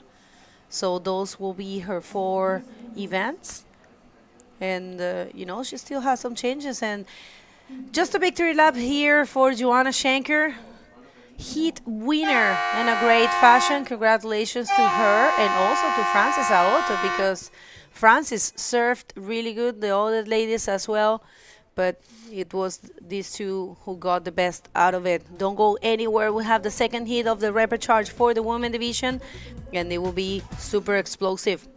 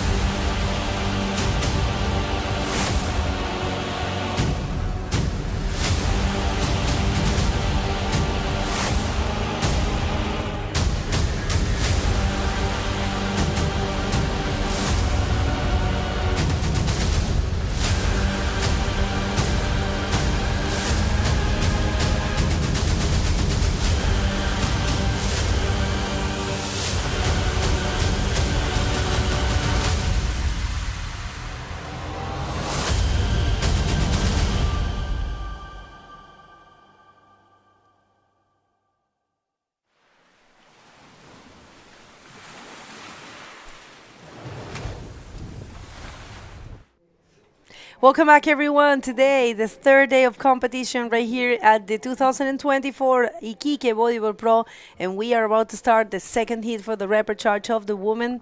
Very stacked heat. Joey, who do we have? So in this heat, we have 5-time world champion Neymar Carvalho from Brazil. In yellow, Ebony Shell from Australia.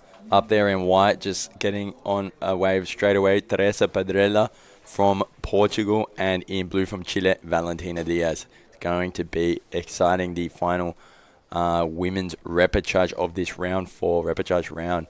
So 2 of these athletes will be ending their Iquique dreams today, and the other 2 will be moving through to women round 5. Here's a replay though from Ebony at the start of the heat, getting a roll out of that first section. Good start for her, awarded a 4.5 for that. And straight behind her, Teresa on a bit of a bigger wave, but hitting that lip slightly early. All right, so yeah, this was going to be interesting, but check that out. Neymar Carvalho went for explosive roll. Also, the Neymar Carvalho that we want to see. These ladies serve super good, but probably they were not in the rhythm.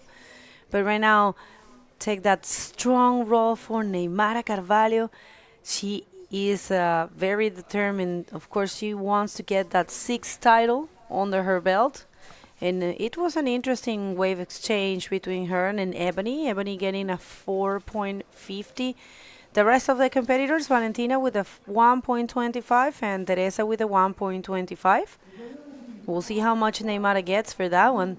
But it's refreshing to see riders with this level of bodyboarding to recover from probably not the best hits. You know, sometimes you start a bit slow, but then you just kind of like that's enough to shake you and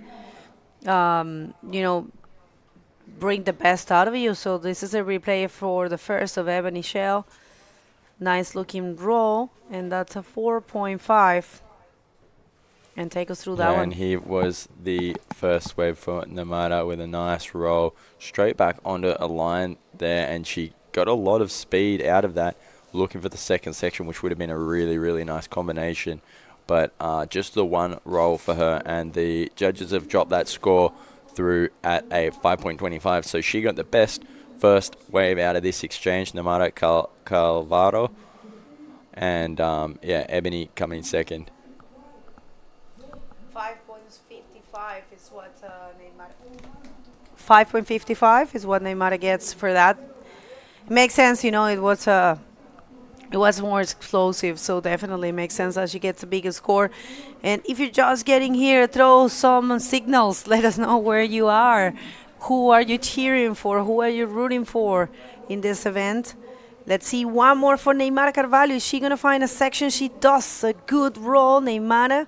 Looks like she has been shaked and she is awake and trying to get those scores and the possibility of keep advancing. Good job there. She's such an experienced competitor, just really searching hard to get those two scoring waves in the first 5 minutes.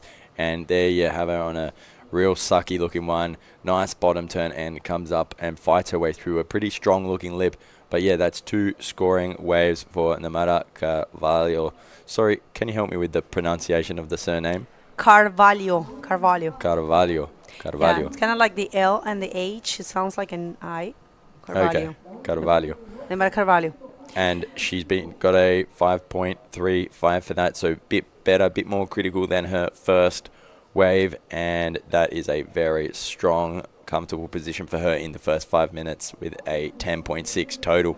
All the other women in the water at the moment, only one wave under their belt, and Ebony Shell with the only real scoring wave of that. But yeah, you can see them all out there sitting. Ebony's kind of sitting a bit wider than the peak, probably waiting for some of those right-handers that come along a bit more south, and especially sitting under priority as well. Sometimes it's good to give yourself a bit of space to get onto those waves. Yeah, for sure. I mean, wait a sec. Here comes a wave for Valentina Diaz. Is she able to hold? No. Yeah, no, sometimes you need that experience. It's a good thing about, just working your way to try to be in the top 8, to have that opportunity of being the next year seeded in the non-elimination round, because being in the non-elimination round allows you to have that second chance in case you're not in the rhythm with the wave, because that happens, we all have days, we all have moments. So if you didn't click with the place at the very first hit that you served, then you have a second chance, and also it's like a shake, it's like a slap in your face, like, hey, wake up. And then one more chance. Usually, these pro riders, they wake up for the Repurchase. We're gonna see this one. Valentina Diaz goes for a roll. That's a nice one. Combines with a non-complete reverse, and it looks like Teresa also took something to the right. We have an interview ready. We want to see. Are we gonna watch that replay or? All right. So the wave for. All right. So we're gonna come back with the replay of Teresa, but first we want to hear with the winner of the last heat and Lucas. Let's go, Lucas. Thanks, Bago. I'm here with Joanna. Joanna, finally in this heat we have more clean conditions. You took some time to get the waves you needed there. How was it in the water? Yes, it's tricky. You need to really choose the good waves. It's getting really shallow, so you don't want to take off on just anything. I usually wait for the better waves in my heats. Sometimes it works, sometimes not. The previous heat it didn't work for me. So this time I was like, okay, I will be more proactive, create more opportunity for myself. And actually the best wave I got was under priority of Pam. She didn't want it, so I was like, okay, I'm going. Yeah. And so we saw you going to the Repurchase in this in this time. Sometimes the pressure kicks in. What do you do to keep up with this pressure or to deal with it and go in the water and do what you just did? Yes, it's true. Dealing with the pressure, I think it's our biggest thing here. It's almost like not self-sabotage sometimes. For me, at this comp, I have an injury, so I was trying not to hurt myself. Also getting waves. This is a wave that it's powerful if you don't do it well or if you fall. So I was trying to be safe, but also you have to risk a little bit, otherwise you won't make it. Just keeping calm, really. And funny enough, going to Repurchase for me is sometimes helpful because I don't free surf too much. When it's really crowded before the comp, you can't get any set waves. Free surfing isn't bringing much to me, so this way at least you get waves, you get more used to the wave, and I think it helps me for the next round as well, to just have more experience here. Amazing. So send a message for people watching you back in Portugal. Bem, a todos de Portugal que estão a ver, eu sei que o Chico está a ver, mas todos os outros também, obrigada por estarem aí atentos. Fiquem ligados ao campeonato, ainda há muito para vir, temos a Teresa na água e é isso. Joanna, best of luck for the next heat. Back to you guys. Thank you, Lucas, and thank you, Joanna. Cool to hear her insights about her previous heat and the heat before. And yeah, exactly as you were saying, Bego, about the Repurchase being a really good second chance. For Joanna, it seemed to be a strategic error in her first heat. She waited too long, and it was a heat that just went really flat for a long time. But luckily, she learned from that and came back into this second Repurchase heat a lot more active and made the scores happen and made it through. Yeah, no, I mean, I loved what she said. It's definitely that. And we were just commenting that when we were, about to throw it to the interview, that, we all have days and days, Sometimes you're not in the rhythm of things, you're not feeling well, you didn't have the chance to free surf, as she said. It's hard to free surf in competition, especially in point breaks. It's really crowded. This place is already crowded as it is. We're going to get back to that. Ebony Shell goes for that roll. Let's see. Yeah, that's actually nice. Ebony, and a nice looking wave there for Valentina. Explosive roll. Hard to maintain, hard to, keep the body on her board. And Pamela and Joanna there having a chat. Congratulations, Pamela, you did well. Either way, not advancing, but still. Yeah, chin up, Pamela. She is such a good bodyboarder, really, really powerful. And I'm sure she'll be more motivated for Antofagasta now to give it even more. And unlucky for her, but good on Joanna Shanker. She'll be pretty happy. And up and riding, though, Teresa Pedrella. Looking for a little barrel on that one, but the wave kind of just running off and foaming down. But yeah, we did have a bit of an exchange before. Here is some replays. Right, yeah, Valentina Diaz found a gem there, went for a roll and combined again with the reverse. Actually, no, this is a replay that happened before the interview, and this is the one we wanted to look. Thank you, director. This was the one we didn't check. That was first valuable score for Teresa Padrella, a 4, and this last wave for Ebony. So she drops into a real heavy looking one and gets to that lip in time with a nice powerful roller and just holds on, doesn't let it go, and she'll be pretty happy with that, kicking out there for Ebony. And then right behind that we saw Valentina Diaz just after it. She did that big roll, unable to land it, but it was a pretty critical section as well.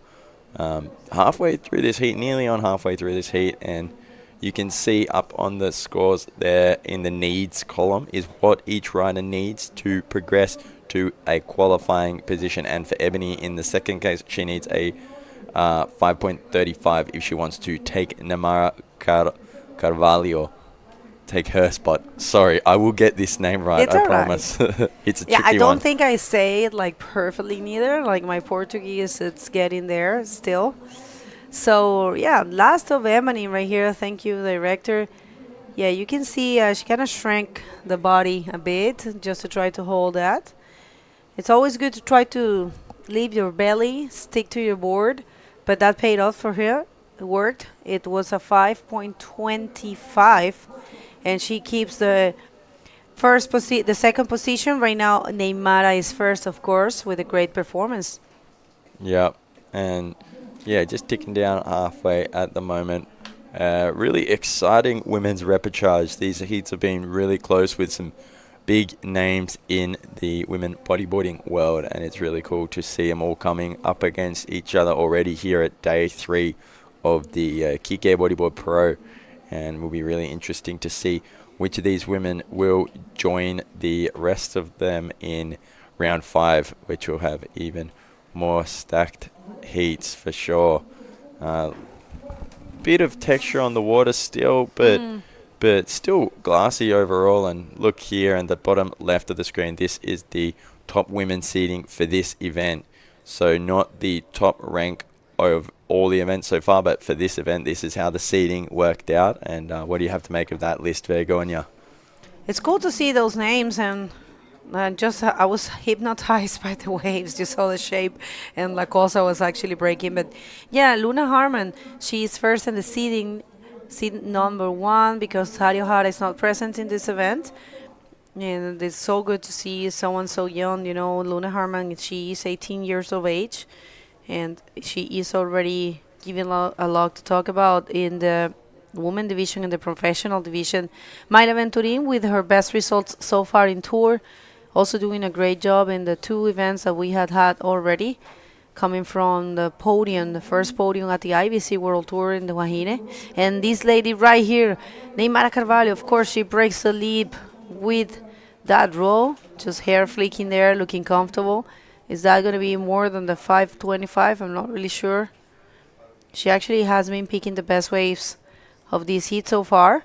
2 mid-range scores, enough to keep her the first position. There's that replay, and I just love how Neymara can pick up speed, like just off a quick in and out bottom turn. She just picks up a lot of speed, gets that roll through. I don't think that one's going to contribute to her top scores, but she's still staying active and finding those critical heavier sections that the judges just love to see, those round rolls being launched off of. And here we have the view kind of looking back toward the port, which is a very crucial element in the history of Iquique. It is a port city, and a lot of import and export goods that strongly relate to the Chilean economy, especially a lot of the copper that they mine up in the hills here comes in and out of this port. And it's a port city, which is really cool, contributes to a lot of why there's a population here as well. Also, so does the rocks. They're able to build a city on a very solid rock-based part of the coast, and that also contributes to the wonderful waves that we have here. So it's a really, really interesting part of the Chilean coast, and not all of it has reefs such as this. There's a lot of it with longer stretching beach breaks, but it's cool to see these little geological patches of rock. And up and riding now, though, we have a beautiful angle of Teresa Pedrella from the drone view, and she just gets to that lip slightly late, which would have been a really nice section for Tere to launch out of, but unfortunately for her, just ran off a bit too quick for her. Teresa hasn't been able to show what she's capable of. She's such a good rider. I'm pretty sure Cata Sousa is tuning in, and all the Boogie Chicks and all the Padrella sisters. And they are 4. All of them surf, and I believe even her mother surf. There are 5 ladies in the house, so Father Padrella has a lot of princes to please in the house. I'm pretty sure everyone's tuning in. Thank you, everyone, for being there, for your good messages, for your support. It's been a great event. This is only the 3rd day. We're looking to at least 7 days of competition, 7 days. We have more than 160 competitors from more than 16 nations here in Iquique. Everyone is loving this place. And today is the very first day that we have very good conditions. Right now, like you said, a bit of a texture, but not affecting the wave at all. Definitely fully contestable. And if you missed it, we're going to continue with the junior division after this, and that's going to be it. We're not coming back to the women. We're not having the men, neither today. We're expecting to probably have men tomorrow. It looks like we're going to be running all the way at least till Tuesday. Maybe we have a late day on Wednesday or Thursday. That's going to be communicated, but keep in mind that this event has a window till the May 10th, May the 10th, and then we will have only a couple free days, and we are leaving to Antofagasta for the Antofagasta Bodyboard Festival. We're going to be showing you the calendar, but first, let's see if there's a taker. Yes, there is. It's Ebony Shell. Ebony Shell in and out and a bit sucked over on that one. That wave kind of just hugged the reef tighter than she anticipated and didn't offer her enough of a line to kind of build some speed and get back up to that lip. Using her priority there as well, so she'll be getting back out there, but under priority this time, which is not ideal, but still sitting there in second place. Valentina Diaz and Teresa Padrella are looking for a 5.9 or a 5.75 respectively, and let's see what Valentina can do on this nice looking section. She gets a roll in and picks up some speed again, but unable to get around to the second section. Nonetheless, it was a pretty nice roll for La Chilena. 590, it's what she's looking for, so she might get that. Let's see this one for Neymara. Only if Neymara don't get a bigger score, because you know she might get something, but yeah, it's not really, might not affect the second spot. It's not affecting because Neymar is first. Neymara just leaving everything on the field. She is on the rocks right there. We are about to hit the lowest tide, and yeah, that's a dangerous spot, but she's all right. And she always chooses to surf in a 2-2 long spring wetsuit. I just don't get it. It's so cold over there, but it's just, I think it's a matter of feeling comfortable. She doesn't like the long wetsuits. Neither does Luna. Yeah, but Luna, I believe she was competing with the steamer. She wasn't? No, in shorts, like a short wetsuit. Sprint suits. Yeah. Long sprints. Maybe I didn't see the arms, but the legs were out, and I was thinking it might be a little bit chilly in that today. Yeah, no, I mean, it's just, you get it's really hot when you compete, because you have, pressure, and it's okay to have, for example, your free surf here with 4 threes. Okay, replay for the last of Valentina. That was really good, actually. Best wave for her so far, and the scores are dropping, and yes, it's going to be for sure her highest score. Good job there for Valentina.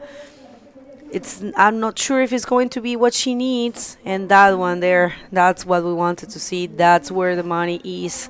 Neymar Carvalho, 6.50. Yeah, that was really good. That first section was nice and big section, and she hit it well. And the second one managed to get a roll through. It looked pretty difficult, but she did complete the wave, get the combo, and there you have it, 6.5, adding to her score, pushing her further away from the other women out there. And Valentina Diaz score came through in the end as a 5.4, so that really improved her situation. And wow, a massive section for her there, and she will be moving to second, if not first place after that one. That will definitely add to her score. That was a really critical roll. Very good roll there for Valentina, for sure. I'm not sure about the first, but use of priority there of Teresa dropping in that one, not able to find too much. Wait a sec. Valentina Diaz looking for a 6.46 to get the first position and a 4.35 to get the second position, 6.30. And she is jumping to the second position. Good job there for the Chilean. She wants to remain in competition. Keep in mind that she wants to meet the other two Chileans. Very good roll there for Valentina. Definitely worth the 6.30. She knew she needed something big, and there she has it. Very good. Very well played.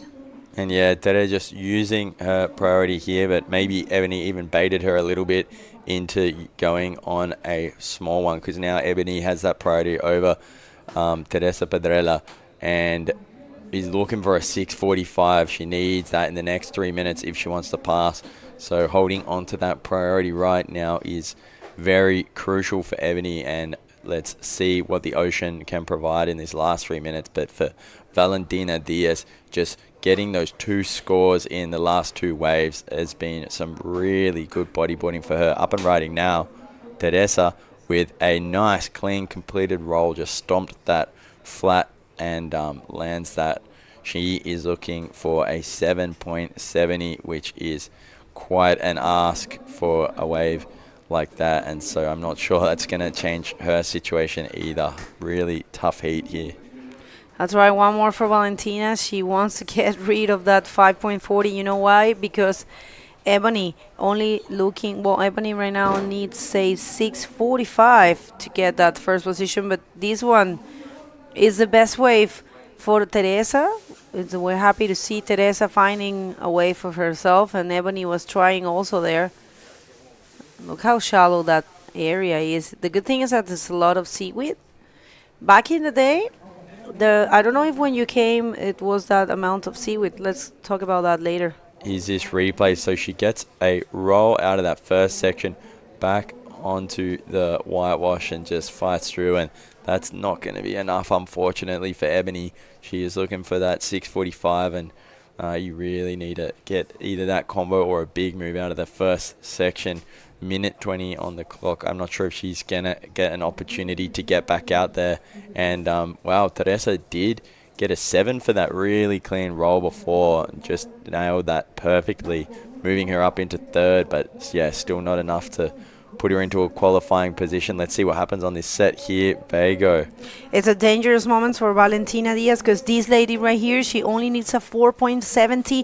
That's a possible task for Teresa, 4.70. She's holding to her board. I believe she might get the score. 1 minute, less than 1 minute. Is Valentina Diaz getting knocked out after a very good performance? And a Teresa Pedrella that has been waiting throughout the whole heat. Is she taking the win with this one, the second position? Whoa, interesting moments. Yeah, it was a nice one, and she hit that foamy section and landed it nice, not as cleanly as the one before. I don't know if it's going to be enough. It wasn't as projected as some of the rolls we've been seeing, and yeah, it's looking like the score has come through and is just too short. So 10 seconds to go, though. Look at all this action. I'm not saying anything until this last wave has broken and the buzzer is gone.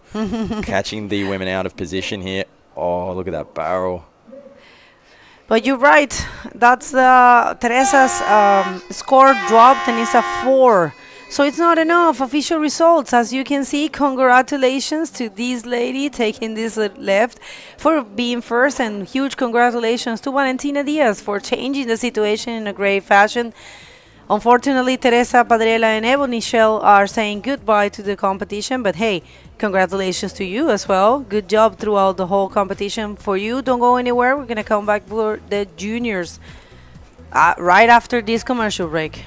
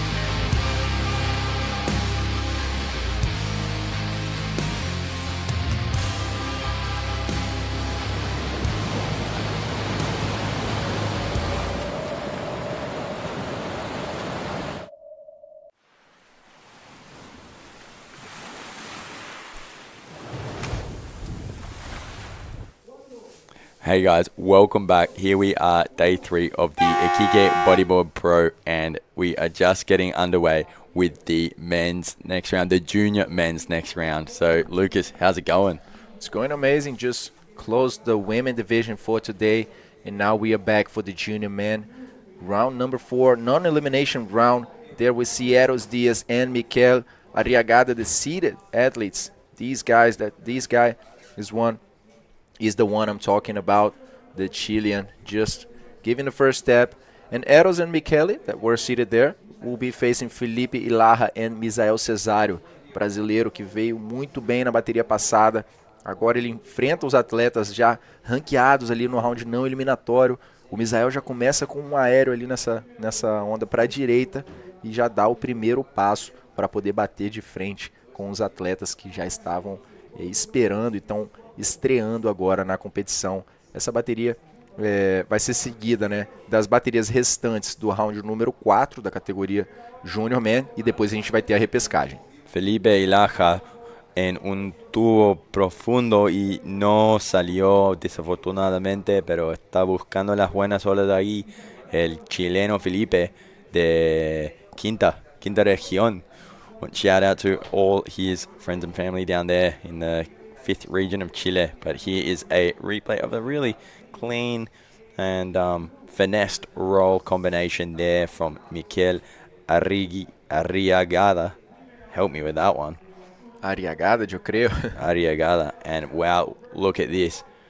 Very nice projected invert with a clean landing, and it was perfectly timed, perfectly executed, and something different that we haven't been seeing much of. And look what the judges gave that. That was really good, and it was not a forced maneuver. I mean, it was pretty strong, you know, well executed by Misael. So, well deserved 7.5. Pessoal, a gente vê aí Neymara Carvalho, que nessa última bateria deu show e vai pular direto pro round. Desculpa, ela tá passando a repescagem, né? E agora sim vai encontrar as atletas que pularam a repescagem no round 5. A gente não vai ver essas baterias hoje, muito provavelmente, se a gente continuar com o cronograma que a gente tem. E agora a gente entra na categoria Pro Júnior. Temos o Misael do Brasil aí nessa primeira bateria. A gente vai finalizar o round 4 da Pro Júnior e depois a gente vai ter a repescagem, já que esse round 4 é não eliminatório. Portanto, primeiro e segundo avançam para o round número 6, e no round 5, que a gente vai ver hoje para finalizar esse dia, a gente vai ter a repescagem desses meninos aí que não se classificarem agora. Então depois a gente vai ter também Alexandre Montes, Agostinho Castilho, Analu Yorman e Steven Godoy na próxima bateria. Não saiam daí. Super exciting heat draw coming out here in this round 4 of the junior man. We're seeing a lot of big names and boys who've just been absolutely shredding. Really, really good bodyboarding being thrown down, and makes us all quite hopeful for the future generations. Yeah, so much, and how good it is to see the guys that have been ripping, just meeting these guys, the seated athletes. Eros Diaz, el chico desde Canarias, que viene haciendo un buen rolo en la primera sesión. Uno más para cerrar, sabe lo cuánto es importante cerrar la ola con una maniobra, y muy buen competidor, viene haciendo una buena ola. Misael Cesário, mais uma vez, vem para a direita, esperando o momento certo. Misael já pegou uma muito boa e acha uma outra onda. Misael está bem familiarizado no mar. And on the left at the same time, Felipe Ilarra just getting hung up there on a reverse spin, not adding to his score at all there. Just 2 non-scoring waves for him, but Misael Cesário, what a competitor. That was just an amazing backup, and we'll see that any minute. But right now, we have the interview ready down on the beach, so take it away, Bagel. Thank you so much, guys. Well, Neymar Carvalho just took the win. I got prepared.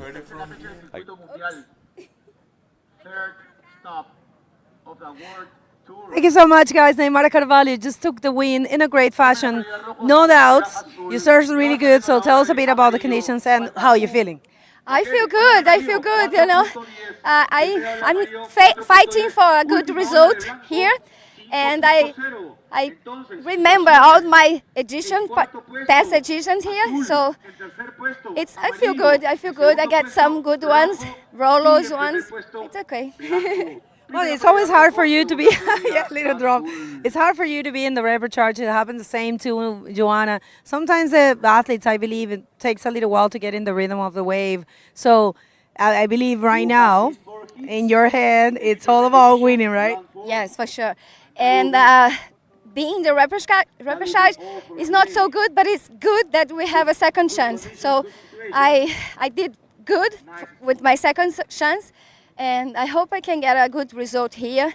And it's so emotional, this contest, because Luna, my daughter, is also competing and fighting for the tie already. So I really want to do good, but I really want her to do good too. Well, I was actually going to ask you that, and you answered me before I asked you. So, you want to say some words in Portuguese? Eu quero. Eu fiquei feliz com essa bateria, gostei das ondas que eu peguei. Quero agradecer a galera que está torcendo. Recebi muitas mensagens no Instagram e a galera do Brasil também, pessoal lá de casa. Super beijo. Valeu. Well, parabéns. Best of luck for the rest of the competition. Back to you guys. Obrigado, Bego. Bom trabalho da Neymara Carvalho. Agora sim, né? Tirando a carta da manga, mostrando ali para que ela veio. E ela não veio sozinha, não. Veio ela e Luninha, que está melhor do que nunca no circuito mundial. Really nice paddle in there for the rider in yellow, E.T.I Diaz from Canaries, and getting a little bit of a bog there on the way in, but kicking through that roll and landing it. Yeah, he's been surfing heaps as well, this kid, and yeah, that was a good paddle. I appreciate a good paddle from behind the peak and just getting into it. And so, yeah, that'll be his second scoring wave, and very active and fit kid. Yeah, for sure. These kids are all monsters. I mean, they never stopped. Last year was my first time going to Canaries, and just getting to see so much talent. So many young guys and girls just ripping it. Just letting it out in front on. Dealing with a wave of consequence, and this is also a wave of consequence, despite being small today. This is pretty shallow. It's not an easy wave. And let's see a show by these guys. Eros Dias, desde Espanha, vem com 4.5 e en esta ola buscando 4.51 para avançar, haciendo rolo más al final de la ola. E creio que é possível, 4.51 para Eros Dias. Nessa onda vem o Misael, brasileiro, tem 5 e 7,5 já, pessoal. Essa foi a onda 5 dele. Primeiro foi 7,5, foi aéreo muito bom do Misael lá da Bahia. Very explosive surfing there from Misael.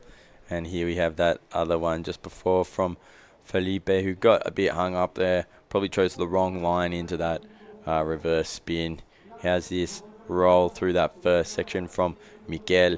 And here's that other replay as well from that really nice barrel from Eros. Scores still dropping for him there. But now you guys are all caught up on the waves that are being caught this heat. And if you're wondering, if you just joined and you're wondering what Misael Cesario 7.5 was, well, that was a invert that was really, really well timed straight off the bat at the start of the heat.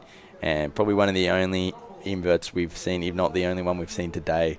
And so I think the judges really like that, like just a bit different, and surfing really strong, the young Brazilian Misael.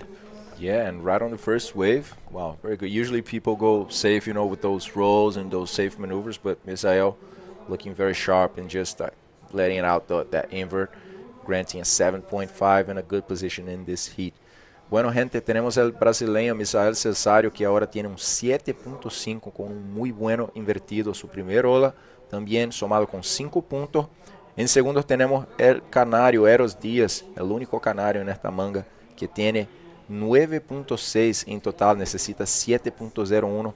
Felipe Larra ahora en la cuarta posición con un buen bottom turn, hace un rolo en la primera sesión, a ver si hay más para Felipe, pero por lo que parece cerró y fue solo este rolo. Felipe necesita 8.40, pero por ahora tiene apenas un 1 y 1.2, o sea, necesita de 2 rolas.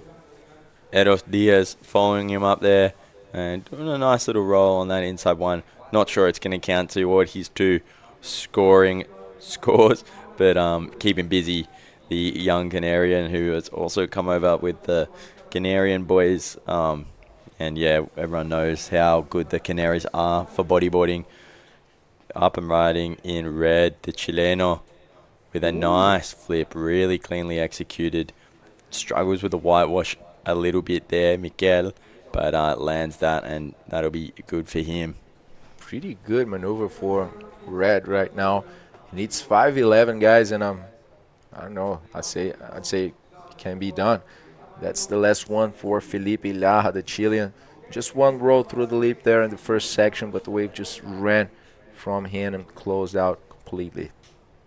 Yeah, so lots of action. They're keeping us on our toes, the boys here, how he sets that line and, yeah, kind of just cruises through a little foamy bit of lip and gets a nice projection off it, and then it's that flip from before. Yeah, that was very clean. Un buen flip de Michele. Completo con facilidad. Muy rápida la vuelta. Y aún estamos esperando ese score. Mikel que está descartando 4.10 y está en la tercera posición ahora. Mikel salió ese score un 5.65 que lleva Mikel a la segunda posición, toma la posición de Eros Diaz y ahora es Eros que necesita 4.66. Up and riding, the powerful Brazilian, just showing his absolute dominance in this heat, and wow, gets a bit hung up on that second roll and doesn't manage to push through, but this guy's surfing so well. Felipe Laja, non-stop action, guys. Felipe Laja just coming on a smaller one. He's in fourth right now with a big and nice invert on that last section. He needs 566. We're seeing just endless waves being surfed by these young guys. Misael just surfed another one. I'm not thinking it's going to be making it to his final score. And Eros Diaz enseñando cómo se entrena los tubos en Canarias, muy familiarizado y acostumbrado con los tubos, y a él le gusta, comemora essa, necesita 4.66. Muitas rolas por sair, muitos scores por sair, pero eu diria que vai haver câmbio de situação. E essa foi a última onda do Misael, pessoal. Não sei se vai fazer, se vai ser o suficiente para ir para o somatório dele. Nesse último rolo ele acabou ficando um pouco para trás ali depois, né, na aterrissagem. Já é uma parte bem seca. Here, following that is this invert from Felipe, and he's only looking to back up on 1.2, so he'll definitely be putting this wave into one of his scores, and really nice, just tweak that over, and he's clearly happy with that. Look at the nice big claim, just confirming that the judges saw him, and yep, they saw it. And then, oh, we missed the start of this replay. He had a really nice scoop into this, just sitting on that inside rail, not rushing it at all, and makes the barrel cleanly, gets to the lip with a nice roll. And watch this, stoked with a big fist pump to the air. Everyone is happy out there, having such a ball, and let's wait to see how all these scores turn out once they all drop in. But the judges are getting to that right now, guys, and we may be seeing a situation change, if not more than one. Yeah, that's it. We just lost count of the waves that we are waiting here, guys. So let's just wait for the judges to work on these scores so we can just throw an update for you. And I'm not sure, but I believe it's all out. That's it. So update for you guys. First, Misael Cesario, the Brazilian, still in there. We have in second the Canarian, getting back the classification from Michele with that last wave was a 6.25 for Eros. Michele is in third. He managed to increase his score with a 5.65, but is still in third. And in the meantime, Felipe Laja also increasing his score with a 5.65 in his last wave. And the second one, 4.50, but that was not enough for Felipe to get out of fourth. And check this out, Michele with a nice steep takeoff on that first section, just getting some speed to hit the closeout, but it was just too shallow, I imagine. Well, yesterday we went out and it was pretty shallow, wasn't it, Joey? Yeah, definitely super shallow on that end section. Pretty scary to hit. A bit more enticing when it's cleaner like it is today, but nonetheless, it's a shallow reef on the inside there. We have Misael just having a little look, nothing of any consequence. And if you're wondering why the guys out there keep waving, there's actually a beach announcer who is continuously updating all the boys with their scores in their respective languages, and he's been working hard this whole event. And sometimes their guys miss what score they need, or miss what score they just got, or duck diving, or sometimes it's hard to see when you're out there. And so the reason why they're waving out there is to just get an update, show the beach announcer that they want to know what scores they have. And here we have Mikel sitting not too deep on a really nice looking one and getting a roll through there at the end. Not sure if that one will be counting toward his scores either. But yeah, a lot of action keeping us on our toes here, aren't they, Lucas? Yeah, definitely, Joey. Just let's check this replay. He kind of passed by that barrel section. I mean, if he had, stalled a little bit, maybe he could get into the barrel there, but it just closed out. So closing maneuver for Michele. He needs 6.11 to go to the second position, but that was only a 5.45, not the best wave for red. And just calling the attention, Joey, for the beach announcement that you just mentioned. It's a completely different information that he passes. The beach announcement is the one that let the athletes know which score, in which position they are, which score they need. It looks like Eros viene para tubo, passando bien atrasado en esta ola, no logra salir. Estaba muy por detrás, pero Eros parece que está muy familiarizado con los tubos y está definitivamente apostando en ellos, ¿no?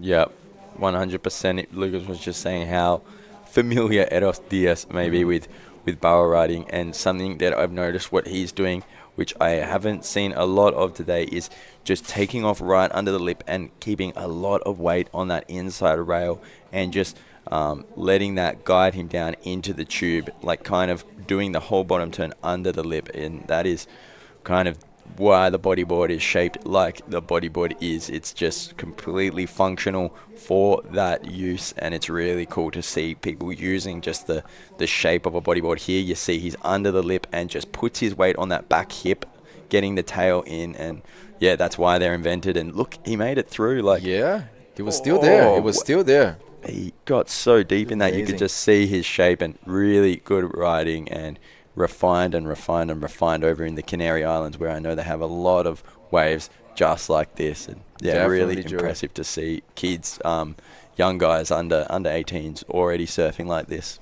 Definitely, Joey. And we talk here about mostly about the maneuvers, being executed in the critical zones of the wave, and that may be not considered a maneuver, the barrel, but staying in the most critical part of the wave, right? Just taking off from the most, the latest part was very good for Eros. So let's see now, Felipe Laja in fourth position. Felipe needs 6.11, guys.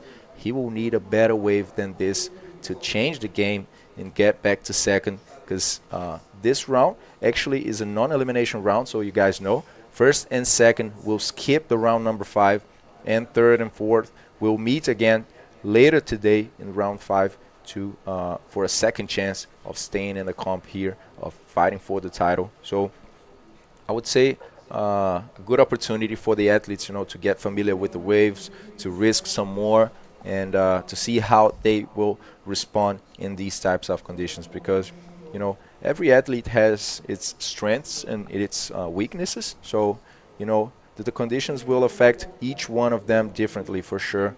And we are seeing some guys just putting on a show here, as the conditions are pretty good in this third day of competition. Yeah, I love what you said just then, and it's so true. Especially look at the differences in the techniques and the way Misael is surfing compared to the way Eros is surfing. Yeah. They're both surfing in such different ways. They've both got pretty decent scores, and it just clearly shows the differences of the places they've come from. And up and riding here, Felipe, who's also been drawing really nice lines this entire event, draws another one just then, bit too late up to that lip. But yeah, it's a cool point, and I love seeing that. And it just shows where you come from just through your riding. Perfect analysis, Joey. I love it, and that's completely true, showing that different approaches can also lead to the win. Next heat, we will have Alexandra Montes, one more Canarian, a Chilean, Agustin Castillo, Analu Yorman, that has been just ripping, getting the second highest total score of the comp so far, and Steven Godoy, also from Chile, will be facing each other in 5 minutes and 30 seconds, guys. This day is on fire here in La Punta Dos. Finally, we saw Good conditions, clean conditions here. Now we can see a little bit of a wind coming in, actually changing a little bit of the texture, but still pretty good, still barreling, still offering those sections, those ramps, and the guys are just making an amazing use of it. Yeah, and you see the bait ball just a little bust up right behind the boys there, all those fish. And usually if that is happening where I'm from, it means there's a shark right below it, and so we try and stay away from that. But over here, I don't think the sharks are very hungry for humans, and so the boys are probably sitting out there with no worries at all. Maybe it's a seal or something chasing them, or maybe the fish are just breeding. But up and riding here, Felipe Laja with a nice roll and tries to get the second section but has to duck out there as you see this onshore wind starting to kind of affect the lip a little bit more. Mikel finding a nice roll on that one. Yeah, Mikel is actually needing 6.11, just the same score as Felipe Laja. They're both on the same situation, guys. It's not going to be an easy, just a quick wave that will bring that to them. They will have to select a bit better than those last ones, I would say. And yeah, about the school of fish, I would say more of a... Ooh, hold on. Misael Cesario just scooping into a barrel. As you just said, we didn't see Misael, going for those late takeoffs, going for the barrels. He's just trying to give a few punts. So let's check that replay for Felipe Laja. Didn't find much in this last one. As I said, he needs 6.11. Felipe necesita 6.11 en esta manga para poder clasificarse, pero esta ola no creo que será suficiente, así como esta también de Michele, que fue un 3.5, y él está en la misma situação que Felipe, necessita também 6.1. Agora aqui já vemos um cenário diferente, que foi o Misael Cesario passando por dentro do tubo, mas esse dali realmente não tinha saída. E como o Joey bem disse, né, a gente estava falando aqui em inglês, duas abordagens completamente diferentes nessa bateria, entre o Misael, que foi buscando as manobras mais potentes, né, aquele aéreo no início da bateria, e o Eros Dias, o canário, que é bem acostumado com ondas de bancada, com ondas de pedra, que está buscando ficar mais atrasado, né, mais atrás ali no pico, já dropar por dentro do tubo e depois sair para fazer uma manobra, mostrando que diferentes estratégias, que diferentes abordagens numa mesma condição podem levar à vitória numa bateria. Então, realmente um show dos Pro Juniors aqui nesse terceiro dia de competição. And look at all those scores there. This heat is so close, and Misael just got really good scores straight off the bat, but everyone's been fighting back. Here we have Mikel looking for the score he needs. He get a roll through that kind of foamy first section and comes around, but you can see we're getting closer and closer to low tide, and the end of this heat is just showing that the end bowl just going way more dry. Yeah, there's definitely no water in there. We are 1 hour away from the low tide, guys. It's not dropping too much.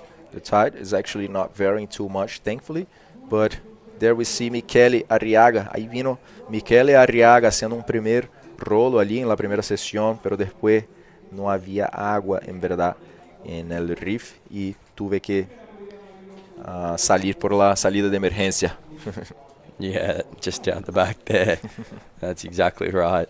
1 minute and 3/4 left on the clock, and these guys are all looking for exactly the same score, 6.11 if they want to qualify.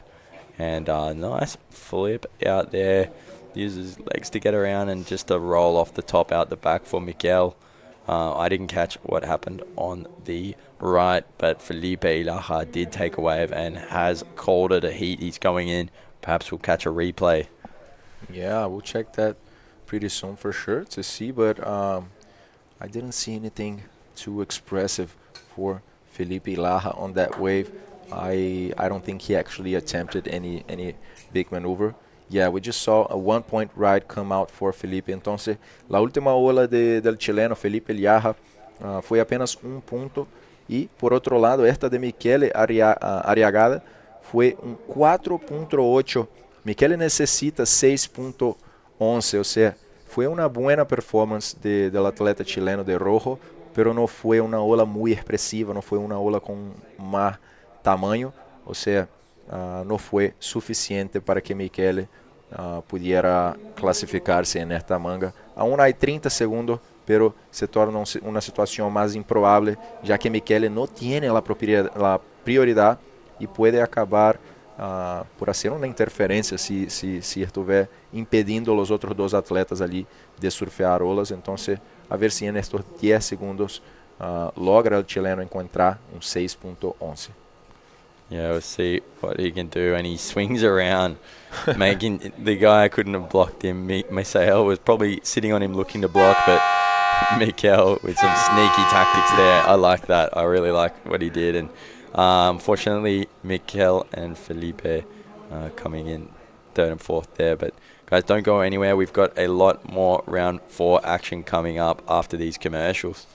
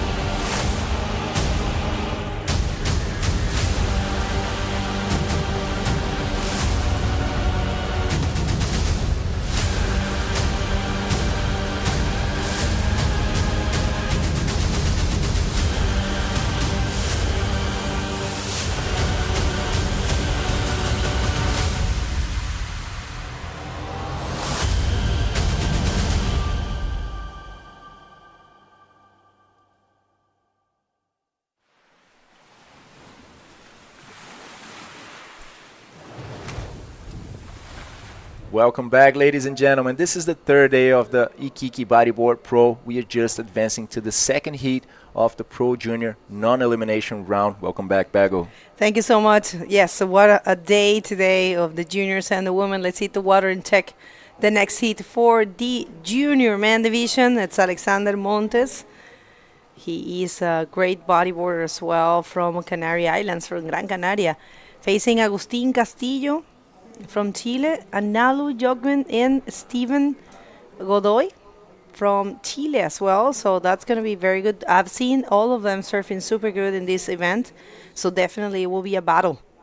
So if you're just getting here, we're going to be doing only juniors. That's what's planned for the rest of the day. We're going to finish this round, which is the non-elimination round for the juniors. And then we're going to jump to the repurchase of the juniors. And that will be it for the day. And tomorrow we're going to come back as every single day, super early. We're going to be starting again at 7:15. And we will, actually checking is 6:45. And if you want to connect with us and link with us, you just have to scan that QR code. Just going to say this real quick in Spanish. Este código que ven en pantalla solamente lo tienen que escanear y los va a llevar a conectarse con nosotros. Toda la información acerca de la IBC, todo lo que son ahora los puntajes, la página web y todo, lo pueden ver ahí con esta hermosa panorámica de la playa Bellavista. Y dos riders ahí.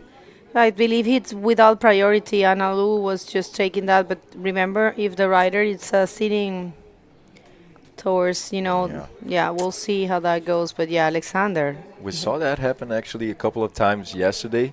With, in the beginning of a few heats, actually, we saw some interference calls. As you guys know, there's no priority established when the heat starts. So let's see what the judges will give to that situation. Agustín Castillo, bonito RS, SS. We call it RS, SS. Air roll, spin, spin. Good job there by the young Agustín. Just debuting now in this round, non-elimination. Let's see, guys, no priority here. The Hawaiian came from behind, and unfortunately, Alexander Montes just entered in front of him. You got to be cautious with these types of situation, guys, because if the athlete's position is what defines this situation right now, as there's no priority. So a big mistake, I would say, for Alexander Montes, not being cautious and he not looking looked. back and not looking No, back. he actually looked. He actually saw him in the wave because it was showing. You Yeah. know, it happened to, for example, Joanna. She didn't really even notice Namika in Wahine, but he actually looked. When you see the other rider coming, what you have to do, you have to duck out as fast as possible. And yes, it was a call of interference, unfortunately, for Alexander Montes. Even though we're going to explain that to you, but one more wave, a split pick situation. We had Steven Godoy going for the right y Alexander Montes aquí, que va para su primera ola. Lamentablemente sí fue llamada una interferencia porque si bien el hit comienza sin prioridad, o sea, sin prioridad establecida, hay una prioridad natural del rider que está sentado en la parte más inside, ¿no?, de la ola. Así que eso fue el caso que acaba de ocurrir. Alexander, de hecho, él se volteó y él vio que venía el Analu y debió haberse salido de la ola. Cuando esas cosas pasan, gente, te tienes que salir lo más rápido posible. Ahí los jueces ven que tú no tenías intención. Y bueno, vamos a ver qué pasa. Steven Godoy, una primera ola, un rolo, comenzando un poco conservador, a ver si logra alguna puntuación. Pero miren, Alexander Montes, uno de nuestros top riders del ranking junior. And one more for Analu goes for the first invert I've seen in the junior division. I don't know if you have seen. In the last heat, it was a pretty good one for Misael Cesario. Oh, so Just good. the first wave of the heat, big invert, very well executed. It looks like we have the interview ready there with him, the man himself, and Joey. Take it away, Joey. Thank you, Lucas. Here I am with the winner of the last heat, Misael Cesario. And we were commentating before that you surf this like you surf your beach breaks at home in Bahia. Want to tell us a little bit about that? Primeiramente quero agradecer a Deus, louvar o nome do Senhor, porque tudo para Ele, por Ele são todas as coisas, e eu treinei muito, né, para chegar aqui e dar meu melhor, e a água daqui é muito gelada e eu não estou muito acostumado com isso, roupa de borracha, mas a gente treinei aqui antes para me acostumar, e é isso, bora, oitava de final, Brasil. Yeah. And is there any more words that you want to say to people back home, friends and family, supporters? Quero mandar um beijo para minha família Cesário, família de Jesus. A galera tá me assistindo do Brasil, da Bahia, de Salvador. E vamos que vamos. Thanks so much, Misael. Some really cool surfing. Back to you guys. Super stock, Misael coming from Bahia. Nice Bahia job. Power. Alô, Baiano, Bahia. Alô, Bahia. Alô, Bahia. O pessoal lá na Bahia fala assim, alô, Bahia. E tem mais talento da Bahia aí, pessoal. A gente vai ver Uri Valadão nos próximos dias de competição também. Tem mais gente aí para dar o show, mas Misael Cesário... Gabriel Braga também. E Misael Cesário, né, na categoria Pro Júnior, representando muito bem aí Salvador e toda a potência do bodyboard lá da Bahia. So let's get back to this heat, guys. We have a few scores coming out. We had an interference call made by Alexandre Montes from Canaries in the very first wave of this heat. Actually, it was not the worst case, I would say, Bego. You know why? Because there's two types of interference. Let's just see this one for himself. Goes for a good ARES on the left, completed the maneuver. So he committed that interference, Bego, when the priority was not established so far. So the good thing is that his second wave is cut in half. On the other side, if he did the interference call with the priority already established, his second wave wouldn't be accounted at all. So we saw Tom Morris in the competition in the same situation, managing to advance his heat, in second position. So despite being a bad thing for Alexandre, it's not the worst one in this case. So just wanted to make this point to make it very clear for people watching at home. Lo voy a explicar en español, es un punto importante que está diciendo Lucas. Sí es una interferencia, pero como la prioridad, como fue el comienzo del hit, la prioridad todavía no estaba establecida, la regla dice que se le va a quitar la mitad de su segunda mejor ola. Con lo cual hemos visto que gente se puede recuperar de eso. Es, digamos, lo bueno que tiene esa interferencia. Bueno, compartido, un cacho compartido, como se dice acá. con una ola para Agustín Castillo, que fue hacia izquierda, y Steven Godoy, que fue hacia derecha. Me parece que el que logró mejor performance en esa partición de ola fue Agustín Castillo. Aquí están muchos de los chicos, miren, ahí está Luna, ahí está Bianca, está el papá de Guy Montenegro, está Guy Montenegro ahí también, está David Valladares, un excelente drop knee rider, y Luis Perol, muy bueno, de esto no lo habíamos visto, no habíamos visto esta de Steven Godoy. Wow.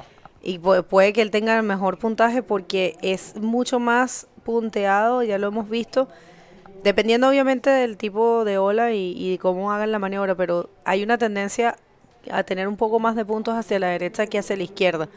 Siempre ha sido así aquí en la punta 2, y pasa lo mismo en la punta 1, que también tiene una izquierda, que es el Bauro. Lo que pasa es que estas izquierdas son más cortas. Entonces como que el performance de la punta de la derecha es un poco más difícil y definitivamente se puntean más. One more wave here for Analu, going for an explosive, well executed roll. Analu, who was already holding who was holding the first position, because Steven Godoy got it and Agustin the second, but let's see if he can get back that. He's looking for a 4.51. Yes. 4 points, yeah. And actually, Steven's wave just came out. Was a very good one. Let's check that replay for the Hawaiian. Just extended bottom turn to hit that roll on the perfect spot, and very explosive maneuver. That's going to be his best score, I believe. And he went a little bit more to close this wave off with the roll. But guys, Steven Godoy's wave was a 675.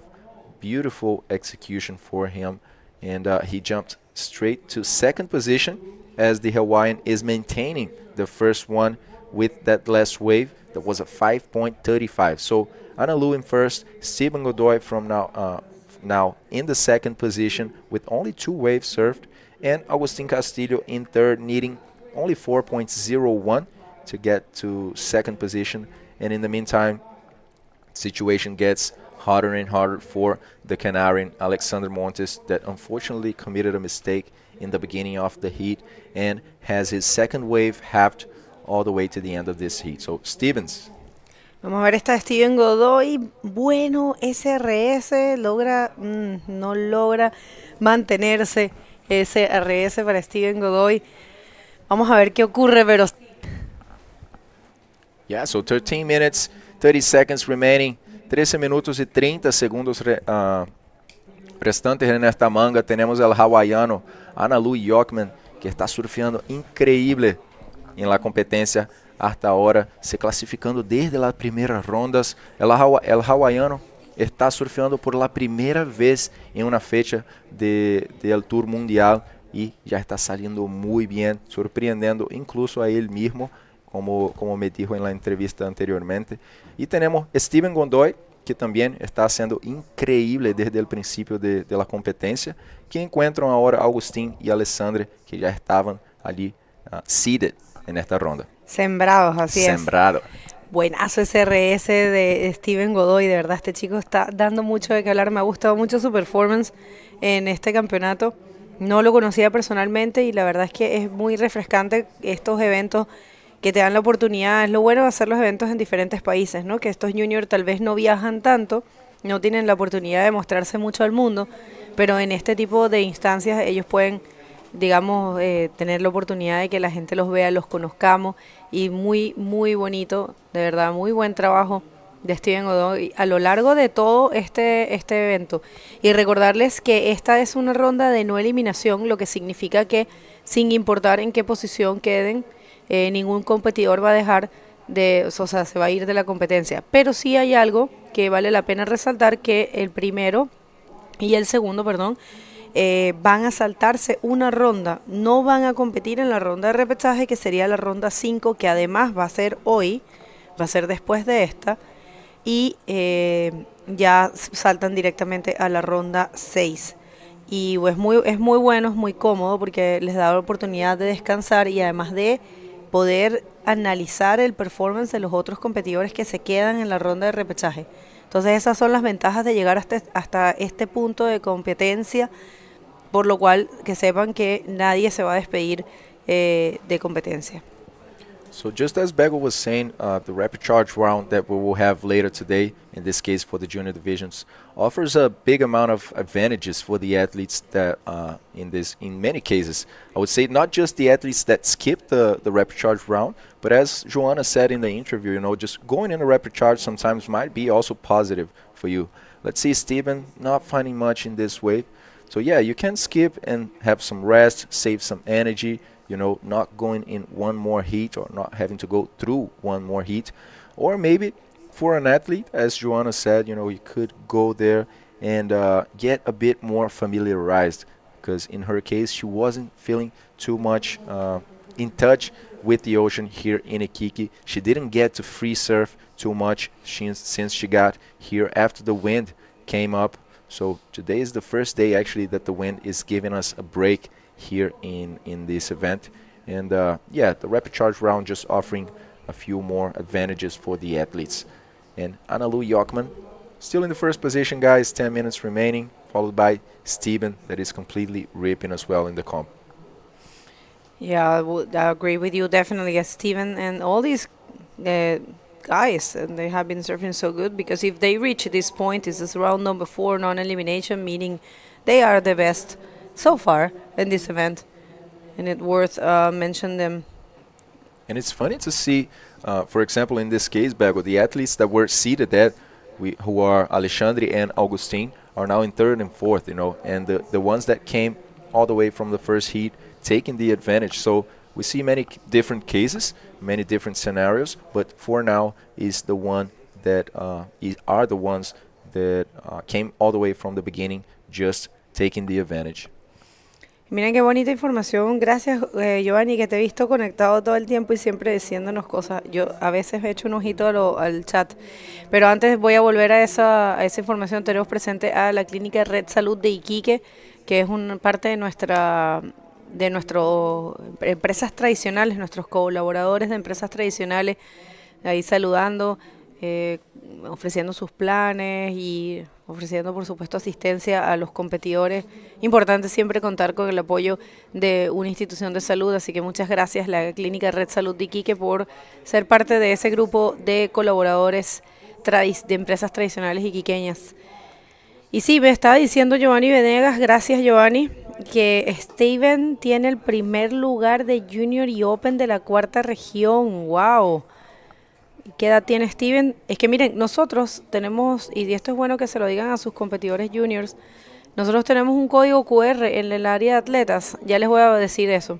Viene una ola más para Steven, justamente de quien veníamos hablando, miren qué bien surfea. Steven Godoy, ahora entiendo por qué está primero en la 4ª en ambas categorías. Pero tenemos un código de QR que ellos pueden escanear y pueden llenar una encuesta en donde le preguntamos varias cositas acerca de ellos y así nosotros poder tener información, y dentro de esas preguntas incluye sus mejores resultados. There comes Steven Godoy in one more try, one more attempt for white, just non-stop, going for a right and trying to get the wave he needs with that ARS. Sí, así es. Volviendo a la idea, entonces, díganle a los competidores que llenen la encuestita, que la tenemos ahí, nos sirve siempre para poder tener información. Es muy difícil que conozcamos a todas las personas. Todos los eventos en diferentes países nos presentan nuevos competidores, sobre todo en la categoría junior, ya sea femenina o masculina, y siempre ahí nos vamos enterando un poquito de ellos. Tenemos esa encuesta. Así que le avisan que está ahí, es un papelito que pegamos nosotros en el área de competidores o ahí de hecho me parece que está en la mesa de Beach Marshall. Solo tienen que escanearlo con su teléfono, contestan la encuesta y ahí nos queda la información. Pero muchas gracias por la información también a las personas que están sintonizando, y la repetición justo de Steven, y eso fue un cacho compartido, era Alexander Montes desde Canarias, que recibía un 4.40, él tiene 2.440, está sobrepasándose todavía de la interferencia, no, porque se le quita la mitad de su segunda ola, de su segunda mejor ola. Una pena que un competidor como él, que tiene un puesto tan alto en los seedings. Él quedó segundo en Marruecos. Y vamos a ver el replay de las últimas olas. Esto se volvió a pasar, los jueces están analizando y ellos con ver el replay pueden tener una mejor visión y refrescar un poquito para poder decidir mejor. Así que esta es la última de Steven. Todavía no ha caído la nota, disculpa. No, just checking once more that replay so you can finally take it away, Bago. Sí, nada, solo para completar, Steven tiene 14 años y viene compitiendo desde los 9. Hola Juan, ¿qué tal? Hoy no corremos la categoría Open, solo Junior. Y bueno, lo que ven en pantalla es nuestro calendario del 2024. Como ven, ya hicimos 2 eventos. Por primera vez en la historia del Bodyboard hicimos un evento en Marruecos, que fue el primero. Y hicimos un evento solo de mujeres, venimos de ahí, del ArcelorMittal Guajine Bodyboard Pro. Estamos en Iquique hasta el 10 de mayo, de aquí tenemos unos pequeños días de descanso y vamos a Antofagasta para la 13ª edición del Antofagasta Bodyboard Festival, con todas las categorías como es costumbre ya. Es el evento más millonario del Tour Mundial, siempre lo ha sido ya por un par de años. Y después vamos a Itacochara Pro para un evento solo de la categoría de hombres profesionales, que también celebra su versión número 13ª. Y ya hay olas, Analu. There's waves for Analu and the good one. Oh, he actually almost lost that good backflip for the Hawaiian, just landing in the flats there. Check this out, guys. There's no water at all. He's just trying to find an exit there. Thankfully he did. But yeah, it was a good wave for the Hawaiian, just a very powerful backflip in the first section. But in the landing, he kind of lost the rail and could complete the maneuver, but I would say were not the cleanest one. So let's see. Esta es la última del hawaiano, que ha venido dando muchísimo de qué hablar. Tenemos 2 hawaianos en esta división, esta categoría. Ahí le costó un poco, se ve que se quedó un poco atascado para poder seguir, pero lo logra seguir y viene una nota buena. Me parece que va a ser su mejor ola. Ya vamos a ver. La última de Steven fue de 3.10. Steven ahora está primero, pero seguramente después de esta última ola del hawaiano va a haber cambio de posición. Y también nos trae Angélica Chávez un poco de información acerca de Agustín Castillo, que es representante de Puntillazo Quintero, de la quinta región, y están sus abuelitos apoyando. Angélica, ¿eres tú la abuelita de Agustín? No sé si me estás comentando. Y si no, un gran saludo a los abuelitos, que siempre los abuelitos son el mejor apoyo. Obvio, después de los padres, ¿no? Pero los abuelitos siempre son los que te consienten, los que te miman, y siempre es muy lindo tener ese apoyo. Importante de todos los padres y representantes de siempre estar ahí para los chicos, que realmente hemos visto, conocemos a muchos atletas y marca mucho la diferencia. También que estén los coaches, o sea, siempre que haya alguien detrás de un niño motivándolo sin ponerle tanto presión es muy importante. Una ola aquí para Steven Godoy, muy bueno ese RS aéreo. Wow, qué niño con qué talento. La verdad, estos 2 chicos que no conocíamos tanto nos están mostrando por qué Chile es uno de los mejores países para la práctica del bodyboard. Vamos a ver si Steven recibe ese 4.50 que está buscando para tomar esa primera posición del hawaiano. Bago, and after this wave for Steven, very good ARS. He spent quite some time in the air there. That's going to be a good score for sure. And he's 14 years old. And also Giovanni Venegas said, oh, hold on, that's Alexander, but not finding much in this one. Bego, Giovanni Venegas también nos está diciendo aquí que él tiene 14 años, ¿no, Esteban? Y que viene competiendo desde 9 años. Sí, yo lo había mencionado hace un ratito, está bien, tú lo acabas de ver, pero sí, y está la abuelita de Agustín Castillo, la señora Angélica Chávez. Gracias por estar ahí. Y ahora estamos justo leyendo los comentarios, que realmente disculpen que no lo leemos mucho, estamos súper concentrados en la acción, no queremos perder nada. Pero sí, Valeria Bustamante por Steven. Y Milo dice, apoyando desde Quintero, la cuna del surf chileno. Quintero tiene buenos representantes del bodyboard. Anaís Vélez viene de Quintero. ¿Quién más que recuerde viene de allá? Pues bueno, Anaís realmente es una representante muy fuerte. alguien que ha dado muchísimo de qué hablar a lo largo de su carrera, que ella es muy joven y ya tiene grandes resultados. De hecho, Anaís Vélez es la única chilena que ha ganado una fecha mundial, una fecha del Tour Mundial, y ella ganó aquí en el 2019. Así que sí, definitivamente, yo creo que la quinta región tiene muy buenos representantes. La misma Paloma Freigan viene de allá, Valentina Díaz viene de la quinta también. Me acuerdo de Matías Muñiz, que era buenísimo, seguramente todavía sigue surfeando muy bien. Y Renato Arellano, bueno, hay un sinfín de grandes riders de la quinta región. El mismo Alan Muñoz, que pertenece a la quinta también, desde el Tabo. Muy buenos riders que vienen de allá. Así que gran trabajo a todos la gente de la zona central, la costa central de Chile. Y la costa sur también, que tiene grandes olas. Chile, muchos ven más el norte, porque como somos bodyboarders aquí con las olas de piedra, resaltan mucho más.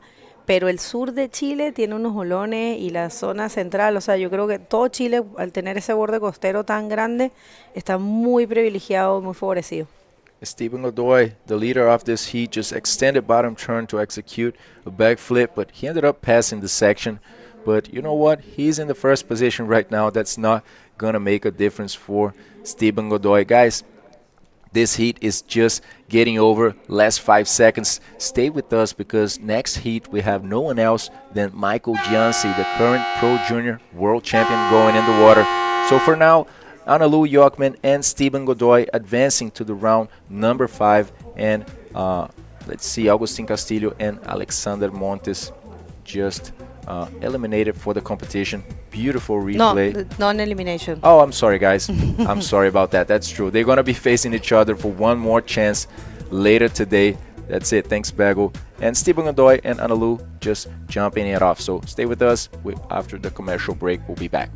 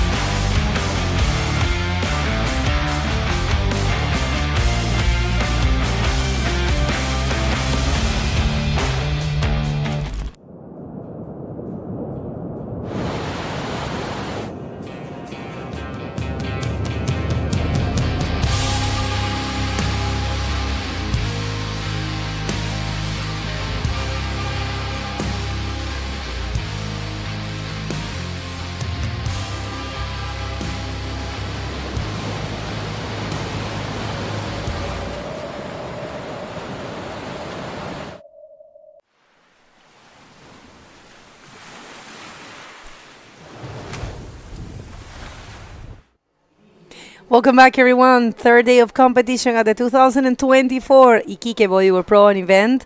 That's back in this coast. We're super happy to have the opportunity of bring you a World Tour event here in Iquique. Thank you, Ilustre Municipalidad of Iquique and Corporación Municipal de Deportes for bringing us back. Let's hit the water and see who do we have in the next heat. The heat number 3 for the round number 4. Here we go in this next non-elimination heat. We have the current world champion Michael Yancey from Peru in red, Gaspar Lopez from Chile in yellow, Shaden Anon from Hawaii in blue, and Bastian Venegas from Chile in white. So pretty international heat once again, and going to be very, very exciting to see what this defending world champion comes up with. But first up, again, we have some really powerful surfing by the Hawaiian Shaden Anon with a really nice roll at the start into a little reverse spin, and he just kicks off there. Bueno, por fin vamos a ver la aparición de nuestro campeón mundial, el que está defendiendo su título, Michael Yance, desde Perú. Y está su primera actuación, al igual que Gaspar López. Recuerden que pueden identificar los riders que están sembrados por la camiseta, el peto o el rash guard color rojo y amarillo. Ellos son los riders que vienen sembrados, que vienen con ranking del año pasado, que son el top 8. Y los demás en azul y blanco son los que vienen de las primeras rondas. Ya tenemos una ola para Gaspar López y la primera de Bastian Venegas en este hit, que va por un rolo y no lo completa. Ya está también aquí el hawaiano Shaden Anon, que viene surfeando muy bien, viene ganando todos sus hits, pero puede que un chileno o un peruano le quite esa buena racha, como acaba de pasar con Steven Godoy, que bajó al hawaiano, venía ganando siempre el hawaiano, y Steven al final con ese super RS cambió la situación y quedó primero. Así que muy buen performance de este chico, la verdad nos ha dado mucho de qué hablar, bien impresionante. Recordando que estas son rondas de no eliminación, con lo cual ningún atleta se va a despedir de competencia si no queda ni primero ni segundo. Up and riding again under priority, Shaden Anon, looking to get a little back up for his first score there, but that wave not providing the section he was after, just kicking out and yeah, getting lower and lower every single heat we've been running through, is getting closer to low tide, and I think we could actually be at around dead low now, and it'll start filling back in soon. I think it's still dropping for another little bit. We're just past midday here in Iquique, and yeah, definitely a lot cleaner conditions than yesterday. If you've just joined with us, we had a pretty glassy morning. There's a little bit more wind getting across the surface of the water now, but overall not as much weather conditions happening as there were the last few days, as a little bit of a storm system moved its way up the Chilean coast, and yeah, it's looking pretty fun out there still. Here's Michael Yancey. Everyone's very excited to see him and see what he has got in store for us at Punta Dos. But up and riding now, the man in yellow, Gaspar Lopez, with a roll, little speed check there into a forward spin as he kicks off that pretty small left-hander. Así es, y bueno, Gaspar López viene el Quisco también, otro chico de la quinta región, Gaspar. Y Bastian Venegas es iquiqueño, también conocido como el Zapallo, así le dicen aquí. Así es un chico que corre bastante también en la Punta 2 y también ha tenido un par de victorias, si no me equivoco, acá en los circuitos regionales, en los eventos de acá de Iquique. Muy buen nivel aquí en Iquique también. Cuando se hacen los eventos iquiqueños es impresionante. A veces tienes 100 competidores en la categoría men y 30 competidores en la categoría junior o más. Y en las mujeres tienes 20 también. O sea, son súper populares. I was just saying in English that here in Iquique there's so many bodyboarders that when you do local competitions or regional competitions here in Iquique, you get something like 100 competitors in the men division, like 30 competitors in the juniors, like 15 in the drop knee, many. like 20 in the women. We have so many athletes. And we are going to see this one here, Mikel Janse, la primera ola de nuestro campeón mundial del 2023, Mikel Janse, un conservador rolo para comenzar las cosas. Y tenemos la entrevista lista con Lucas y el ganador, el flamante ganador, Steven Godoy. Thanks, Bago. I'm here with Steven. Steven, you passed your second heat right now in first. The last one was the same, but now the conditions are changing quite a lot. There's still pretty dry reef there, and you maintained the first position. How was that in the water for you? Las condiciones estuvieron un poco difíciles, estaba muy seco abajo en la tercera sección y salían unas bonitas, pero salió un viento que está ahora que la agalla un poquito, pero bueno, igual feliz de haber pasado primero. Yeah, he's saying it was pretty dry in that last section, making it more difficult to complete the maneuvers, but he's happy that he passed in first. That's all that is in his mind right now. Steven, one more thing. You in this heat, against the statistics, passed in first with Analu Yorman, you two guys that came advancing since the first round, leaving the two seeded athletes behind. How does that feel for you? Feliz de haber pasado igual, pasando manga, ya que los otros tenían ranking igual. Yo voy de a poquito nomás para arriba y con el hawaiano también veníamos sin ranking, sin nada. y ahora estamos agarrando ranking ya que pudimos pasar a los de ahora. Yeah, he's feeling good just to be overcoming the guys that were already ranked. You know, it's a pump of confidence for him as well. And now he's getting some rank, so good job. Do you want to send a message for people back home watching you? Un saludo a mi mamá, a mis amigos que me están viendo ahora, que estoy con ellos, a mi familia y a mi amigo. Felicidades, Steven. Back to you guys. Thank you, Lucas, and congratulations, Stephen. Been surfing really, really well. Very active young guy, especially in the water. Always looking for good waves and better scores, whether it be free surfing or in the competition. Yeah, he's been putting in the hours out there the last few days and clearly paying off for him as he's through to round 5 of the junior men. Round 6, actually. Round 5 will be the repechage round from this round 4. So, yeah, the winners of these heats, the first 2 positions, will be going straight to round 6. And up and riding in yellow, really shallow looking left, and a nice ARS out of that section for Gaspar Lopez, the current heat leader, looking to back up a 3.1. Sí, es lo que estás diciendo. Estamos bastante seca. La marea ahora mismo, la máxima seca, o sea, la más baja es a las 12:59. Y esta ola de Mikel Janse es la repetición de su primera ola, ¿cierto? Esta es el 3.75. Esta de Mikel Janse, y esta es la última de Gaspar López, que fue un 3.90. Gaspar está primero porque tiene un 3.40 y un 3.90. Estaba un poco lento el hit, y esta es la 3.55 de Bastian Venegas, el iquiqueño.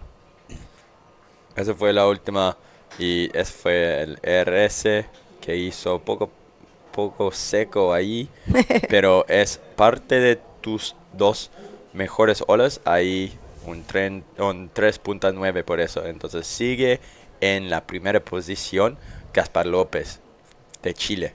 Muy bien, un aplauso para el australiano hablando español, me encanta. No se consiguen mucho, ¿sabes? Como que no se dan la oportunidad de aprender español, y me gusta mucho de que tú sí te hayas dado la oportunidad y estés trabajando con tu español. Muy bueno. Sí, siempre es un idioma, es una adicción. Amo aprendiendo español. Pero aquí tenemos un buen backflip ahí de una sección que no parecía mucho, y espera otra ola, tubito en la izquierda y un RC de nuestro campeón mundial, Pirpo Makuyansi. That was pretty good exchange of waves there, Bego. Yeah, that's little small. That's the conditions that we are right now, because we are almost in the full low tide. It's low tide, it's 12:59 today. But yeah, good exchange. Esas son las últimas del intercambio que vimos. Este es el 3.55 de Bastian Venegas. No, me parece que debe estar por caer esa nota. ¿Será el 3.55? Yo creo que falta esa. Y esta es la última de Pirpo, que entró en el tubo y consiguió una sección para hacer una RS. Todavía no entran esas notas, estamos esperando. Vamos a refrescar esto acá, y ustedes en casa recuerden que pueden ver las notas en la página de la IBC World Tour, ibcworldtour.com, está todo ahí, disponible para ustedes. Si le dan clic al botón de live, ahí los va a llevar a la parte que está el live, la transmisión en vivo, y si bajan un poquito van a ver los scores. Vamos a ver esta para Pirpo. Up and riding again, Pirpo in red with a classic Pirpo backflip out of that. A nice leg flare to stabilize his landing, and you see him just ducking out there before the reef. That was 2 quick, good waves for the defending world champion, and a bit of a flurry of waves just there as we see some scores coming through for a lot of the riders. Shaden Anon also got another wave during that exchange. 2 scores from Pirpo still pending, so he will definitely be removing that 375 that he's currently sitting on. And another score as well loading through from Bastian Venegas. So we might see a situation change or 2 here just halfway through this heat. And very competitive amongst all these guys. A lot of flips, a lot of ARSs coming out, up and riding. The man in white, again, Bastian Venegas, coming out of a little barrel and picking up some speed on this inside section with a nice little roll there. And look, you just see how shallow that's getting now, Vego. No, I mean, they have to be careful. The good thing is that the waves are not too big, so it's not that, dangerous as probably the first day. First day we had more waves and we saw some guys getting injured. But today it's easier just, oh, check that out. That was very well projected for Shaden Anon, just having fun. And I asked him to smile for my selfie because I take a selfie with every athlete that I interview, and he said, I don't smile. And I was like, okay. Very nice guy. All right, so last for Pirpo, very well projected. And like you said, I love that comment. Classic Pirpo backflip style. And one more for Bastian. Try to scoop in the barrel and got some shampoo. Yeah, that's it. Very well conditioned just there. And just combined with something else. Roll right there. So yeah, it was funny. No, but Shaden, I know him for some years now. I met him in Sintra in 2021, I believe. And I met his dad as well. So yes, he was always, a bit shy, I believe. Pirpo, una más para Pirpo que está incansable. Pirpo es de esos riders que tú estás en el free surfing con él y toma 200 olas. Así, estábamos en puesto 5 y no me dejaba bajar nunca. Tenía a él y a Christopher Bayona. Era imposible agarrar ola. Les tuve que decir, miren, basta. Ya, yo quiero surfear también. Una ola, en Brasil, porque fueron al evento de Itacoachara. Yo creo que tal vez van a ir este año. El año pasado no me dejaban surfear. Shaden Anon. Up and riding, drawing a nice line here. The Hawaiian just kicking off. The no sections popping up for him there. He'll be looking for a 476 at the moment, Shaden Anon, if he wants to get back into the first or second position. But yeah, Pirpo just streaking ahead in the lead now that all these scores have dropped up. And this is a replay from before. Doesn't really hit the lip, but still manages to tweak a roll around there and just kicking off quickly for Gaspar Lopez. He's back down in the 4th position now. It's another replay of him getting a bit more powerful ARS around and coming out with a bit of speed. That's his most recent wave and highest scoring wave. It was a 3.9. And then, yeah, this is one from Pirpo. And you see he ducks out here and then ends up going over the falls anyway. So hopefully he didn't scratch himself on the rocks there. No, he will be fine. And if you're just getting here, a full junior affair, we have Shaden Anon battling there to get that first position. He's very used to be winning these heats. That was a air roll, looking for a 4.76 to get that that second position. He is 3rd currently. But you know what? It's all about the 1st and 2nd. And the rest are not leaving competition. It's people right now holding the 1st position with the total of a 6.5 and a 5.75. And Bastian Venegas in 2nd, looking for a 7.25 to get that 1st position. We'll see if one of these guys can change something. And looked like that was a good one for Gaspar. Sending it. Little salute to the crowd. That was cool. He got a nice looking flip to roll out of that one. I'm sure we'll catch a replay in a second, but definitely happy. Love a little claim when they do real funny things with their claims, and yeah, it's good to see. But yeah, Gaspar Lopez looking for a 435, and I dare say he will be improving his score. Up and riding again, Shaden Anon trying to get into that barrel, coming out again. No, sets up a line, but again just kicking out before that last section. Yeah, no, well, what a good hit. Super tight. Everyone's surfing really good. Muy buen hit. Estaba bastante reñido, la verdad. Los chicos están agarrando un montón de olas, bien posicionados. Probablemente tratando de cambiar cada momento, y esa de Bastián no iba a ayudarlo. Se lograba salir antes de evitar algo peor, porque en realidad la ola venía cerrándose. Y esta es la última. That's the last for Shaden Anon. Yeah, actually it's a 4.65 of Shaden. and it was not enough to take any position. His fourth. And this last one for Gaspar López, esta última de Gaspar fue súper buena, es el 4.85, es hasta ahora, sí, cambió su score de respaldo y lo deja en la segunda posición. Ahora él necesita un 4.85 para tomar un 7.10 para tomar la primera posición. Y esta última de Bastian no fue completada. O sea, ellos están dándolo todo. Miren qué seco está. Ustedes si conocen la punta 2, que se vean esas piedritas blancas, ya es un indicio de que está seco. Ahí se puede ver la marca de hasta dónde llegaba el agua. You can tell where the water used to be, so see how low right now the tide is. Yeah, way down from where those high tide lines are.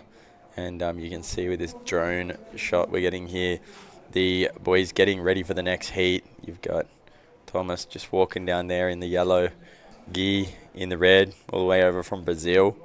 He had a pretty good year last year in the Pro Junior, so I'm excited to see him here in Iquique. Then the other two guys were just in the water waiting for their mark to paddle out. Yeah, it's going to be an exciting next heat for sure as well. A replay though for Pirpo, Michael Yancey. Just to roll and decides to kick off. That won't be adding to his score. Live action. Pirpo no descansa, pero también adelante está Shaden Anon. Ahí Pirpo dándolo todo. La manera como él tiene para hacer esos backflips de derecha, como dices tú, realmente es impresionante. Y él es muy, muy bueno para derecha. Él surfea muy bien ambos lados, pero definitivamente se nota el lado natural en un rider, ¿no? Es bueno que entrenan ambas partes, pero siempre va a haber un lado que se note que son mejores. Es una tendencia, no hay cómo. Hay pocos riders en el mundo que yo pueda decir que surfean igual de bien derecha o izquierda. Muy pocos. Pocos. Matías Díaz puede ser uno. Sí. Alexander Whitman, que en paz descanse, era uno. Sí. Surfea perfecto también, para los dos lados. También, sí. Amaury y Pierre. Sí. Para mí esos dos son maestros en los dos. Son épicos. Ale Muñoz también es muy bueno para ambos lados. Bueno, hay una lista igual grande, ¿no? Digamos, de los más profesionales. Pero sí, yo creo que es algo que vale la pena decirle a los niños, que entrenen igual para que surfeen igual de bien. Vamos a ver esta para Gaspar. Gaspar, que me contaban que quedó quinto junto con Tomás Caro en el Antofagasta Bodyboard Festival del año pasado en Junior, y por eso tienen ranking. Tomás Caro también muy buen bodyboarder de la quinta región igual. Él viene del Tao, si no me equivoco.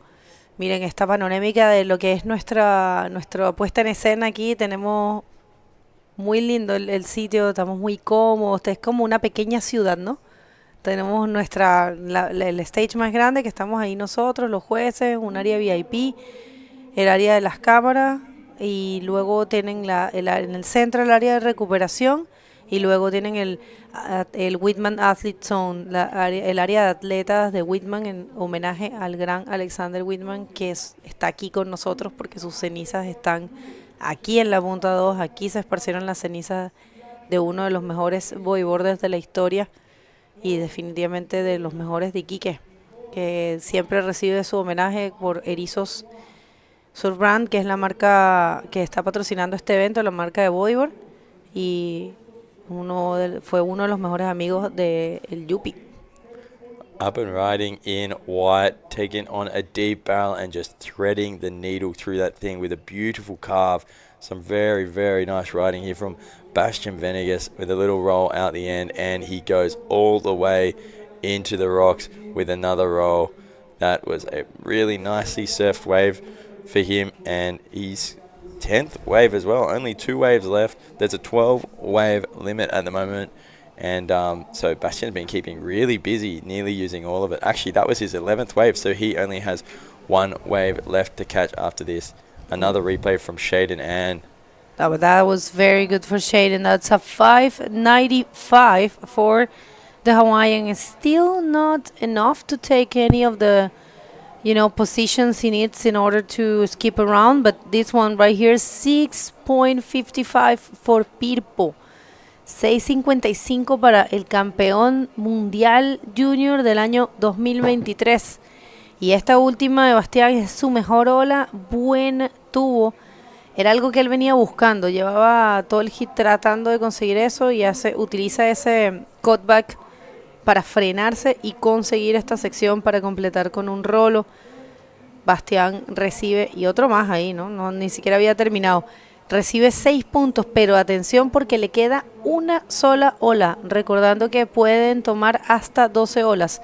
Y queda 1 minuto con 58 y esa última ola no le dio ninguna de las, o sea, no le dio la segunda posición, pero Shaden Anon sí logró cambiar la situación y bajar a Pirpo a segundo. So interesting there, the job of Shaden Anon. He actually got the score to take the first position, and Pirpo right now is second. Just remember, this is a non-elimination round, so only first and second will be skipping 1 round.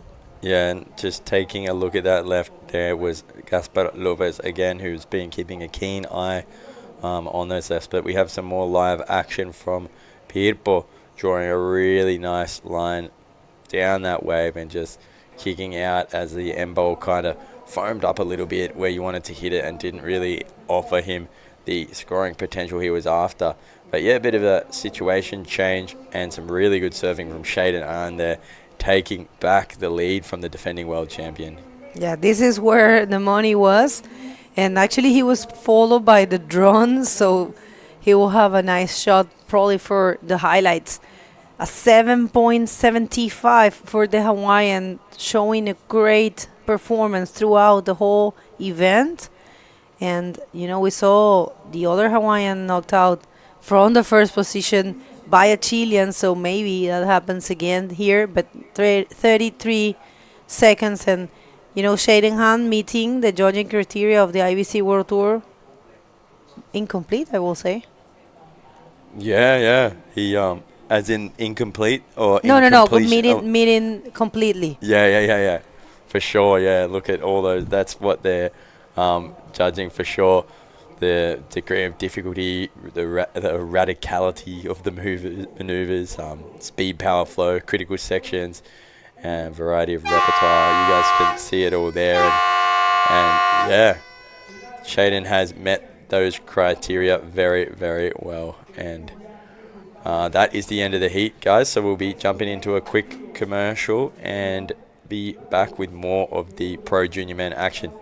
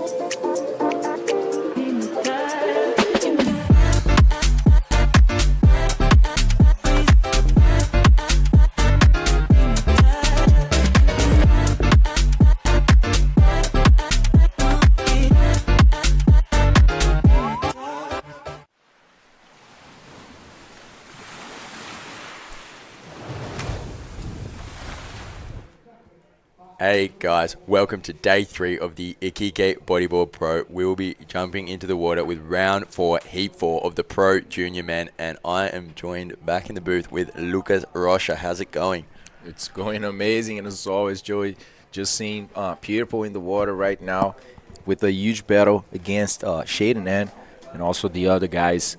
How great it is to see all these junior men. So let's see. We have now Agustin Diaz, the Chilean, in blue, going to the left just to start this heat off, as well as another athlete that I didn't see who it was. I believe it was yellow. Yeah. So just announcing the athletes in this heat, we have the wild card Hannibal Valdifieso from Chile, Tomás Caro from Chile as well, Guilherme Montenegro, the Brazilian, and Agustin Diaz. Então, pessoal, a gente tem o Guilherme Montenegro também nessa bateria. Então, vou fazer um pouquinho de português para todo mundo que estiver torcendo pro Gui lá do Brasil. Interajam com a gente aí nos comentários, mandem umas mensagens, perguntas que vocês tiverem e a gente vai trocando umas informações aqui nessa bateria. Here's a replay of that first wave we just saw. Just not enough juice in the roll there for Augustin, and he just kicked out there. Didn't even try to fight that one through. He knows he'll be able to find something better than that this heat, and with a strong paddle from Thomas Caro going to have a look at the left, but Hannibal Valdivieso, the wild card, using his priority over him, maybe a little bit baited into that one as it just kind of faded into a closeout and was a bit milky. Not a good choice of wave either, but not to worry, just the left, so not much of a paddle to get back out there. And look, you can see the first drone flying over the second drone there as the bird sweeps between the two of them. You see that drone there just flying? Very close to the guys. Yeah. To get that best shot for you guys. If you didn't check out, go to IBC World Tour on YouTube or even on the website, ibcworldtour.com. And there you can see the highlights from the previous days. I mean, we had some windy days for sure, but good action we had for sure. Many good maneuvers in the last few days, as we are seeing right now. Thomas Caro, ahí viene el chileno, en la primera posición en esta manga, en una pequeña izquierda, intentando mejorar este punto. Ya es su tercera ola, Tomás. Corrió un 1.15 y ahora estamos esperando esa que va a ser la más sólida de la manga. Here we have Guilherme Montenegro, the Brazilian, getting a roll out of that first section and not cleanly coming out of it either. So a bit difficult there. He took off probably looking down the line to hit the section at the shoulder, but realized he wasn't going to make it and just turned straight up into it. And yeah, not able to make it. Here's that replay of the roll from Thomas. Just kicking out there. Small wave for him. That's it. And we are reaching that mark of 20 minutes. We'll be having this last heat for round number 4. And we'll close the day with 2 more heats for the round 5 or the rapid charge, as you guys want to call it. Entonces, gente, tenemos esta última manga de la ronda de número 4 para podermos seguir con la ronda de número 5, la Repurchase, como preferirem. Y así se cerrará el día de hoy, aquí el tercero día del Iquique Bodyboard Pro, una de las fechas más esperadas del Tour en todo el año y que trae seguramente atletas de todo el mundo, especialmente por esta ola llamada Punta 2, que es de verdad un tesoro de uno de los 20 y pico que hay aquí en Iquique, tantas olas buenas, tanta constancia, y tenemos aquí atletas de 16 nacionalidades, o sea, mucha gente que viene aquí para poder enseñar sus performances, enseñar su nivel de surf aquí en esta ola que definitivamente proporciona mucho. Exactly, yeah, it's such a amazing place, so many different waves and such a great place to hold a bodyboarding tournament. Really nice roll to forward spin there for the wildcard Hannibal. Couldn't kick back onto that forward spin, and yeah, hopping back in that channel. There you see the water photographers out there as well, getting the shot, getting the angles from the side there. Up and riding Agustin Diaz with a bit of a nothing wave too. The selection is quite important, and these boys can't be wasting their priority and wasting their waves on little foamy ones like that. Yeah, I mean, we talk a lot about the priority and the importance of holding it, you know, and using it in your favor, you know. And I would say that the Pro Junior division is one of, let's see, after this wave for Hannibal, just a left-hander with a reel and a 360. There was nothing else for Hannibal. 3.25 for this wave. He is still the first in the heat, as we didn't see any high scores so far. So yeah, in the Pro Juniors, we usually see guys interference problems, you know, or sometimes mistakes with a priority. That's normal because these guys are very young. So let's see, Tomás Caro just attempting to go for a roll section there, but kind of lost the moment to hit the lip. And yeah, just one more try for Tomas. Yeah, so just wanted to bring this point, that I believe this division is where the guys, get more familiar with this side of being a professional bodyboarder, how to use the rules in your favor and not just surfing, because it gets very stressful in there. Sometimes we see mistakes like 2 heats ago where Alexandra Montes, for example, committed an interference call in the very first wave of the heat. So yeah, a lot of learning for these guys. And we do have that interview ready with Shaden and Bagel. On to you, Bagel. Thank you so much, guys. Well, Shaden, again, you have a flawless performance so far, passing first. How are you feeling? Yeah, I'm feeling good. Just super stoked to keep advancing, keep competing, and just surfing in these good waves. Last year in the junior division, are you going to continue? Yeah, we'll see. I might just take a break off, go on free surf trips, and just explore the world. Right, that's good. You want to say something to someone back home? Thank you, family and friends, for tuning in, supporting. Yep, thank you, guys. All right, good luck for the rest of the competition. Back to you guys.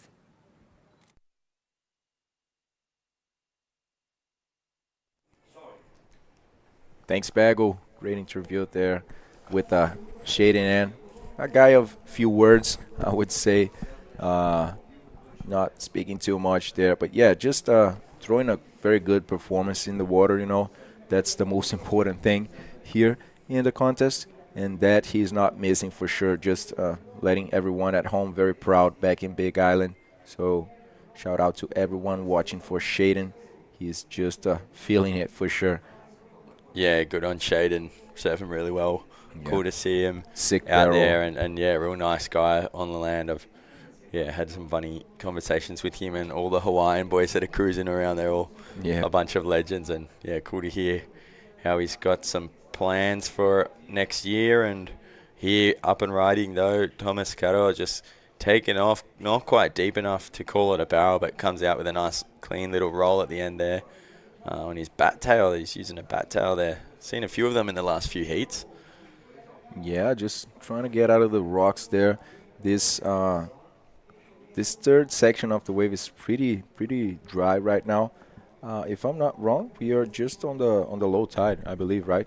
That's it. It's 1 p.m. here, local time in Chile. We're just reaching the low tide. Thankfully, it's not varying too much. Otherwise, I think it could be not too surfable, But yeah, we are seeing that first section for the ride still working pretty well, as well as the left-hander. And there goes Hannibal. The wild card goes for a big, thick ramp. Not sure if he's going to make this one because he didn't have too much speed, and the section was quite strong. So, yeah, not a make for Hannibal Valdivieso, and he's still looking for 4.10. Here's that replay of the one we just saw before, and Thomas Caro, he got himself a 4.10 for that.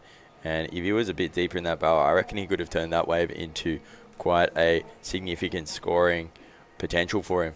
Up and riding though, Augustin Diaz taking off at the start there, getting a roll out of that first section and kicking off into the channel there. 2 pretty non-scoring waves there, so this roll is definitely going to help his situation at the moment. And overall, this heat is very low scoring with not much in it at all. And so any of these boys can get the score they need to make it through this round. If not, they'll be going to the repechage. So still in that non-elimination round 4. So yeah, if they're not passing this one, they're going in half an hour again in the water for the repechage round. But we'll see the repechage round. It's going to be only 2 heats, guys. So that will be right next.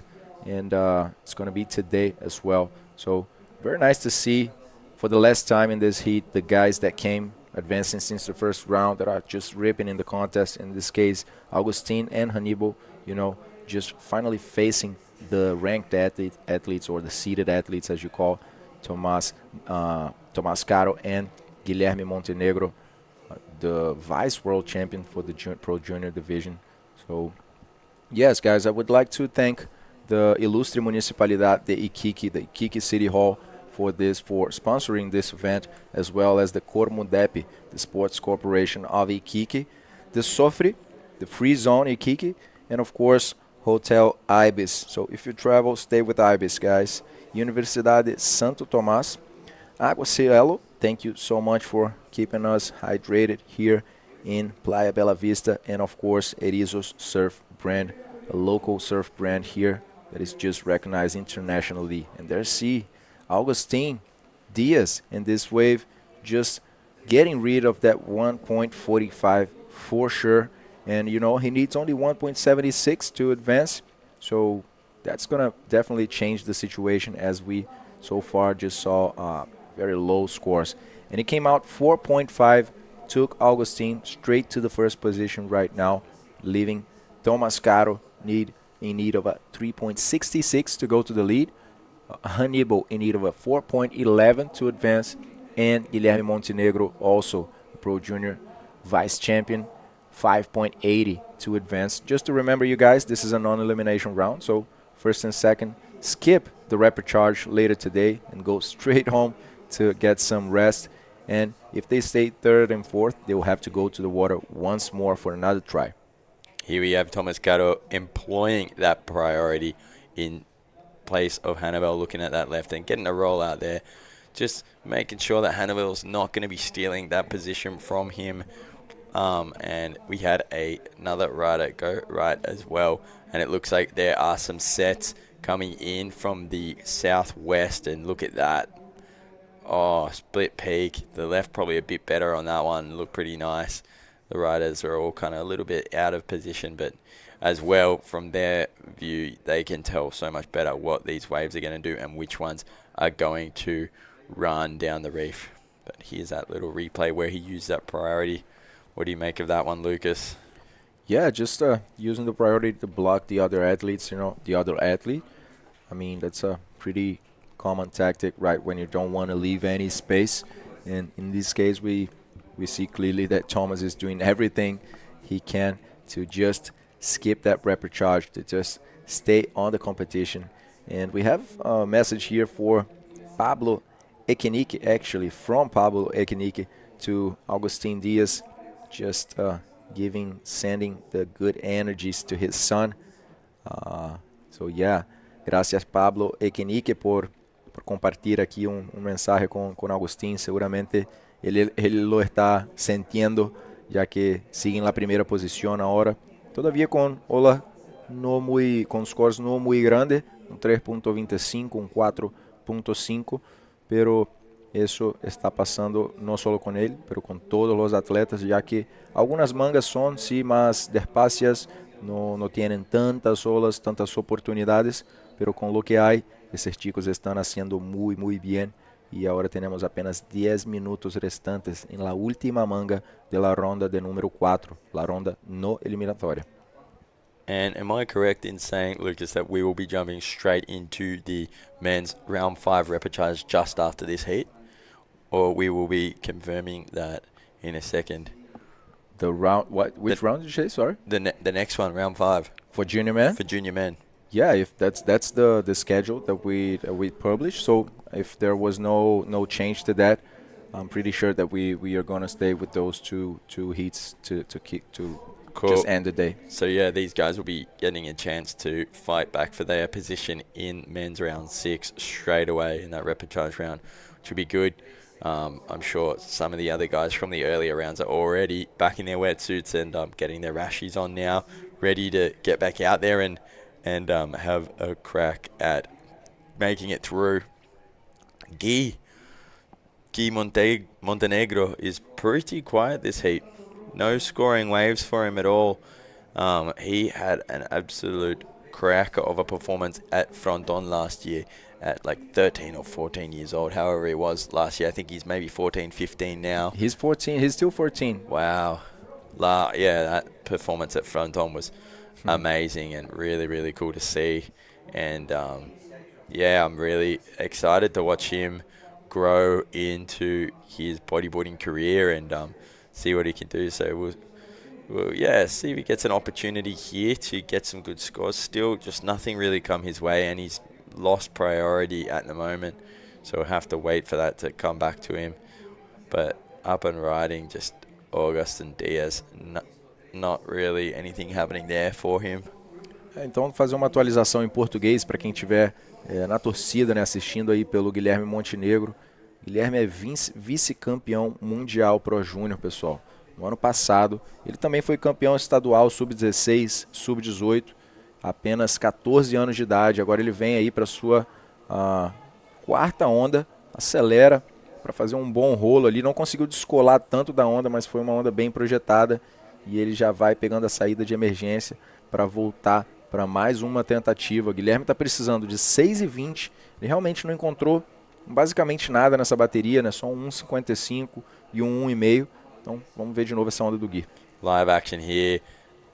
Oh, it's a replay. I'm choking. That was a nice roll though, and that is the first score for Gui Montenegro, because he's been sitting on two 1.5s for the entirety of the heat, and now it looks like this will come through mid-threes, maybe even give him a 4, and something to build on. Low scoring heat, so a 3 or a 4 is actually pretty competitive at the moment.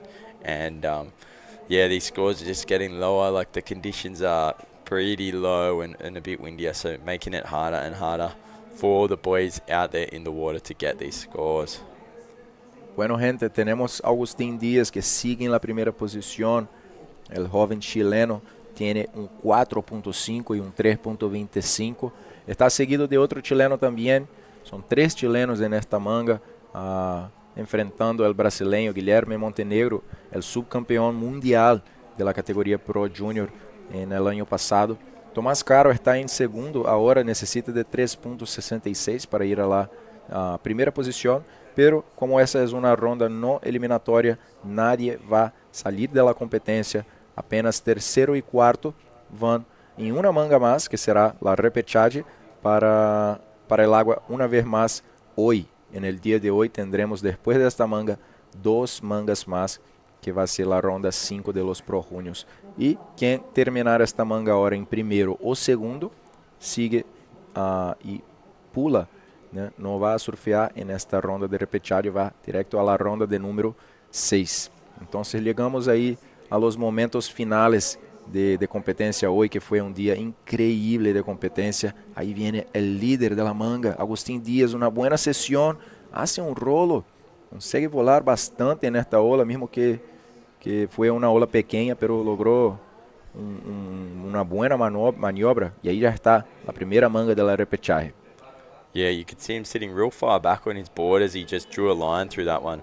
We'll get back to it in a sec, because up and riding there we had Thomas trying to pull an ARS through that left, and that bowl's getting really shallow, providing a lot more ramps. But yeah, a bit of an exchange there. 2 incompleted maneuvers that I doubt will change the situation. But Agustín Díaz sitting in that first place, still on that 4.5. You may notice that their scores are the same. The reason Agustín is being given the first and not Thomas is because he has the higher of the 2 scores, which is just in the rule book and how it works. If it is a tie, it's the person with the higher of the 2 scores. And if they're identical scores, then it goes to a count back.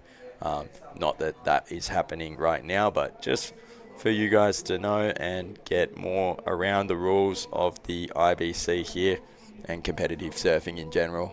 Un buen punto hizo Joey ahora. Agustín y Tomás tienen la misma score. Vamos a ver solo esta ola de Tomás y ya volvemos a eso pronto.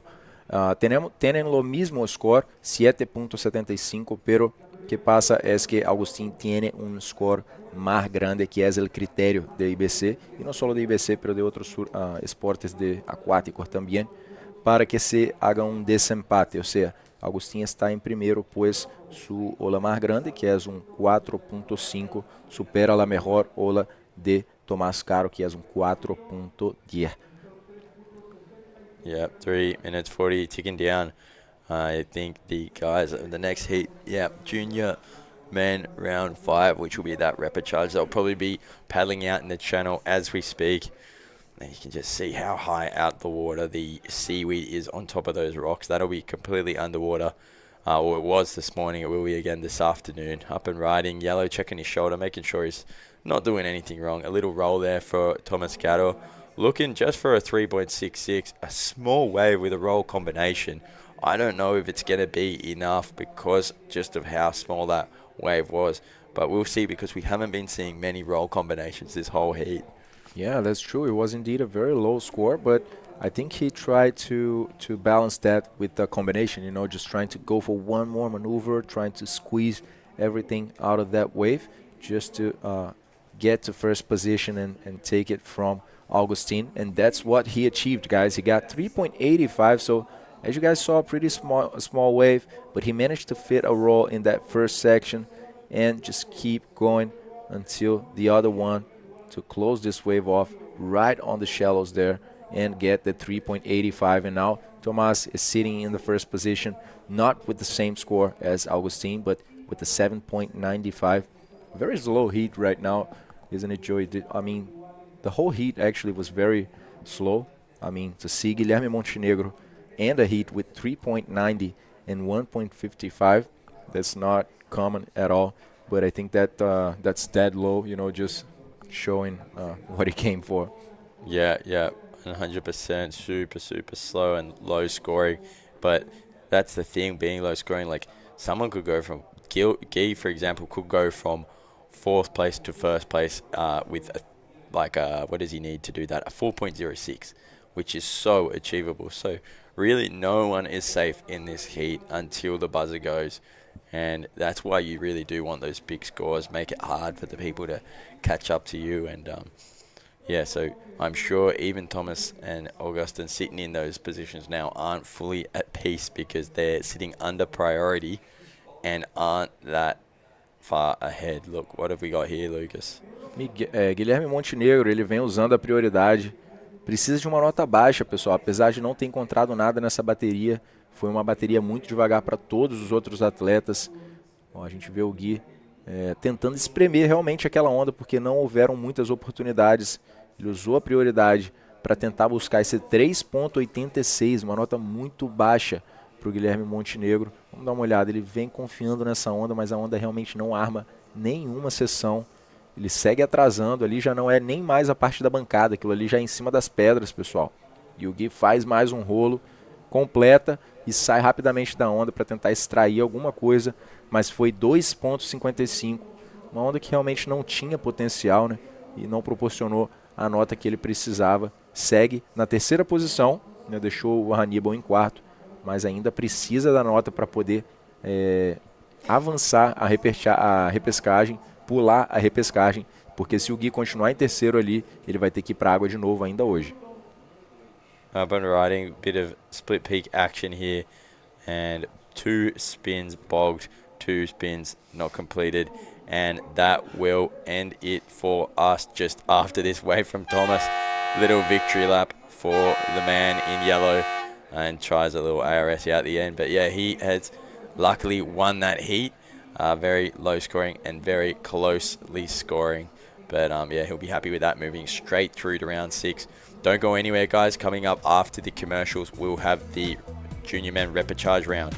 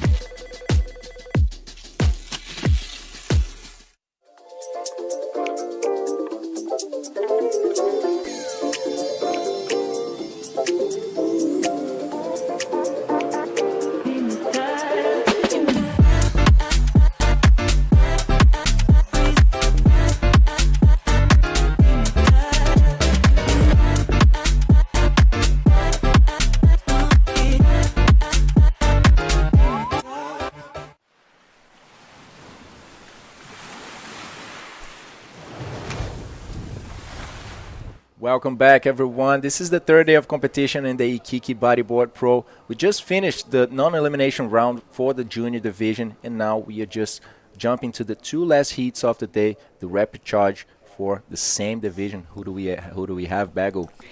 Tenemos en el agua el último, o sea, la última oportunidad para estos riders. Tenemos 3 chilenos y un canario, Mikel Arag. Tenemos en rojo, tenemos a Felipe Ilaja, en amarillo, chileno, a Agustín Castillo, en azul, y tenemos a Alexandra Montes. No te creo. Oh, Jesus. No puedo creer que volvió a pasar. Oh, my God. The same thing that took Alexandra Montes here is just Yeah, but happening it wasn't once now. more. It will be, Agustín. Yeah. He Sí. actually applied the same thing that happened to him on the other athlete, on Agustin. Oh my God. Guys, we talked about it. The priority is not established, so the position of the athletes will define. And we saw there, Alexander was actually pedaling all the way from the back. I'm not sure if Blue thought he was going to the right, but he didn't even check, I think, Bago. Agustín ni siquiera revisó. No sé, vamos a ver a Agustín Castillo con un buen RS ahí. No sé si va a ser tomado como interferencia, pero probablemente sí. Es lo mismo que pasó en el hit que llevó a Alexander Montes a esa instancia justamente, porque él quedó, quedó sin posibilidad de avanzar en la ronda de... perdón, en la ronda no eliminación. Aquí viene la primera hora de Alexander Montes, es un rolo. Y ya vamos a ver si hubo llamada de interferencia definitivamente a Agustín Castillo. De verdad, el mensaje para todos ustedes que sé que están sintonizando, apoyando a estos riders, enséñenles a mirar, enséñenles a tener cuidado con las interferencias. Este es el rider canario. Él realmente no es que hizo nada malo, son cosas que pasan. Esa es una herramienta de trabajo, si se quiere poner de esa manera. Es una herramienta que tienen los riders. El hit empieza sin prioridad, pero la prioridad se le otorga al rider que está sentado más hacia adentro, hacia el inside de donde rompe la ola.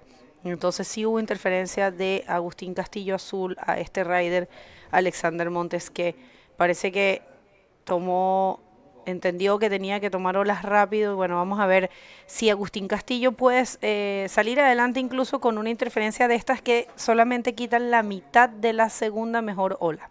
And there comes Felipe Ilaja with an extended bottom turn there, just passing that first section. And after that, it was nothing for him. And wow, how sad it is to see it happening right in the first wave of the heat. It's not a rare thing to happen. I mean, we usually see these interference and these problems that are related to rules in general happening in the Pro Junior division. And you know what, guys? It actually is the place where it should happen, because this is the place where these athletes are getting that experience, They surf very well, they have a very high level of performance, but when it comes to the rules, when it comes to these very, sensitive things, these guys don't have years of experience, They are beginners in this aspect. So it actually happens quite sometimes in the Pro Junior division. We saw yesterday it happening a couple of times, and today for the second one, just once more happening. So sad to see, but it's definitely a lesson for them.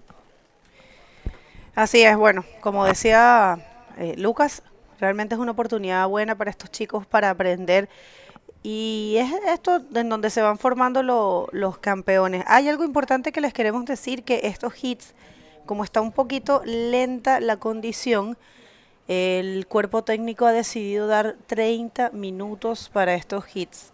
Así que por eso es que están viendo que todavía están, con 24 minutos, porque tienen 30 minutos estos hits de repechaje.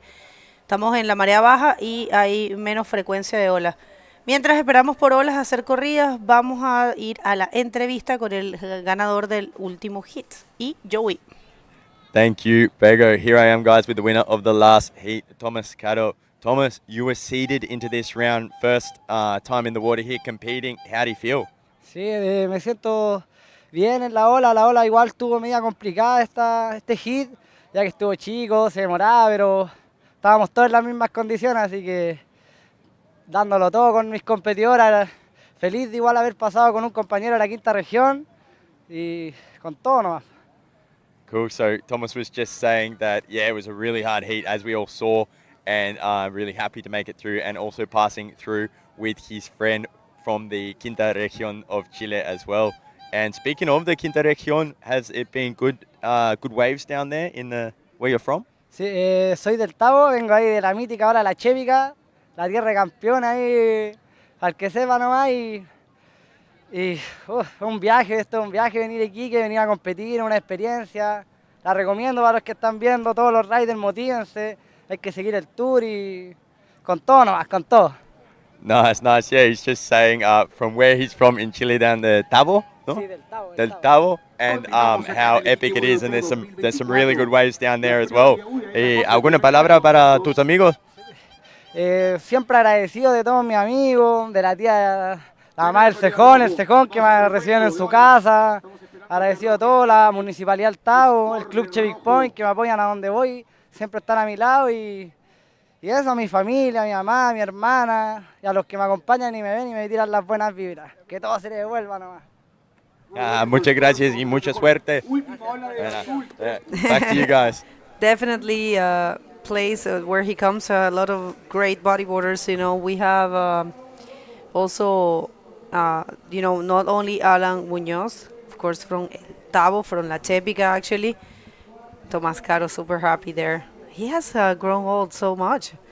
But also Nelson Flores. Nelson Flores was world champ in this division in junior, 2017, I believe it was Nelson Flores, but yeah, Nachito, Nelson Flores. Bueno, situación en el agua. De primera posición está Alexander Montes, el canario, que quedó segundo en el primer evento de este año para esta categoría, que fue en Marruecos. Y este chico que está acá es Agustín Castillo, que se está buscando recuperar de esa interferencia. Yo creo que hay muchas posibilidades para poder recuperarse. Y Felipe Ilaja, que viene con esta ola de 3.65. Esto fue lo que recibió por esa última ola. Y esta última de Alexander Montes, que es un 4.10. Todo esto pasó mientras estábamos en la entrevista. Y estábamos comentando algo que dijo Lucas. Ya vamos a volver a eso. Vamos a ver una más para Felipe Ilaja. Dijo Lucas que no sé si algunos de ustedes vieron, pero ayer Tom Morris, un australiano, se recuperó de una interferencia igual a esta, que fue al comienzo del hit y le quitaron la mitad de la segunda mejor ola y logró avanzar. Así que no está todo perdido para Agustín Castillo, se puede recuperar y esta es una repetición. And there is Agustín Castillo trying to recover, as well as Mikel Arag. That was a good wave for him. 7-point ride, just finishing that roll and maintaining that upper line, but the wave just closed out for him. As we see another attempt for red. Wow, that was a good wave, Bago. He actually tried to go up for another session, but the wave just didn't allow. But the first section, anyhow, was pretty good. It's going to be a good score for him. That was a 7, actually. Yeah, you say Michele. You actually pronounce the second, you know, his name is Michele. Okay, una ola más aquí para Felipe Ilaja. Doble rolo para este chico que está buscando un 3.71 para tratar de tomar la segunda posición. Aquí sí es el todo por el todo, porque únicamente van a avanzar primera y segunda posición. Serán los únicos que van a poder seguir en competencia. Así que esta repetición, bastante buena esta ola. Me gustó de Felipe Ilaja. Felipe Ilaja, 4.65 on this wave. First roll, just getting a lot of speed to hit another one. Combos are really worth it today, guys. It has been a constant that combos are providing good scores. So 4.65 on a small wave for Felipe was enough to get him to the first position right now, leaving Michele in second position with a very low backup score, 1 point ride. So he needs only 1.30 to get back to first, and we will definitely see in these 20 minutes Michele changing that score and probably changing the situation. In third, we have Alexander Montes, the Canarian, that got a 4.10 in that last wave. And Alexander that actually committed the same mistake that Agustin committed in this heat. But, you know, he probably learned that, and it's not wanting to leave a chance in this heat, just moving himself a lot with a few attempts so far. There's still a lot to go, as these are 30-minute heats, this one and the next one, and then we will finish the third day of competition here in Iquique. Sí, es una ola más para Felipe y Laja, que tomó la primera posición con su última ola y viene con todo. Wow, esa estaba peligrosa ahí, de verdad casi no queda agua para la derecha. Tienen que cuidarse estos chicos. Pero lo bueno es que esto pasó hace unos años. Se cubrió una buena parte de las piedras de la punta 2 con güiro, con seaweed, que la hace un poco menos peligrosa. Es una suerte que haya pasado eso, porque realmente ahí tú te caías antes y de verdad te raspabas. No había antes. No, era como mucho más afilado. Mira qué buena ola para Mikel Arag. Mikel, que surfea muy bien también y está buscando recuperar esa primera posición. 1.30 es lo único que él necesita para tenerla, y por supuesto que va a recibir eso y mucho más. Así que esto es una batalla fuerte, ¿eh? Estos chicos, créanme que van a dar mucho de qué hablar en este hit, porque los 4 han venido surfeando bien el evento y bueno, han caído en la ronda de repechaje por situaciones diferentes, pero mira qué buena maniobra ahí de Mikel Arag. Oof, a big backflip to the left on the flats there, guys, and he actually maintained that line to do one more roll.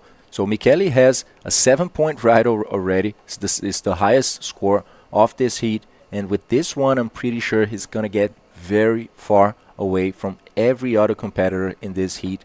The last heat bagel, we saw a very slow one, you know, those 2, 3, 4-point rides, and nothing more than that. And in this case, Mikel just started with a 7, and check this out, guys.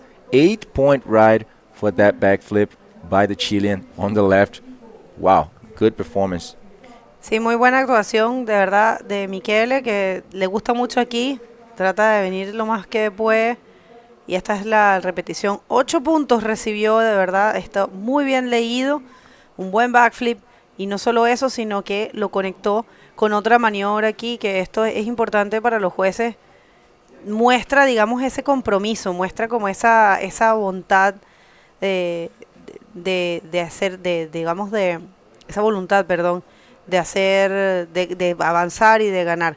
Fíjense lo que está pasando. Mikel acaba de dejar al resto del hit en combinación. La verdad, muy buena el performance de Mikel aquí, buscando pasar sólido en la primera posición cuando estamos justo en la mitad del hit. Recordando que estos hits van a ser de 30 minutos, ya que hay poca constancia de olas y la comisión técnica decidió darle esa concesión a todos estos chicos. 15, van a ser 30 minutos y además hay posibilidad de tomar hasta 15 olas. Así que les dieron ese beneficio. Más olas y más tiempo.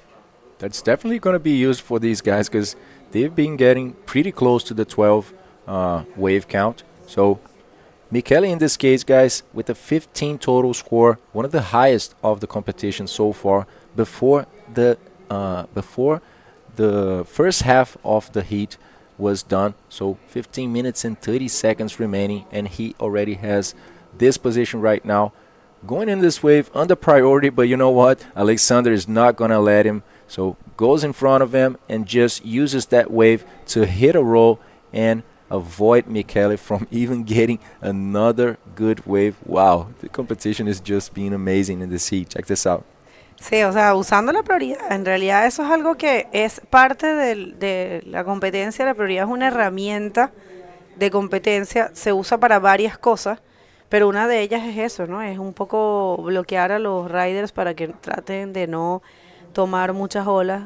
Y luego también está el guardarla al final del hit para tratar de conservar tu lugar, si es que estás segundo sobre todo, ir como un poco persiguiendo, pero ojo con eso, porque si tú persigues de una manera muy obvia a los otros competidores, te pueden quitar la prioridad. Se siente como prácticamente un acoso, como que no lo estás dejando surfear, y ahí te la pueden quitar. Aquí viene Felipe y Laja. Felipe, que está buscando 4.21 para tomar la segunda posición, porque, gente, a pesar de que queda tiempo en el reloj, ya Mikel está bastante sólido, dejando a todo el mundo en combo. Entonces, en este tipo de situaciones siempre decimos que la pelea más fuerte está por la segunda posición. Básicamente es como si el hit fuera entre 3 y solamente uno pasara. Vamos a ver esta para Alexander, quien está en la segunda posición. Explicando un poquito, ya voy a explicar un poquito ahora la situación de Agustín Castillo, porque creo que hay personas que no entienden lo que pasó. Pero mira ahí Michele, bueno, backflip de derecha. A ver si hay alguna otra ola. Estaba justo leyendo un poquito el chat y Fernanda Humada, ¿cómo está Fernanda? Estabas preguntando qué pasó con el último rolo. Mira, él marcó una interferencia, ¿vale? Al comienzo del hit, si vas al comienzo vas a poder verla. No había prioridad y él venía Alexander Montes atrás, estaba más de inside, más hacia adentro. Y Agustín igual se tiró en la ola, entonces eso es una interferencia. Y es una interferencia que como el hit comenzó sin prioridad, se le quita la mitad de la mejor segunda ola. Así que por esa razón es que Agustín está con esos scores. Pero yo creo que él se puede recuperar porque realmente es un excelente bodyboarder y ya está demostrando un buen performance. Y esta última de Michele, que hubiese sido también un notón si lo hubiese podido seguir, pero no lo logra. Wow, Michele just sending it completely, just going big right now, and he has to go because he already found very good scores. But let's see, third position for Felipe Llaja now, looking for an opportunity to hit that wave, and it does, right on the shell. I mean, these guys are fearless. And now Alexander Montes, viene el chico desde Canarias en una izquierda pequeña, una izquierda chica, necesita de 15 puntos de combinación para avanzar a la primera posición, pero intenta aumentar un poco sus scores para distanciarse de Felipe y Agustín. Así es, bueno, si están recién llegando, vamos a hacer este hit y uno más, que esto es la ronda de repechaje de la categoría junior masculina de la IBC World Tour y ya terminamos el día. Vale, mañana vamos a volver bien temprano, el check-in es a las 6:45 y se tiene planificado comenzar con hombres mañana. Por supuesto, todo esto es sujeto a cambios, siempre puede tener alguna variación, pero sí, mañana probablemente vamos a avanzar con la categoría masculina y también vamos a tener algo de cada una de las otras categorías. Esta es la repetición de la última de Agustín Castillo, que fue 4:50, bueno, 2 buenos rolos, y esta sería hasta ahora su mejor ola. And that was the last one for Alexander. Not much in this one, just a 1.3. He's looking for something more than a 4.10, guys, to get further away from Felipe and Agustin, as the first position is pretty solid on Michele's arm. So Michele has a total score of 15 and left everyone in combo situation. Combo situation, if you're not familiar, I'll explain you guys right after this wave for Felipe Llaja on a first roll and just getting more speed to hit that section right on the shallows, but he doesn't because there was nothing else for him. Aquí Mikel está como surfeando solo, solamente está gozando de la punta 2, qué buen backflip. ¿Podrá Michele conseguir una nota más alta que el 7 y el 8 que ya tiene? Probablemente, quién sabe. Vamos a ver qué piensan los jueces, pero hasta ahora está comodísimo. Probablemente consiga más nota y pueda cambiar ese 7. La verdad que muy buen performance de Michele en este hit, dando muchísimo de qué hablar. Mire ese backflip, realmente muy bueno. Wow, what a big maneuver there. Actually, Michele just has to go big, guys. Her last score, her smallest score is a 7-point ride. If you guys don't know Punta Dos, there's literally no water there, guys. It's like 10 centimeters of water, I would say, in that last part of the reef. And 10 centimeters with a lot of water moving is the same thing as nothing, because 1 second later, it can be just nothing. There's a good score cooking up here for Michele, maybe changing that 7 and just maybe getting the best total score of the comp. Let's see. It's for now on Alexandra Rinder's shoulders. She has a 16.5 total score. And let's see if Michele, with this beautiful extended bottom turn, critical section there to hit this backflip, will be able to increase that. And he got an 8.10, guys. He got very close. 16.1 total score for the young Chilean. Wow. Buenísimo performance, 8.10. Y esta última, Alexander Montes, también fue bastante buena. Están cayendo ahí los scores. Alexander, que está buscando ponerse más fuerte en la primera posición y crear algo de distancia para estos chicos. Viene una ola más, bonito invert para Agustín Castillo, que se está también luciendo hasta ahora en esta competencia, independientemente de los resultados de este hit.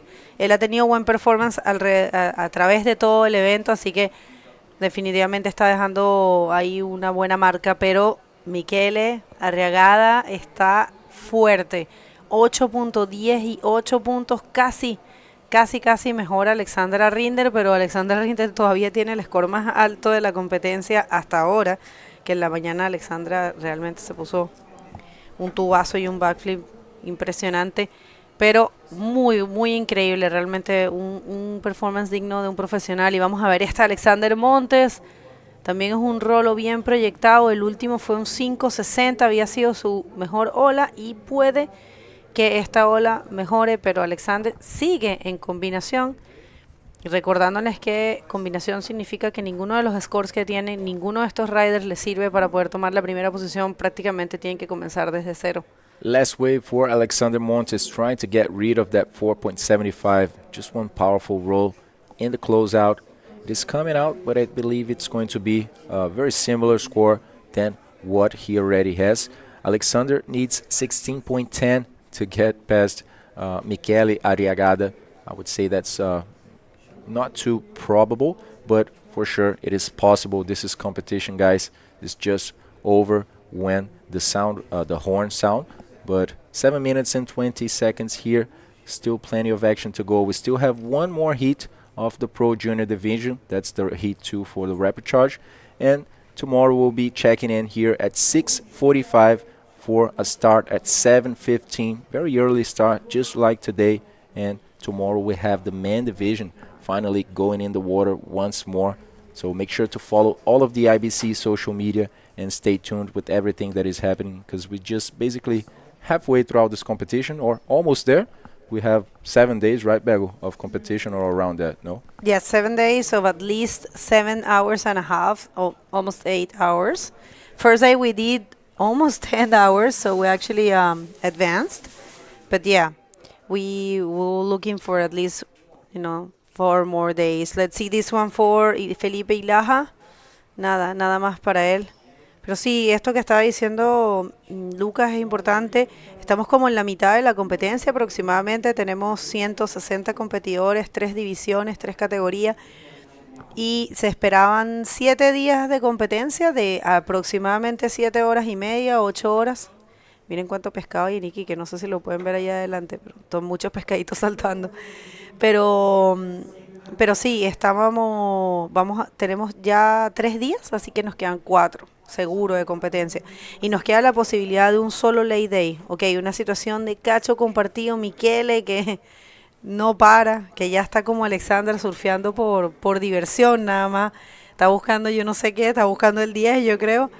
Pero me encanta ver un rider que no se, que como que no se rinda. Él sabe que realmente nadie le va a quitar esa primera posición, pero sin embargo se queda y trata de seguir surfeando. Yo creo que simplemente divertirse, ¿no? Que es de lo que más se trata el bodyboard. Get some more practice as well. Maybe his last few minutes of uncrowded surf there in La Punta Dos.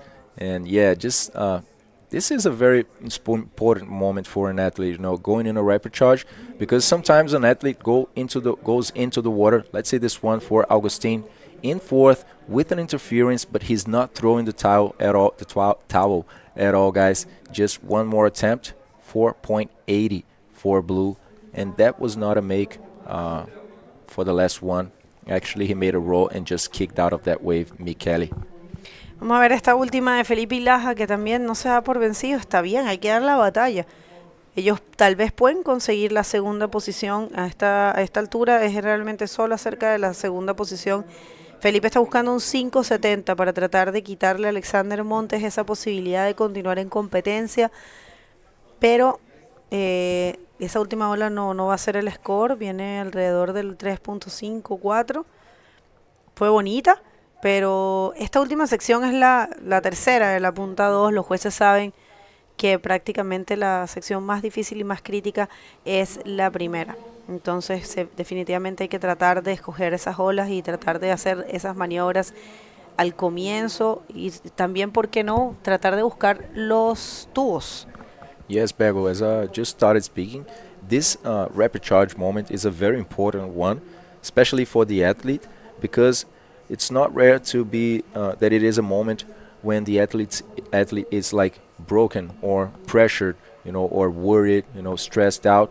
And this heat, sometimes is the change of situation, of mindset for him. Just like we saw Joanna, for example, just stressed out, going in the water. But after the heat, depending on the result, just like we are seeing Mikel, for example, that came from a defeat on the last one, now just showing off with the 8.10, with the 8-point ride. So this marks a very important moment for an athlete. Sometimes just bringing that will that they need to keep going on the competition, or just resetting the mindset of the athlete. So that's what we are seeing definitely for Mikel Arag, just completely smashing this heat out. Sí, es verdad, como quien dice, destruyendo este hit. Parece que nos van a mostrar las dos mejores olas de Michele. Claro que sí, gracias, director. Vamos a ver las dos mejores olas. Esta fue la de 8 puntos, que fue un backflip de izquierda. Me gusta porque sabe correr muy bien para ambos lados, que combinó también con un rolo. Esta fue la primera fuerte, ¿no? Se había puesto un 7 también antes. Y esta aquí es la mejor pagada. Esta fue un 8-10. Entonces ambas olas, imagínate, un backflip a izquierda, un backflip a derecha. Muy buen performance. Entonces muy buena actuación de Mikel Arag, que está primero dejando todo el mundo en combo. Dejando todo el mundo cero posibilidades de tomar esa primera posición, quedándose completamente dueño y señor de esa clasificación en primer lugar. Estoy segura que el resto de los juniors están observando y diciendo, bueno, de este hay que cuidarse, se viene con todo. Está iluminado este chico. Sí.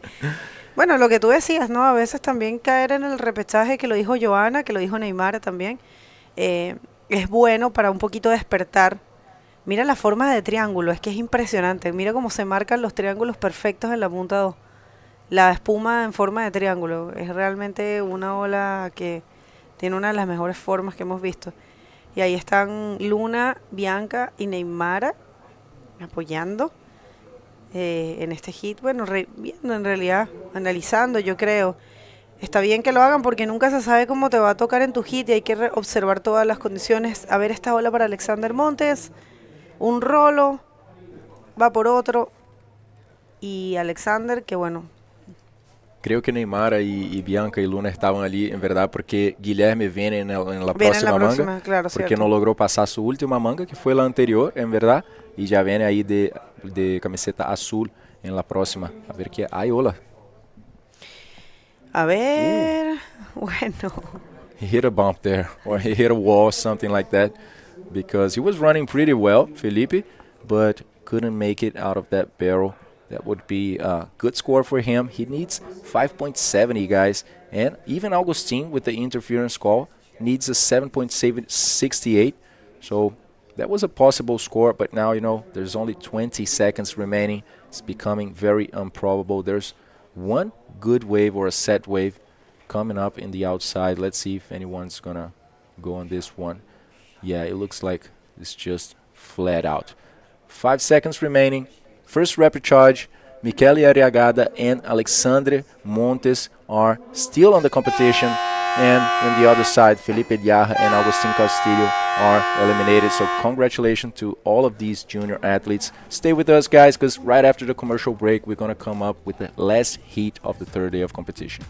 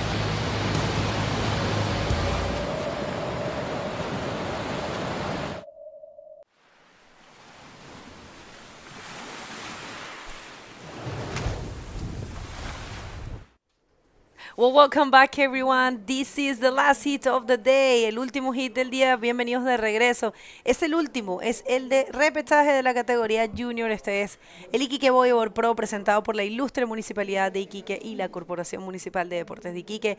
Vámonos al agua. Último hit, Joey. 30 minutos de hit con un tope de 15 olas. ¿Quién va a surfear en ese hit? Bueno, vamos a tener Bastian Venegas de Chile en rojo, Gaspar López también de Chile en amarillo, y Guilherme Montenegro de Brasil en azul y el wildcard Aníbal Valdivieso de Chile en blanco. Vamos al agua y ver qué está pasando aquí. Looking like an exciting start with a few waves ridden already. There's this first replay from Gaspar Lopez, who just got a 3.5 from that wave, and then Guy. Look at that really nice round roll with extended arms, kind of rolled off the back there on the second one, but he was awarded a 5.75 for that first roll, so straight into it in this last heat of the day. What a day it's been, Bagel. Super good day, definitely. A lot of ups and downs for sure, but check this out. It's no one else than Hannibal, our wildcard.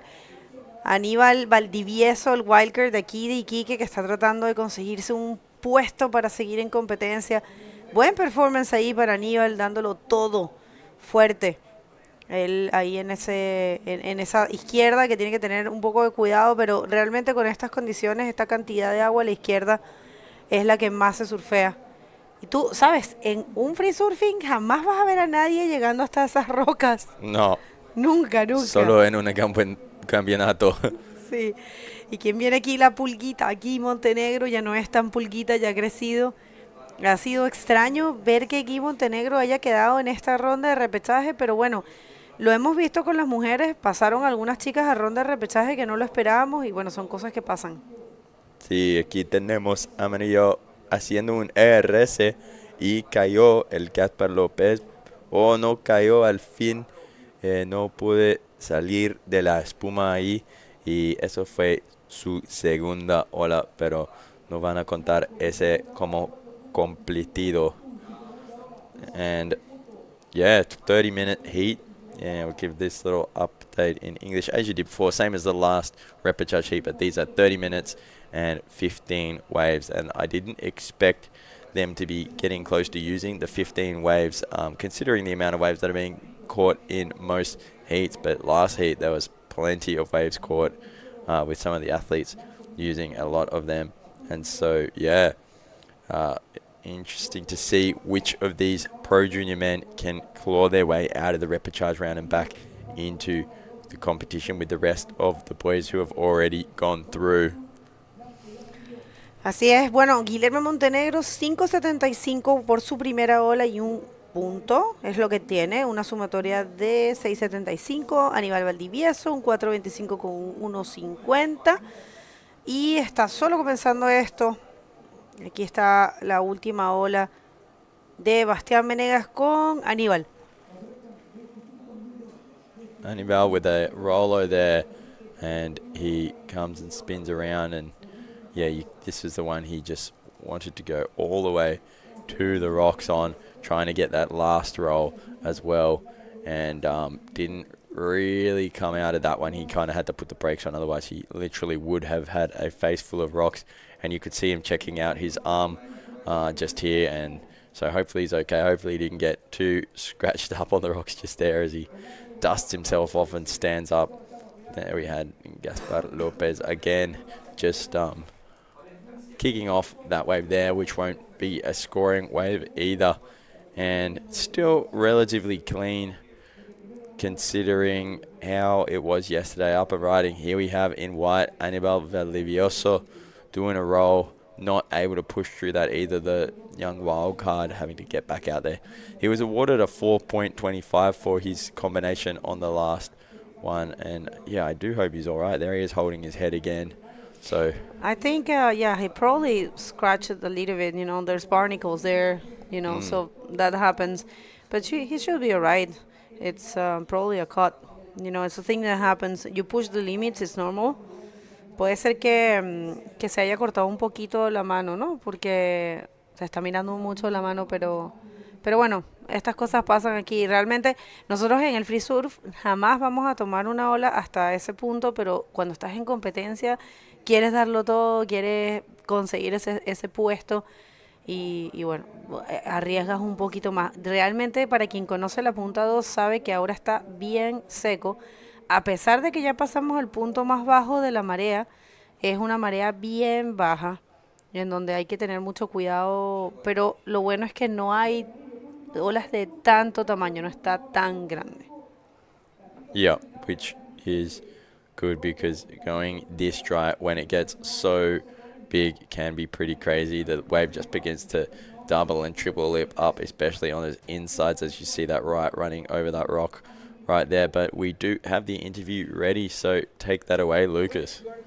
Thanks, Joey. I'm here with Michele. Michele, coming from a defeat in the last heat and now just putting on a show in this last one, which mindset did you come into this heat and you come out of this heat? Let us know. La verdad no siempre es fácil perder un hit.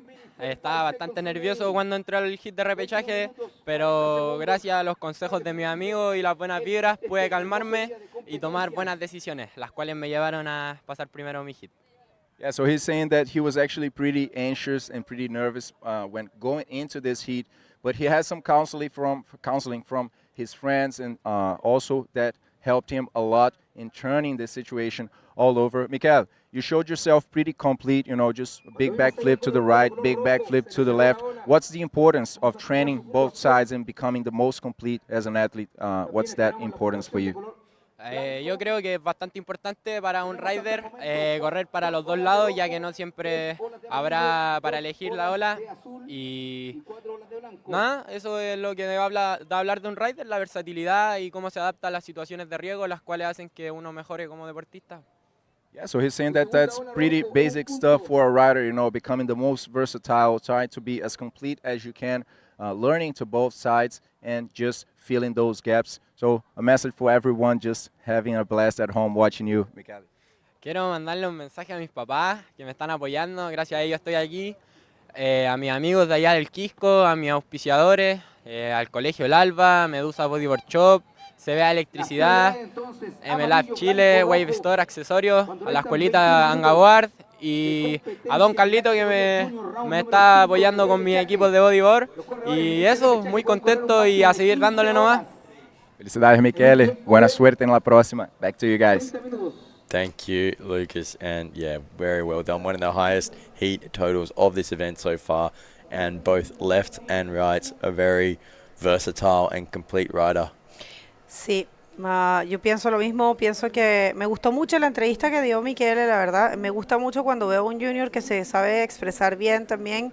Es importante en casa que no solamente entrenen a los riders a ser grandes atletas, sino que también los guíen un poco en la manera de cómo expresarse, de cómo dar una entrevista profesional, porque no se olviden que este es el tour mundial, es el tour principal que tiene el bodyboard, es el único que tiene el bodyboard y es la principal ventana de donde de aquí pueden conseguir importantes patrocinios, importantes resultados. Entonces, de hecho el tour mundial ha dado un giro a convertirse cada vez en algo más profesional, es lo que es la intención de la IBC, tratar de traer una plataforma más seria, más profesional, para que los mismos atletas que compiten acá puedan darse a conocer y puedan lograr conseguir mejores patrocinios y puedan lograr profesionalizarse. Parte de eso es aprender a cómo expresarse, cómo dar una entrevista, cómo agradecer, y la verdad que me gustó mucho Michele. Lo veo mucho más maduro, lo conocí hace, no sé si el año pasado o un poquito más, y lo veo ahora mucho más maduro y mucho más preparado, me gusta mucho y eso es parte del profesionalismo en un atleta. Yeah, it's really cool to see. Vega was just saying in Spanish about the professionalism in the athletes, especially in some of the juniors that, can conduct really, really nice, well put together interviews.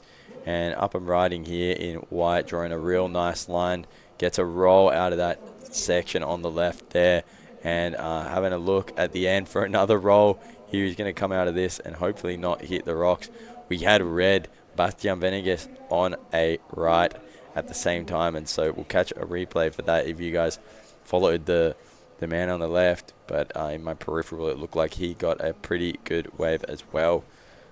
So yeah, that was a little bit of an exchange, but yeah, as I was saying just before that, how nice it is to see some of the juniors really grateful and really professional in their interviews and in like their, I don't know, their professional journey as athletes and where they've come from, where they want to go.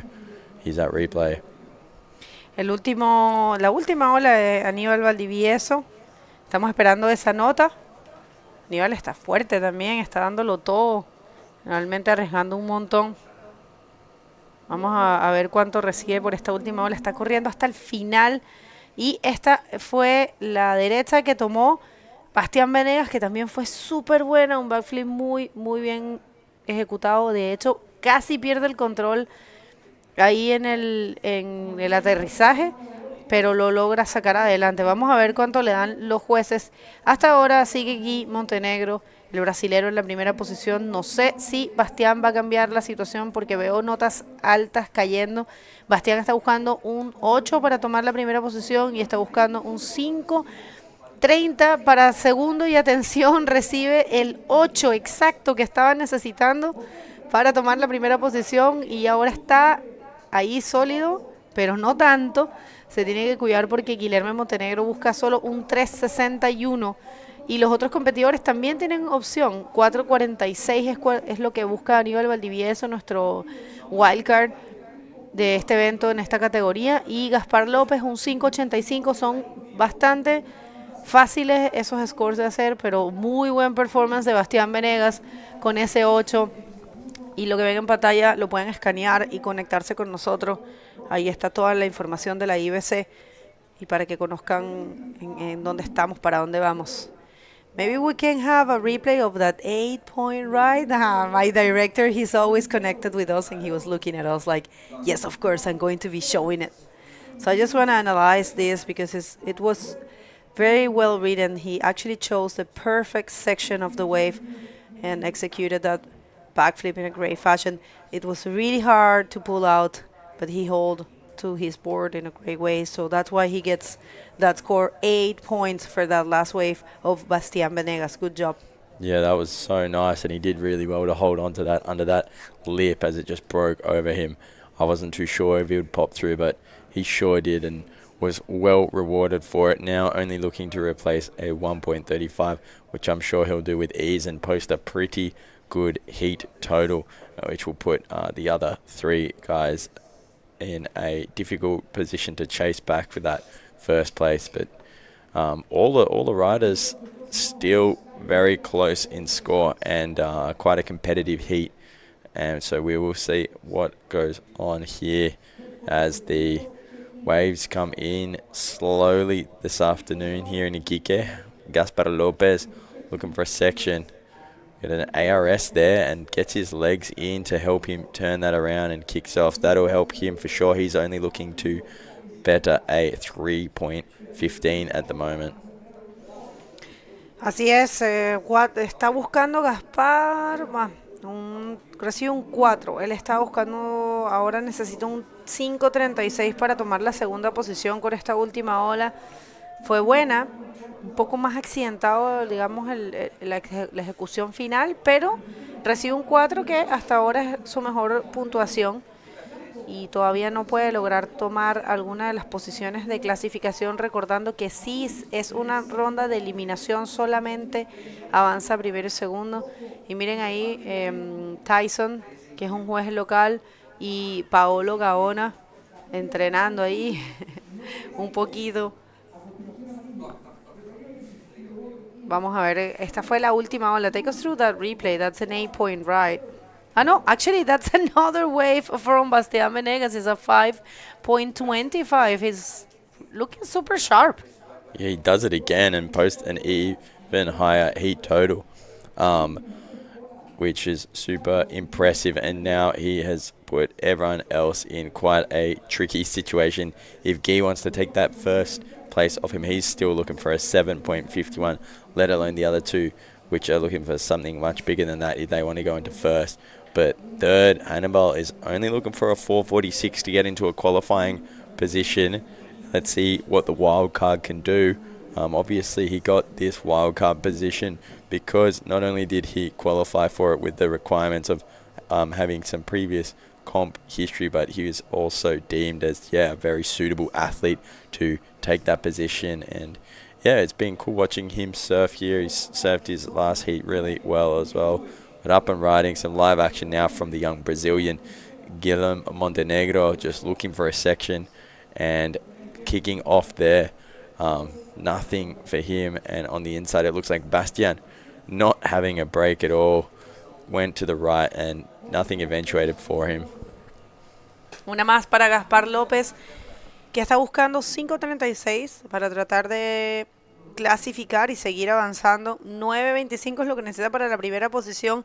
Otra vez estamos un poquito en ese punto en el que la primera posición está sólida con el rider de rojo, que fue lo que pasó antes. Guillermo Montenegro, este es Aníbal Valdivieso, el wildcard de acá, de Iquique, que estaba tratando de conseguir una nota de 4.46 para poder quitarle esa segunda posición a Guillermo Montenegro, que sería algo extraño ver a Guillermo despidiéndose de competencia en este punto, siendo que él es uno de los grandes nombres en la categoría junior a nivel mundial, pero bueno, así pasa. Esto igual está comenzando. Esta es la segunda etapa de la categoría junior masculina de la IBC World Tour. La primera fue en Marruecos y vamos a tener la tercera etapa en el Antofagasta Bodyboard Festival, y ya después de ahí no vamos a tenemos que esperar a ver si Maldivas confirma o no para saber cuál va a ser la próxima etapa, porque si Maldivas no confirma, la última etapa sería el frontón. Ahí todavía tenemos que esperar, porque The Wave tiene solamente mujeres y hombres. Miren, ahí hay un atleta recuperándose, gracias a la Universidad Santo Tomás por habernos provisto de un área tan buena para recuperación, para calentamiento. Excelente Universidad Santo Tomás. Here's a replay of Gaspar from before, getting a really nice extended roll there. This is counted as one of his scoring waves. He got a 4.15 for that roll, and following him up was the wildcard Hannibal, getting a roll to a nice looking forward spin there, coming round to this and just forwarding off the back there. Not enough juice in the rest of that wave, but he's still sitting in third place, looking to change that situation. Bueno, voy a aprovechar que todavía no vemos nada de olas viniendo y quiero agradecer a quienes han hecho posible este evento. Recuerden, es un evento presentado por la Ilustre Municipalidad de Iquique a través de su Corporación Municipal de Deportes, la CORMUEPI, que son los organizadores, junto con la IBC World Tour, por supuesto. Y también agradecer el apoyo del Mall Sofri, recordándoles que el Mall Sofri tiene su horario de lunes a sábado hasta las 8 de la noche. Si no lo han hecho, vayan a visitar el Mall Sofri, es como un duty free gigante de todo para comprar. Y también agradecer al Hotel Ibis, recordando que si viajas, hospédate con Ibis, es un hotel muy cómodo. Está parte de nuestro staff quedándose ahí, la verdad que están muy muy bien. Además la comida al parecer también es muy rica. Y queremos agradecer a la Universidad Santo Tomás, que nos dio esa zona de recuperación y preparación física para los atletas, con profesionales de las carreras de kinesiología y preparación física. También a Agua Cielo, que nos ha mantenido súper bien hidratados con agüita, con Generate, con tecito verde. Gracias de verdad por ese apoyo. También a la marca local Erizo Surf Brand, que ha sido creada aquí en Iquique, este año celebrando su aniversario número 17. Y queremos saludar también y agradecer a nuestro grupo de empresas tradicionales de Iquique, que son colaboradores que se han sumado a este evento, gracias al Bulldog, a Silvestre Coffee, al Jardín del Holgorio, a Transdiaram, a Reg Metal, a Aurora, Biogastronomía, Red Salud, Alicar Modular, Vigo Sport, Safari Sport, Inge North Tech y Erizos Store. Muchísimas gracias a todos ustedes. Y por supuesto a ustedes, los espectadores, la audiencia que han estado acompañándonos De verdad, muchísimas gracias. Vamos a seguir mañana. Ya tenemos la planificación para lo que va a ser mañana. Check-in a las 6:45 para comenzar a las 7:15 con la ronda número 3 de la categoría profesional masculina, que son 8 hits. Después nos vamos a ir a la ronda 5 de la categoría femenina, 4 hits, y vamos a hacer 8 hits más de hombres. Así que juniors, le vamos a dar un descanso porque de verdad juniors han estado fuertes el día de hoy. Yeah, so in English, we do have the schedule for tomorrow ready. There will be a 6:45 a.m. check-in with the first heat set to start at 7:15, and that will be round 3 of the men's, the pro men's.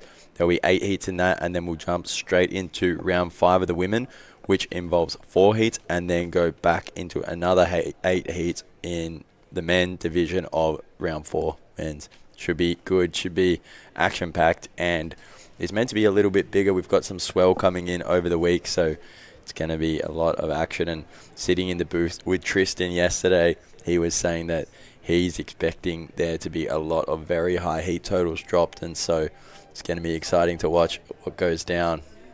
I'll try to bring some more athletes, maybe some of the already eliminated athletes here to commentate, and so we can pick their brain and listen different points of view. But yeah, tomorrow we're expecting a good day for sure. Mañana vamos a esperar un buen día. Vamos a ver una ola más para Aníbal Valdivieso. Entra en ese tubo y trata de hacer un giro. Vamos a ver si logra mejorar un poco. Está buscando un 4.46. Es posible, ¿ah? Pero hasta ahora quien se ha mantenido en la segunda posición es Guilherme Montenegro. Probablemente algunos de estos riders consigan el score que necesitan. Super difficult, these spins up the face here. You see he probably started the rotation a bit too late. It was a tricky section because it kind of doubled up there. But yeah, that is a very difficult and technical move. And so yeah, he's trying something new that not as many people have been doing out of that bowl there. We've been seeing a lot of rolls all day, and so the wild card trying to mix it up a little bit, but unfortunately for him, not working out still after that same 4.46. And here you can just see a really nice view looking over the shoulder of the wave back toward the town. Up and riding, man in red with a really nice projected roll on a solid section. He landed that cleanly, disappeared for a second in the whitewash and pushed back through. The heat leader really surfing this quite strongly. Sí, Bastian Venegas mostrando también full dominio en este hit, igual que pasó en el hit anterior con Mikel Arag. Bastián está fuerte con un 8 y un 5.25. Michele fue mucho más fuerte todavía, pero definitivamente esta licra roja está dando grandes resultados. Bonito rolo también ahí de Bastián. No entra en sumatoria, son 5 puntos. Se continúa con lo mismo, con el 8 y el 5.25. Y Guilherme Montenegro está buscando un 7.51 para recibir esa primera posición. Él justo está tomando esta ola, a ver si logra algo. Él se ve tan chiquitito, ¿no? La tabla se le ve chiquitita. Yeah, he looks real small on that board, Baby was saying. On the board looks small on him even.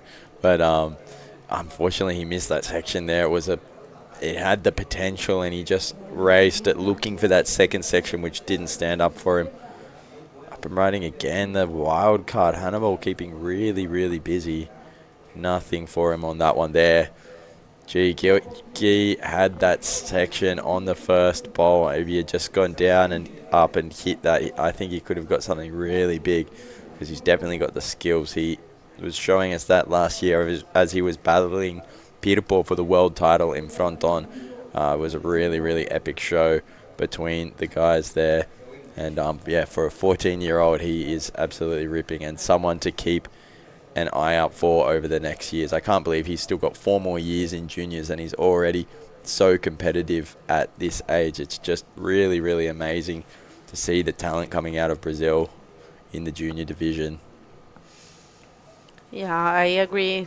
It's the junior division is, for me, I just love it. It's just really refreshing, and every time it's really motivational, inspirational, just to know that we are watching the future of a sport and knowing that we have some potential good riders just make me feel that bodyboarding is bigger than ever and stronger than ever. And a lot of new faces, a lot of new names we have on tour, even for the professional divisions. It's really good. Also with the ladies, I mean, just watching Hannah Saavedra here, she's the youngest competitor in the women division right now in this event, and she's 15 years of age, and she is just winning every heat. She's been surfing super good, so it's really motivational for me. And also in the case of the juniors, we have very young guys surfing super good, and just letting us know that future is warranty. Yeah, that is it. Yeah, it's going to be so cool to see how these guys grow and what direction they choose to take their bodyboarding careers. And yeah, I'm really excited to see as well how they grow into their own styles and into mature wave riders. And we've already been seeing that with a lot of the juniors coming up. David Perez, the wild card in the men's division, for example, winning fronton in juniors 2 years ago, winning it in men's last year, and over here now to have a go in Iquique. It's really exciting, just for example, to see how he's just gone straight from juniors straight into winning men's, and the talent coming out of the Canary Islands as well is just ridiculous. Yeah, no, every time we go to Canary Islands, there's always a new kid that is surfing super good, or there's always a kid that the previous year was surfing, pretty average, and then you come back and they're like killing everything. They're like, surfing super good. So yeah, definitely junior is a very important division, and that's the aim of the IBC World Tour. One of the main goals is to work the sport from the grassroots. Así que uno de los objetivos principales de la IBC es trabajar desde las semillas del deporte, desde los más jóvenes, para poder garantizar el futuro.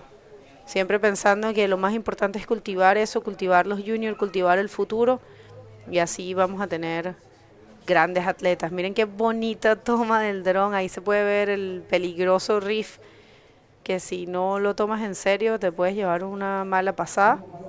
Pero hoy el día está tranquilo, los chicos han surfeado muy bien. Y vamos a ver esta ola, una más para aquí Montenegro, aquí que está buscando una nota alta para ser primero. Eso no le va a dar el 7.51 con seguridad. Tiene que más bien cuidar su segundo puesto cuando solamente falta 1 minuto y 15. Yeah, you can't be wasting those waves. And it's really good to hold that priority, because they don't need much to take his second place from him. Annabelle only looking for a 446, and so Guy going a wave like that and giving away that priority could be a mistake. As let's see if it gets punished. Hannibal getting the first roll off that section there, looking for that 446, and not able to get through that one there. Just a real weak section right up the rocks, and I think that could be the end of the road for our junior men's wildcard, and I think he is thinking the same thing, looking a bit sad there in the channel, but very, very good job, Hannibal, and he shouldn't feel down at all. He had a great run here. Here's a replay. Sí, la verdad que independiente de los resultados, este wildcard ha dejado bien en claro porque es el wildcard, es el primero en el circuito regional en esta categoría, y ha hecho un gran trabajo durante todo el evento. La verdad que hay que decir felicitaciones a él y a Gaspar López también por una buena performance. Los resultados son los que tienen en pantalla. Definitivamente Bastian Venegas y Guillermo Montenegro van a estar avanzando a la próxima ronda. Vamos a volver después de estos cortes comerciales para despedirnos y por supuesto esperar la entrevista. Se fue por todas las piedras. Tiene que tener cuidado ahí Bastián, pero no, ahí va a estar bien. No se vayan, volvemos entonces muy pronto con la entrevista de Bastian Venegas y ya cerraríamos por el día.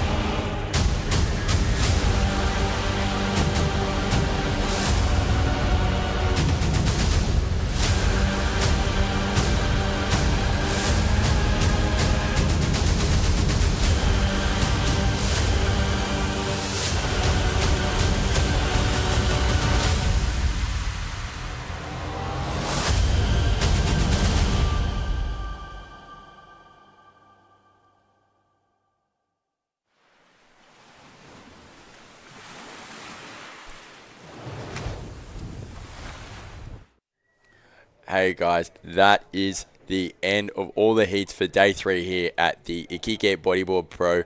Lucas joining me back in the booth.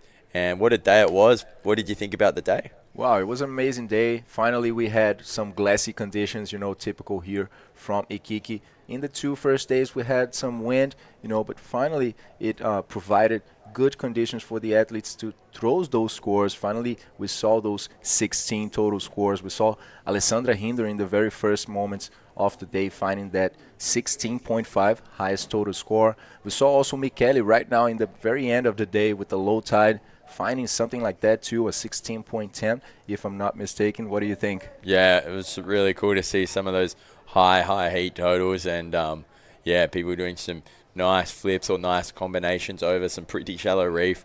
And I think we're going to be jumping into some of the replays of the best waves of the day today just to refresh our memory. And then we're going to also have an interview in a few minutes with the winner of the last heat. But yeah, super exciting day and happy to see us getting further and further into the competition, and also looking forward to a bit more swell and the men's tomorrow. Yeah, that's it. Swell is picking up tomorrow. Hopefully the wind will stay the same and there will be the men going in the water. We still have at least 3 more days of competition here, guys. So stick with us. Make sure to follow all of the IBC social media. We are every day posting there the highlights, content about the contest in general. The interviews are super nice, so make sure to stick with us. Entonces, gente, hoy fue el tercero día de competencia aquí en el Iquique Bodyboard Pro. Finalmente tuvimos un día con poco vento. Fueron olas pequeñas, sí, pero con buena condición, con buena formación, y tuvimos grandes scores, tanto en la categoría junior quanto en la categoría mujeres también. Fue un día increíble. Mañana tendremos un check-in a las 6:45 para los atletas y un inicio de competencia a las 7:15. So we have some waves for some recap for today. We're going to be throwing it to you right now as we comment some of the action. In the meantime, when Bagel is still getting ready with that interview, that was Misael Cesario, big invert, the very first wave of the day, just impressing everyone, the guy from Bahia. Yeah, here we have, was this Namika? Doing a really nice roll there, and she had a really good heat straight off. And here's this deep barrel from Alexandra Rinder, which was epic. I did not expect her to come out of that. No, that came out of nowhere. I mean, just the highest score of the day. She was surfing by herself for real and looking very familiar. I mean, from Canary Islands, very used to reef breaks. That's the Alexandra Rinder that we know, ain't it? Yeah, really impressive to see. Look at the power of landing that flip. Just, you probably could have heard it from out there, and she really happy with that heat. Just put everyone in combination. La Intendencia. La Inten Dreams. There we have one more wave. That's actually the Hawaiian Analu Yorman, just stalling in that after that barrel to close out with the roll. Neymara Carvalho, brasileira também, pegou altas ondas hoje aqui na competição. A Neymara foi para repescagem, mas depois conseguiu passar em primeiro, deu a volta por cima, uma performance incrível. And look at that barrel. That was really, really well ridden from Shaden and the other Hawaiian. And the Hawaiian boys again put on back-to-back wins as they did yesterday, which is really cool to see. Amazing. That was Mikel right in the end of the day, getting a 16.10 total score. Managed to find another roll in this wave to close it off after that beautiful backflip where he spent some time in the air. And just going to the other side as well, showing how complete and versatile he is. He actually said that in an interview, trying to fill the gaps and become the best version of an athlete that he can be. Yeah, really impressive. Look at this angle of the flip from the last heat just now. And that interview is actually just ready now, so we're going to go down there with Bago. Well, we have Bastian Venegas. He's a local here, one of the good juniors from Iquique. Bastian, you are very happy because you finally proved that you know perfectly how to surf here in Punta Dos. You could show yourself, te pudiste mostrar al mundo. Cuéntales un poco cómo fue ese hit. Claro, la verdad no me siento lo suficientemente cómodo y no he podido surfear como tal vez quiero. Pero nada, menos mal pude conectar unas buenas olas a lo que está el mar y eso, tengo que seguir dándole y contento con el resultado. Well, he says he actually feels he hasn't been showing what he's capable of. He hasn't been feeling too comfortable, but he's happy to be advancing and he's happy with the results he has had till now. ¿Cómo te preparas para lo que viene? Solamente están quedando Michele y tú. Es difícil también estar en casa. Eres el único iquiqueño. Hay algo de presión, me imagino, un poquito de la gente de aquí, ¿no?